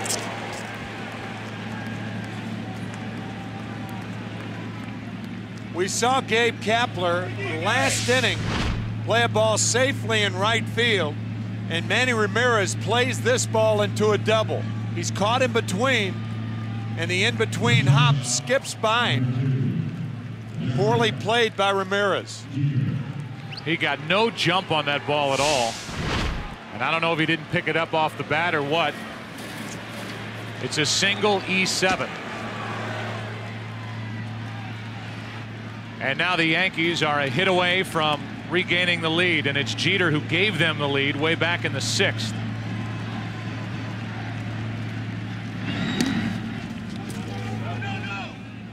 Let's go back to that play.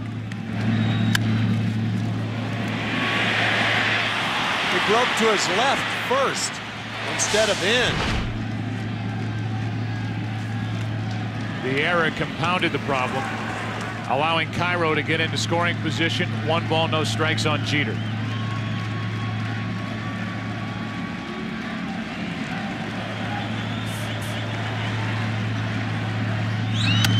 Fly ball into right field. Kapler coming on. He got a great jump on that ball. 2 out.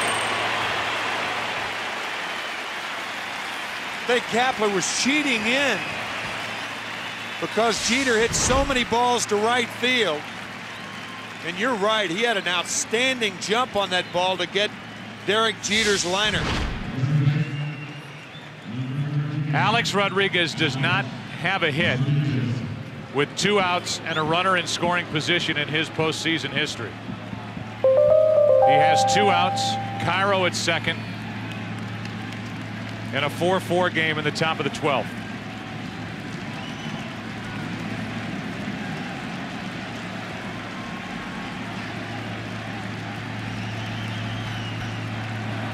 Yankees a hit away from regaining the lead, and it's Rodriguez flying it into center. Johnny Damon squeezes it, and we're still 4-4. Bottom of the 12th inning now. Part of the order coming up for Boston. Back after this from your local Fox station. Manny Ramirez first up for Boston. Bottom of the 12th inning, 4-4. It's been that way since the bottom of the 8th. Ramirez, Ortiz, Minkiewicz against Loaiza. Ball one. Loaiza came on after the injury to Quantrill last inning and got a double play ball off the bat of Cabrera. Both sides have had their chances. The Yankees have stranded 16. The Red Sox 10.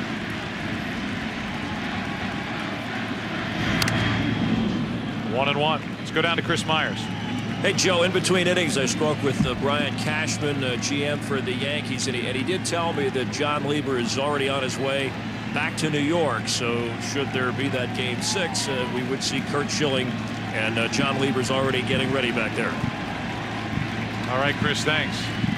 Schilling is out of the bullpen for Boston. 1 ball, 1 strike on Ramirez.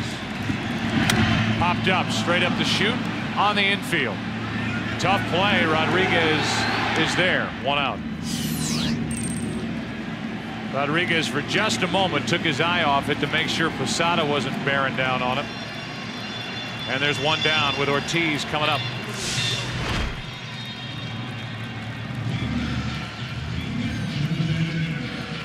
You know, in the 8th inning, we remarked about how identical this game seemed to last night's game. And here we are in the 12th inning, and who's the batter but David Ortiz, who won it for the Sox last night. With 1 out. A fastball hits the outside corner, strike 1. Last night against Quantrill.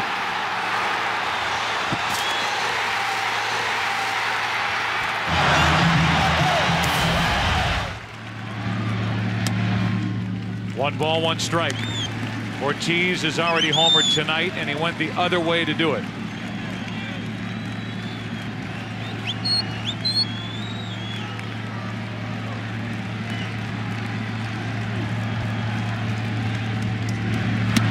On the outside corner, 1-2, 93 from Loaiza. Good tailing fastball on the corner.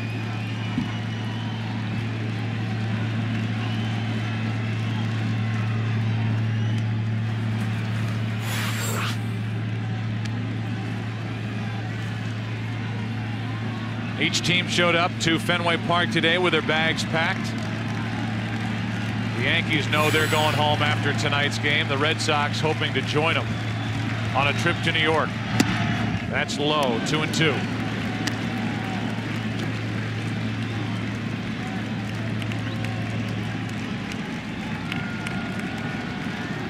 Three strikeouts tonight for Ortiz to go with his 2 hits and his 2 RBIs. Full count.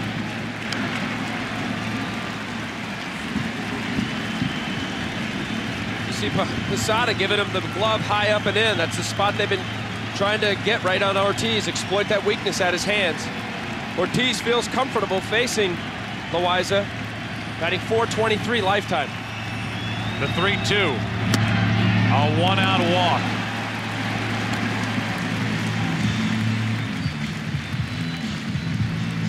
Very close pitches from Loaiza. One called for ball 3, this one for ball 4. And now you're in the 12th inning. You've got a guy like Ortiz who doesn't run well at first, but a bench with only Reese and Mirabelli left. Ortiz will run, at least at this point.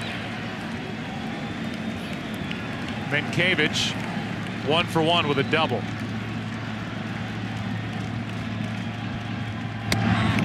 Ball 1.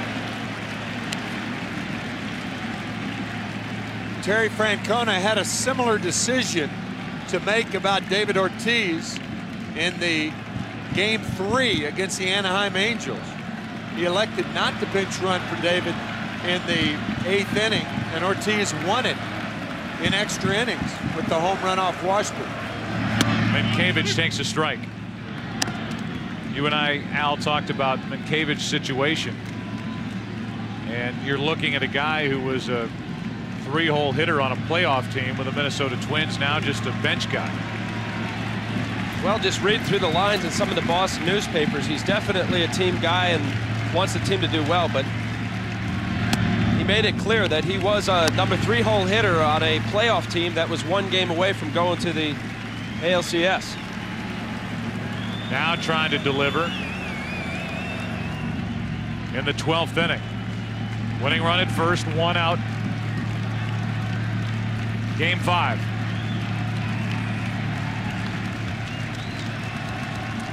Ortiz is running. The throw down is high, and out is Ortiz. Ortiz saying that they missed the tag, and the bases are empty here with 1 out. Everybody's shocked at this move. This ball, a high throw. Watch Jeter make the play, and then did he tag him? I'm not sure. He tagged him. I think the hand was in there. I don't think Jeter tagged him. Get a good look at it here. I think the hand was on the bag by the time Jeter's glove came down on the back. I agree. Looked like he got him by the end down at the lower back. Yeah. And Ortiz's hand was on the bag. Instead, that's out number 2. So running with 1 out. The Red Sox lost Damon running in the 9th, and they lose Ortiz as Minkiewicz's fouls it away. 2 balls, 2 strikes.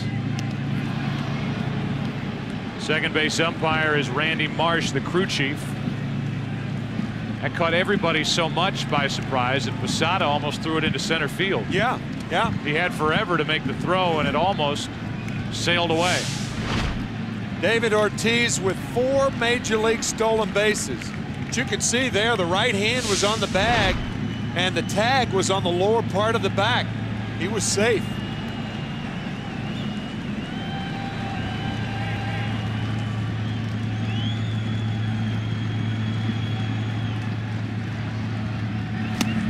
Minkiewicz's strikes out, and Loaiza pitches a scoreless 12th.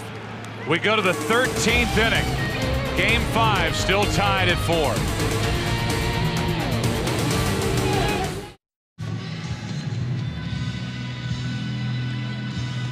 We once again salute the folks at AmeriQuest Mortgage, the official mortgage company of Major League Baseball, and their airship Liberty high above Fenway Park.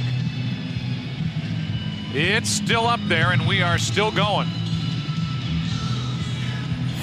13th inning. And Tim Wakefield, who pitched around a hit and an error in the 12th, will work to Sheffield, Matsui, and Bernie Williams.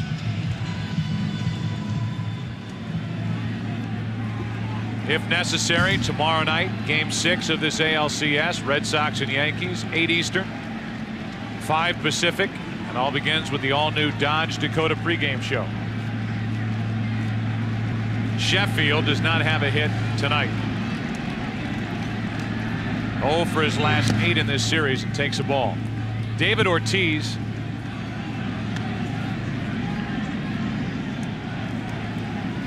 has 4 career stolen bases. Did not steal one this year or last year. Had attempted only 6 in his career. Sheffield did not go, and the crowd gets on Joe West. It's 2-0.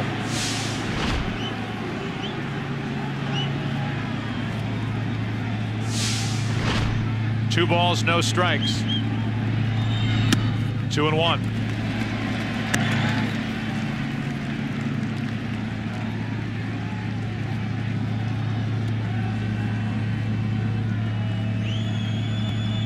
The 2-1 to Sheffield, 2-2.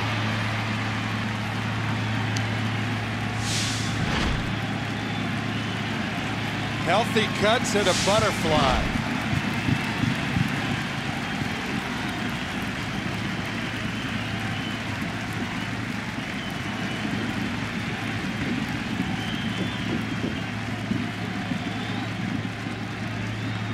It was 2-0, now it's 2-2. Full count. As if the last couple of nights haven't been exciting enough. NLCS Game 5, no score, top of the 6th. Brandon Backey still has a no-hitter alive.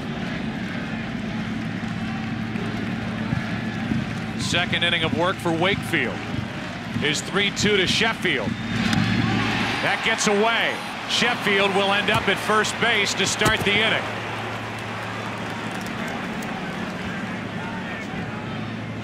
A strikeout, and then we'll see wild pitch or pass ball. Doug Mirabelli caught all but 2 innings of Wakefield's starts this year. That ball never hit leather. It hit Veritek on the left wrist and will probably be a pass ball. It is. A strikeout, a passed ball, and now Hideki Matsui stands in.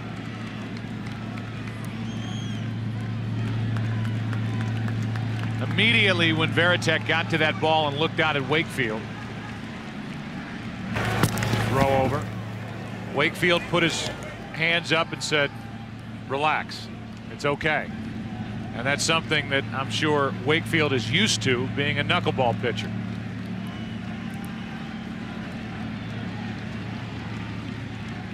Now trying to pitch around it. A strikeout, a pass ball, and Sheffield draws a throw. I would imagine anybody is a threat to steal for the most part against the knuckleball pitching of Tim Wakefield. So Wakefield is paying close attention to Sheffield, who stole 5 during the regular season. Ball 1 to Matsui. Especially the combination of Wakefield and Veritek. Jason not used to catching Winfield. So you're not only alive for a stolen base, but a short pass ball or wild pitch. Lead man on for New York. Trying to wrap up the ALCS tonight. That's a strike to Matsui.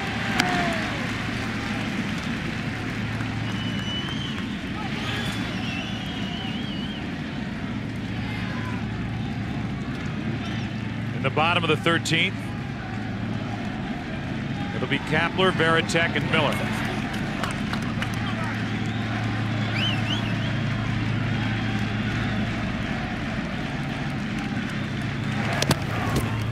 Sheffield with a small lead over at first.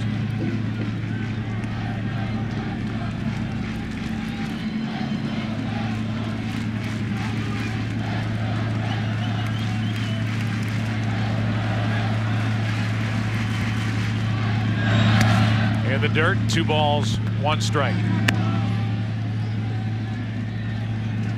For obvious reasons, just with the very nature of a knuckleball, it dancing all over the place. The catcher doesn't know really where it's going. Runners have been successful 80% of the time, 33 of 41 this year off Wakefield. He's got a quick delivery. His time to home plate is about 1-2, 1-3. Matsui takes wide. It's 3-1.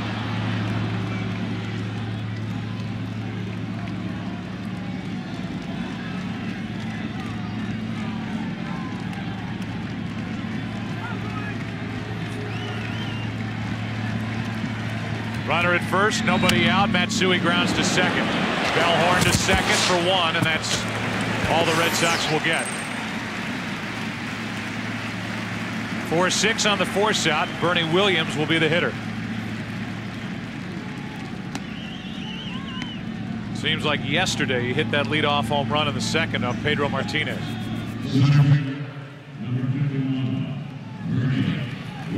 Runner at first, 1 out. Yeah, if Boston wins this game, the Yankees in Boston go to New York. If the Yankees win this game, the Yankees go to a team spa for 2 days. By the way, the weather's not supposed to be all that great in New York the next couple of days. A strike is into Bernie Williams.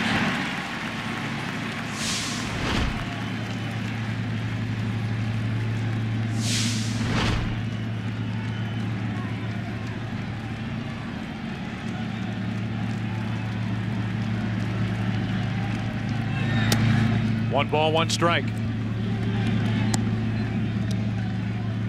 The Yankees are at a point where they've got a starter in the game in Loaiza. And Wakefield, who has been worked a lot, is back in there for Boston.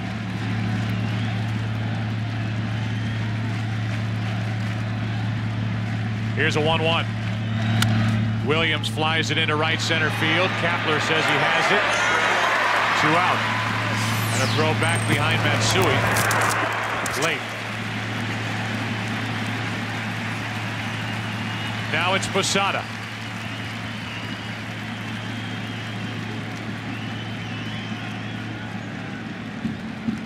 People who watched last year's ALCS realized how cruel the twist of fate was that Wakefield was the guy on the mound in the 11th inning. The only guy out there able to go out of the bullpen at the end of that long night for Grady Little, with the way Wakefield had pitched really throughout the ALCS. He'd won a couple of games. He was one of the favorites to win the MVP award had the Red Sox won the series. Now here he is, his second inning of work, with the Red Sox facing elimination, and he's trying to go through the heart of the lineup here in the 13th inning to avoid being the guy on the mound. With the Yankees trying to eliminate Boston tonight.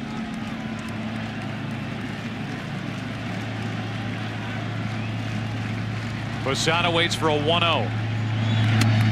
Twisting away on a strike.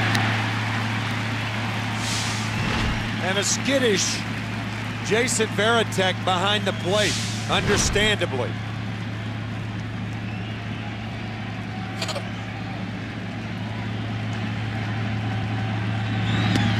And that's why. That gets away to put Matsui down to second with 2 out.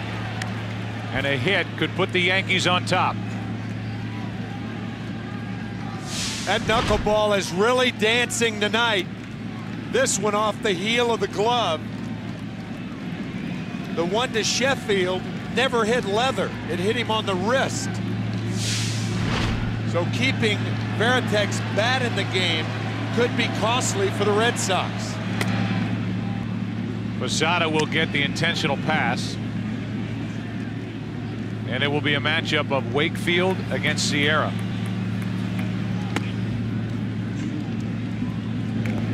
Two on with 2 out. 4-4 in the 13th inning. Sierra is 2 out of 15 in his career against Wakefield. And that's the biggest reason why Posada just got the free pass. 2 on, 2 away. 4-4 game in the 13th inning. Sierra takes a strike.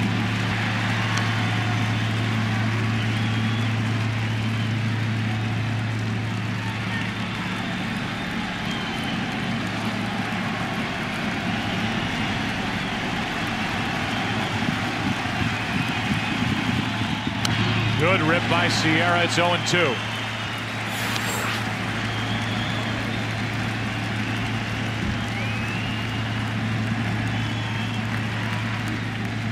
Still in the top of the 6th inning at Houston. The no-hitter, we understand, has been broken. Brandon Backey and Woody Williams.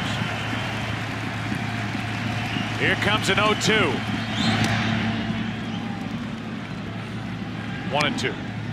It can be both terrifying and courageous if you're a catcher calling for the knuckleball here. You have to call for it, but then once you call for it, you have to catch it. Sierra. Another foul.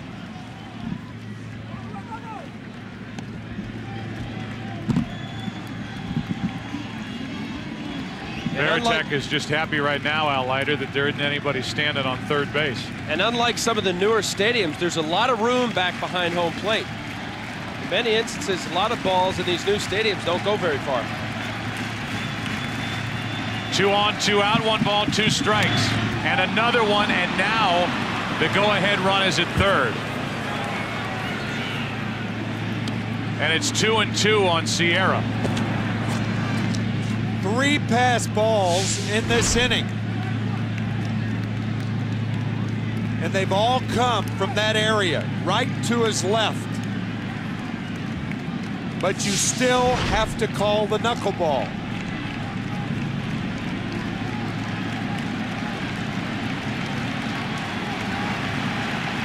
Go-ahead run at third, runners at second and third, 2 out. And that squirts away for a full count on Sierra with Tony Clark on deck.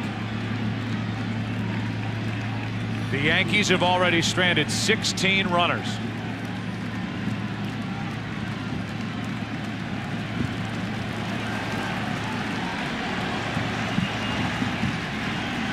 A 3-2. The inning is over. Veritek holds on, and Wakefield, through all of that, pitches a scoreless 13th inning. How valuable is Wakefield to these Red Sox? Veritek made sure, squeezed it, and the Yankees have left 18. I'm Jeannie Velasco back at the Fox Network Center. Brandon Backey took a no-hitter into the 6th in Houston. That changed when Tony Womack did this. A single put an end to it. The Cardinals lineup, no hit through 5 2/3. Impressive.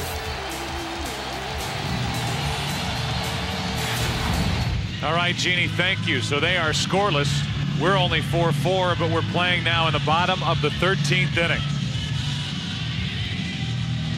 A number of missed opportunities on each side, and we highlight the missed chances for Boston. Johnny Damon thrown out trying to steal in the 9th. With 2 on and nobody out, Damon popped up a bunt. That was followed by a double play ball. That was in the 11th. Then Ortiz, last inning, after drawing a walk, called out. Replay showed he was safe.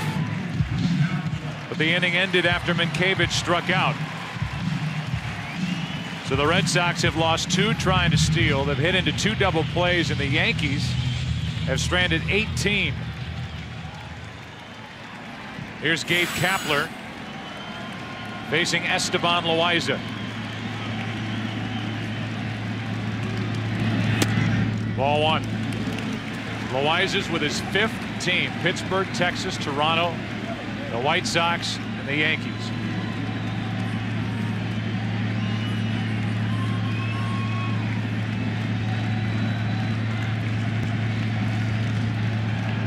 Gabe Kapler. 1 ball, 1 strike.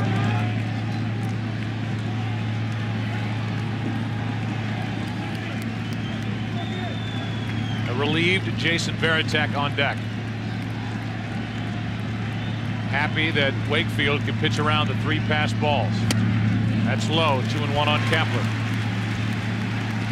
Tell you what may be going through Veritek's mind right now. Give me 1 shot and I'll try to win it, so I won't have to go back out there. Nobody's up. Neither bullpen. Nobody's left. Except starters. 2-1. On the inside corner, 2-2. There are a couple of guys left for Boston, but at this point, Terry Francona will avoid him. Ramiro Mendoza and Curtis Leskanic, who has pitched in back-to-back days. He will not go 3 days in a row. Kapler on a line back to Loaiza, 1 out. Now it's Veritek. How about this play?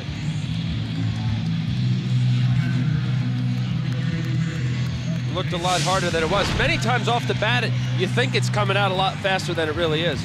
He saw it all the way. Now it's Veritek.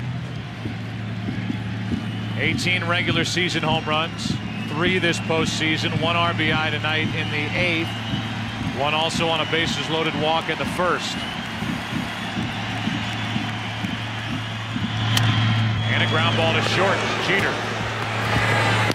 2 out.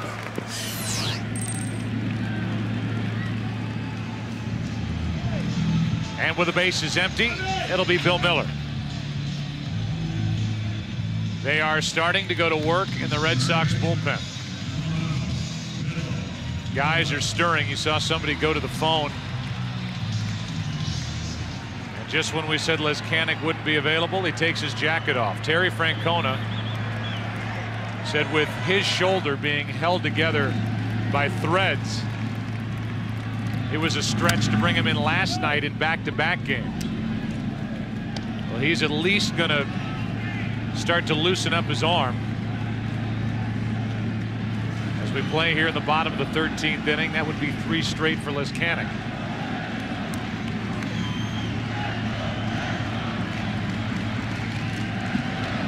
Miller takes a strike. How about the work by Esteban Loaiza? 0-2.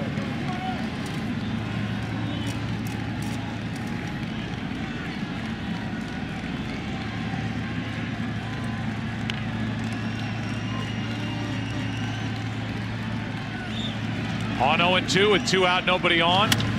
Miller floats one into shallow left. Out is Jeter. Matsui comes in to make the play, and Jeter and Matsui avoid the collision.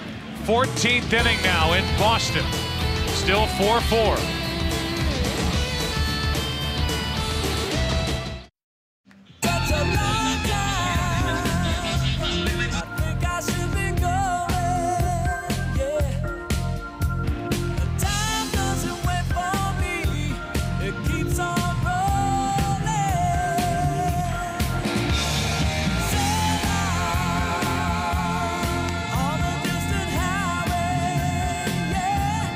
A little Boston for you. Music, and now a look at the city. 14th inning of a 4-4 game. And Tim Wakefield is out for a 3rd inning. Tony Clark is first up. Clark, Cairo, and Jeter.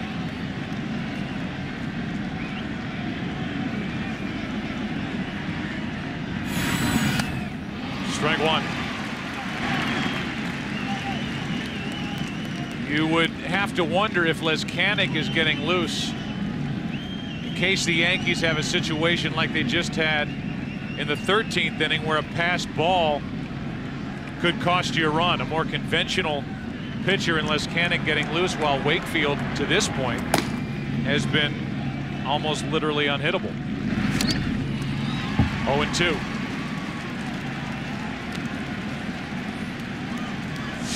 Unhittable and uncatchable.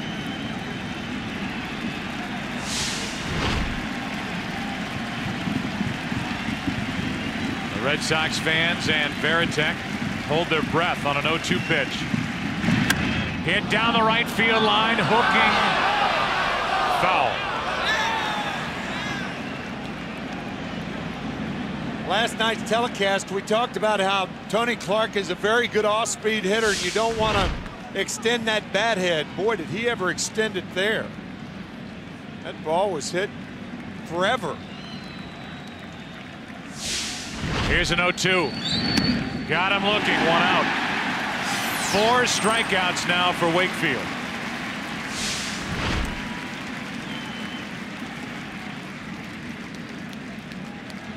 You always see catchers try to frame pitches. Veritek, that's the furthest thought from his mind.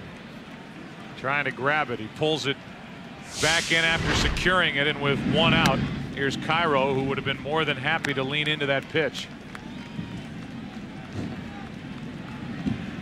Cairo's had a couple of hits and a run scored.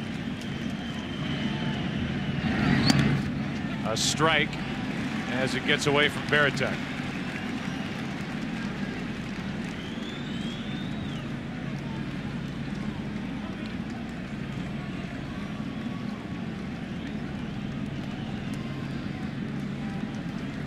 With 1 out, nobody on, 1 ball, 1 strike on Miguel Cairo.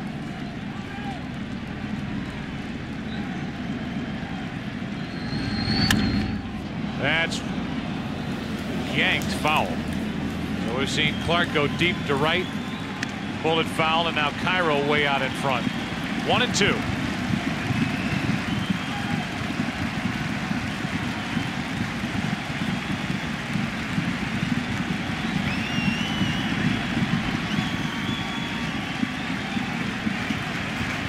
With 1 out, nobody on. Cairo hits it in the air to center. Easy for Damon. 2 outs.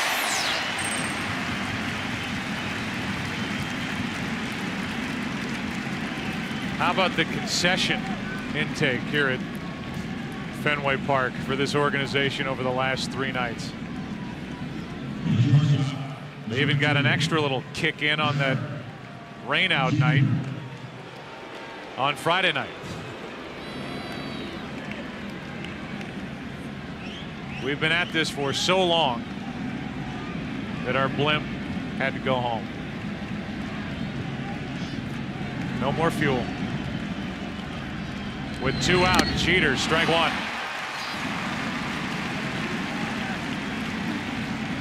So Liberty, the AmeriQuest Mortgage airship, has taken off.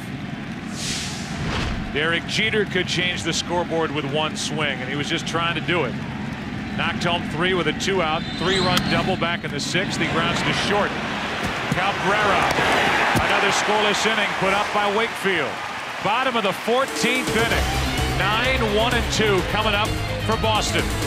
Back after this from your local Fox station.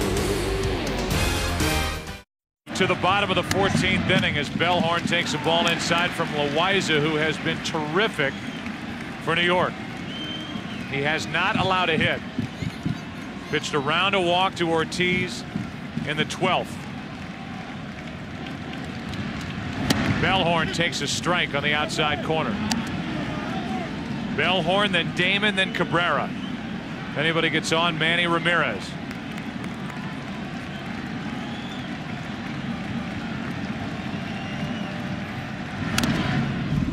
Strike 2 on Bellhorn.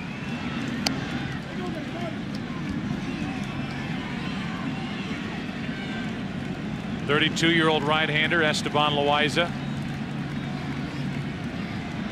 21-game winner last year with the White Sox. Traded to the Yankees at the deadline. Here's 1-2 to Bellhorn. 2-2. Cena, Sturtz, Gordon, Rivera, Heredia, Quantrill, now Loaiza. And nobody left in the bullpen for New York.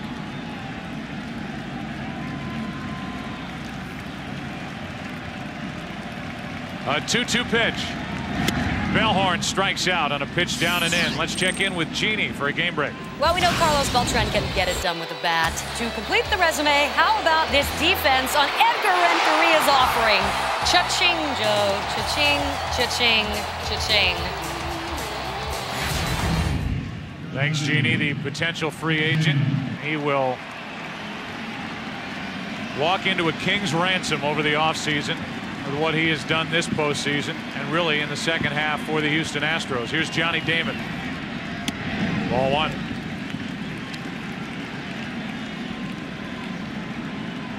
Damon and the Red Sox had their best chance in the 11th.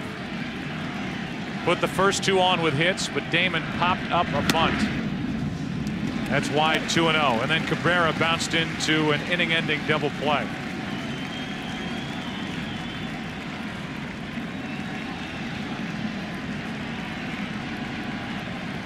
The 2-0. 2-1.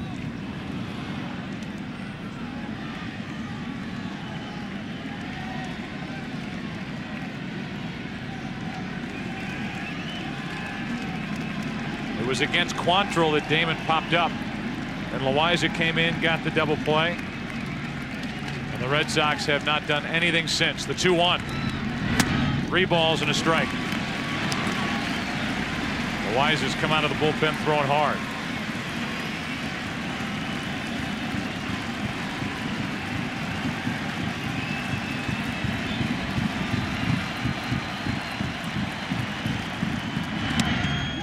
A 1-out walk on a borderline pitch. Damon's already been caught once tonight trying to steal back in the 9th.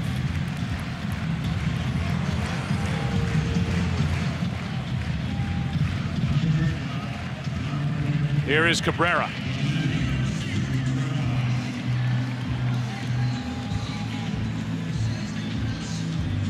Cabrera, the most apt player in the Red Sox lineup to use the hit and run with if the count gets in his favor. 1-0, 2-1.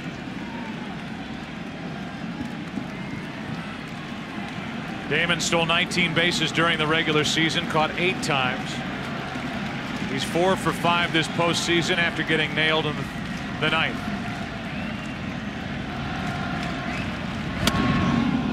Big swing by Cabrera, strike 1.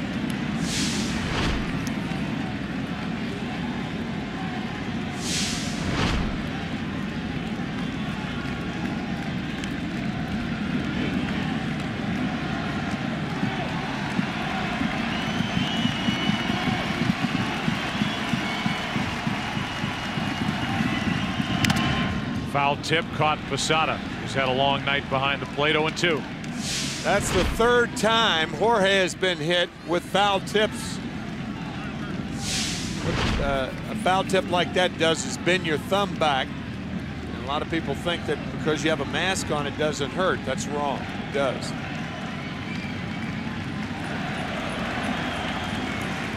Oh, 2 on Orlando Cabrera.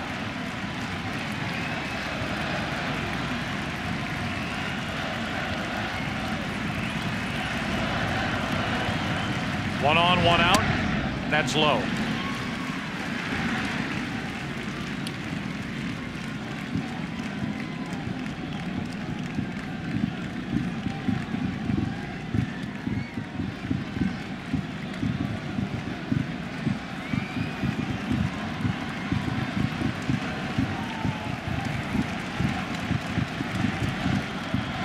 Cabrera strikes out.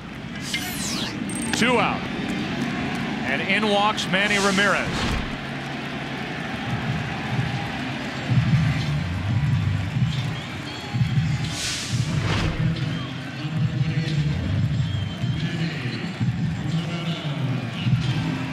Ramirez tonight, a pair of singles, 2 for 6.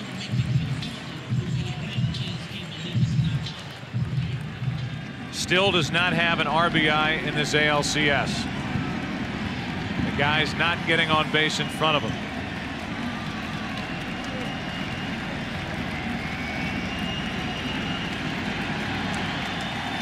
Led the AL with 43 home runs during the regular season. Ball 1.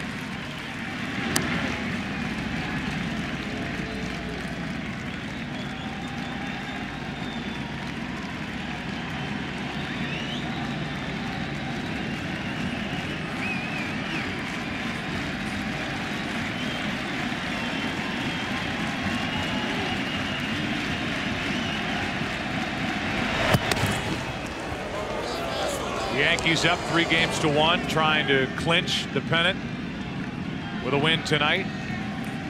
And the Red Sox hoping to force a Game 6 tomorrow night at Yankee Stadium.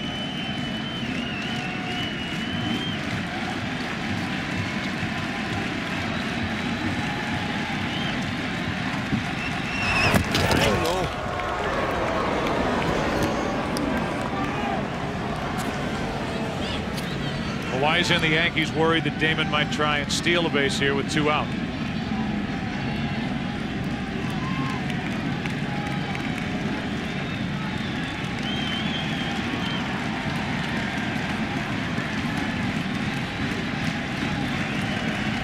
The 1-0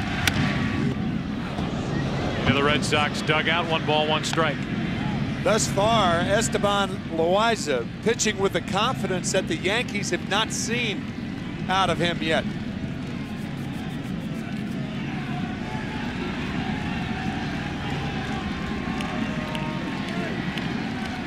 I wonder, with the time he spends with Rivera in the bullpen, he's thrown an awfully good cutter. Many of those pitches that are running away on Cabrera, they were cut fastballs. Interesting point.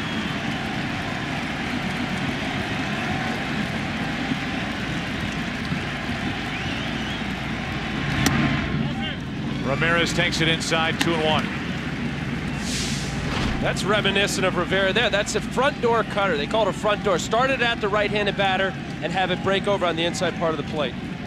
Just missing. Loaiza with the Yankees was 1-2 in only 10 games, 6 starts, and an ERA of 8.5. At no point has he pitched like this in a Yankee uniform. On the inside corner, 2-2. That was a relative of that previous pitch.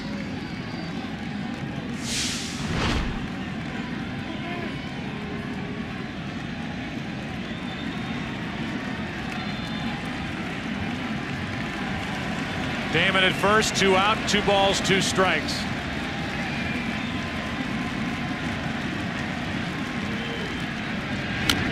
And Ramirez fouls it away. During his time with the Yankees, Loaiza threw 42 1/3 innings, allowed 61 hits, 9 home runs, struck out only 34 and walked 26.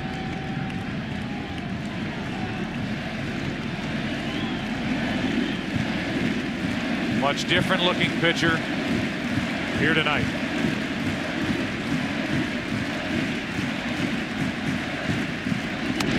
Outside, full count, and Damon will go.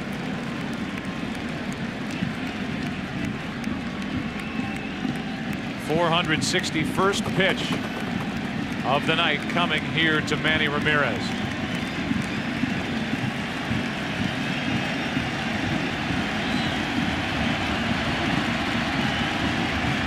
Damon going, ball 4 is high, and David Ortiz with another chance to win it.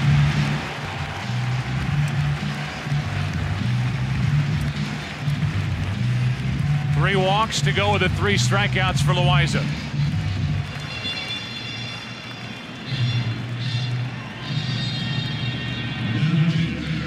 Joe Torre used to talk when he was in St. Louis and he had Lee Smith as his closer. And once he handed the ball to Big Lee, he was finished managing. In some respects, it's the same tonight with Loaiza, the last guy the Yankees have in their bullpen. It's Loaiza's game to win or lose.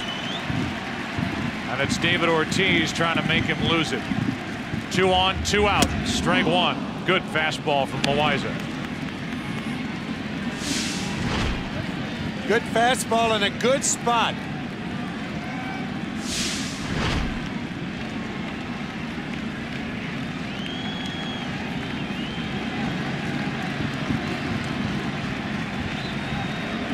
A hit can win it. Damon, the lead runner at second. 1-1. You say, well, be careful with David Ortiz. You can be. But I told you about the stats this year for Loaiza. All the walks. He's walked 3 since coming in. 2 in this inning. Minkiewicz is on deck. No 1-1. Ortiz had a rip. 1-2. That may have been the most hittable pitch the Red Sox have had from Loaiza in his outing. That ball, a fat part of the plate. Ortiz drives that ball. He's already driven one to left out of here tonight.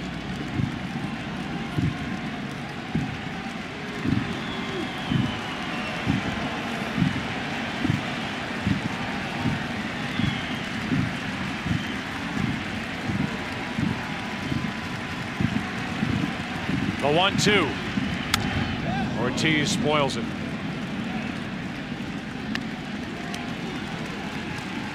Leskanic is still up for the Red Sox in their pen. Wakefield at the moment still in the game, and Rodriguez, Sheffield, and Matsui would hit for the Yankees in the 15th. They're already in the 7th in Houston. This game started 3 hours before that one. The 1-2. Ortiz clubs it down the right field line, hooking foul.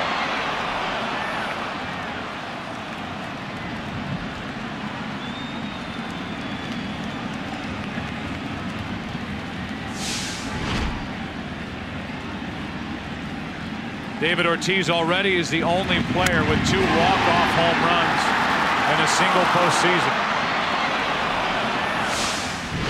Bernie Williams, the only other player with 2 in a career. Another 1-2. 2-2.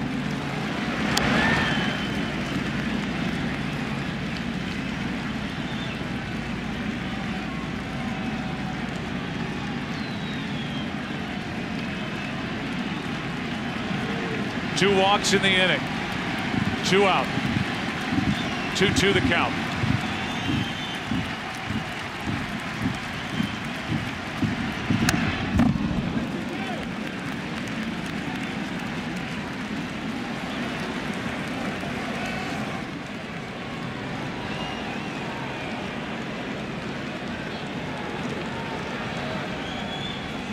longest game in postseason history by inning. 16, game 6 between the Mets and the Astros.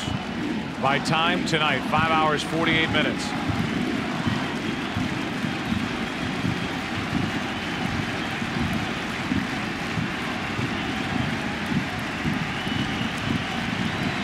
The 2-2. Another foul.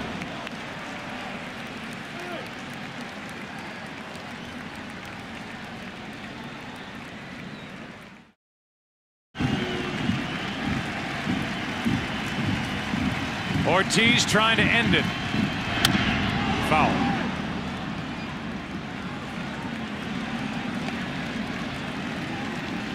Tenth pitch of this at bat coming to David Ortiz.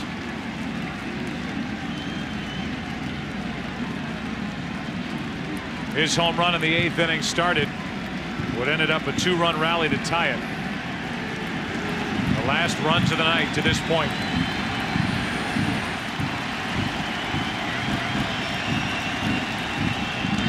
Ortiz fights it off center field. Damon running to the plate, and he can keep on running to New York. Game 6 tomorrow night.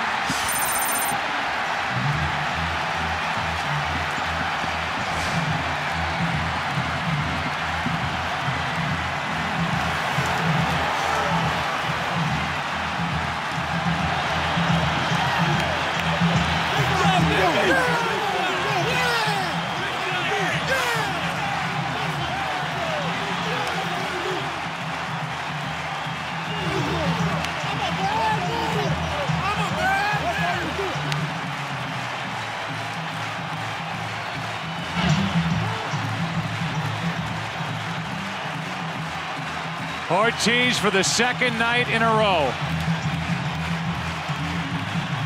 ends a game that lasts over 5 hours. This one took 14 innings, and you talk about earning your way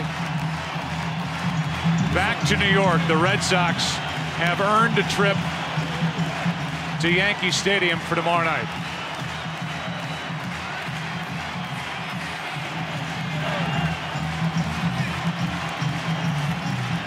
A game that started at 10 minutes after 5. Ended as the clock struck 11. On this. He didn't do it again, did he? Yes, he did. Sounded like he broke his bat.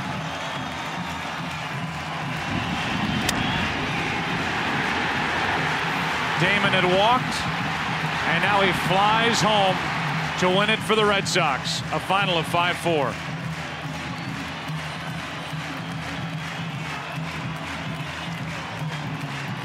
Our final score in 14 innings, Boston 5, the Yankees 4.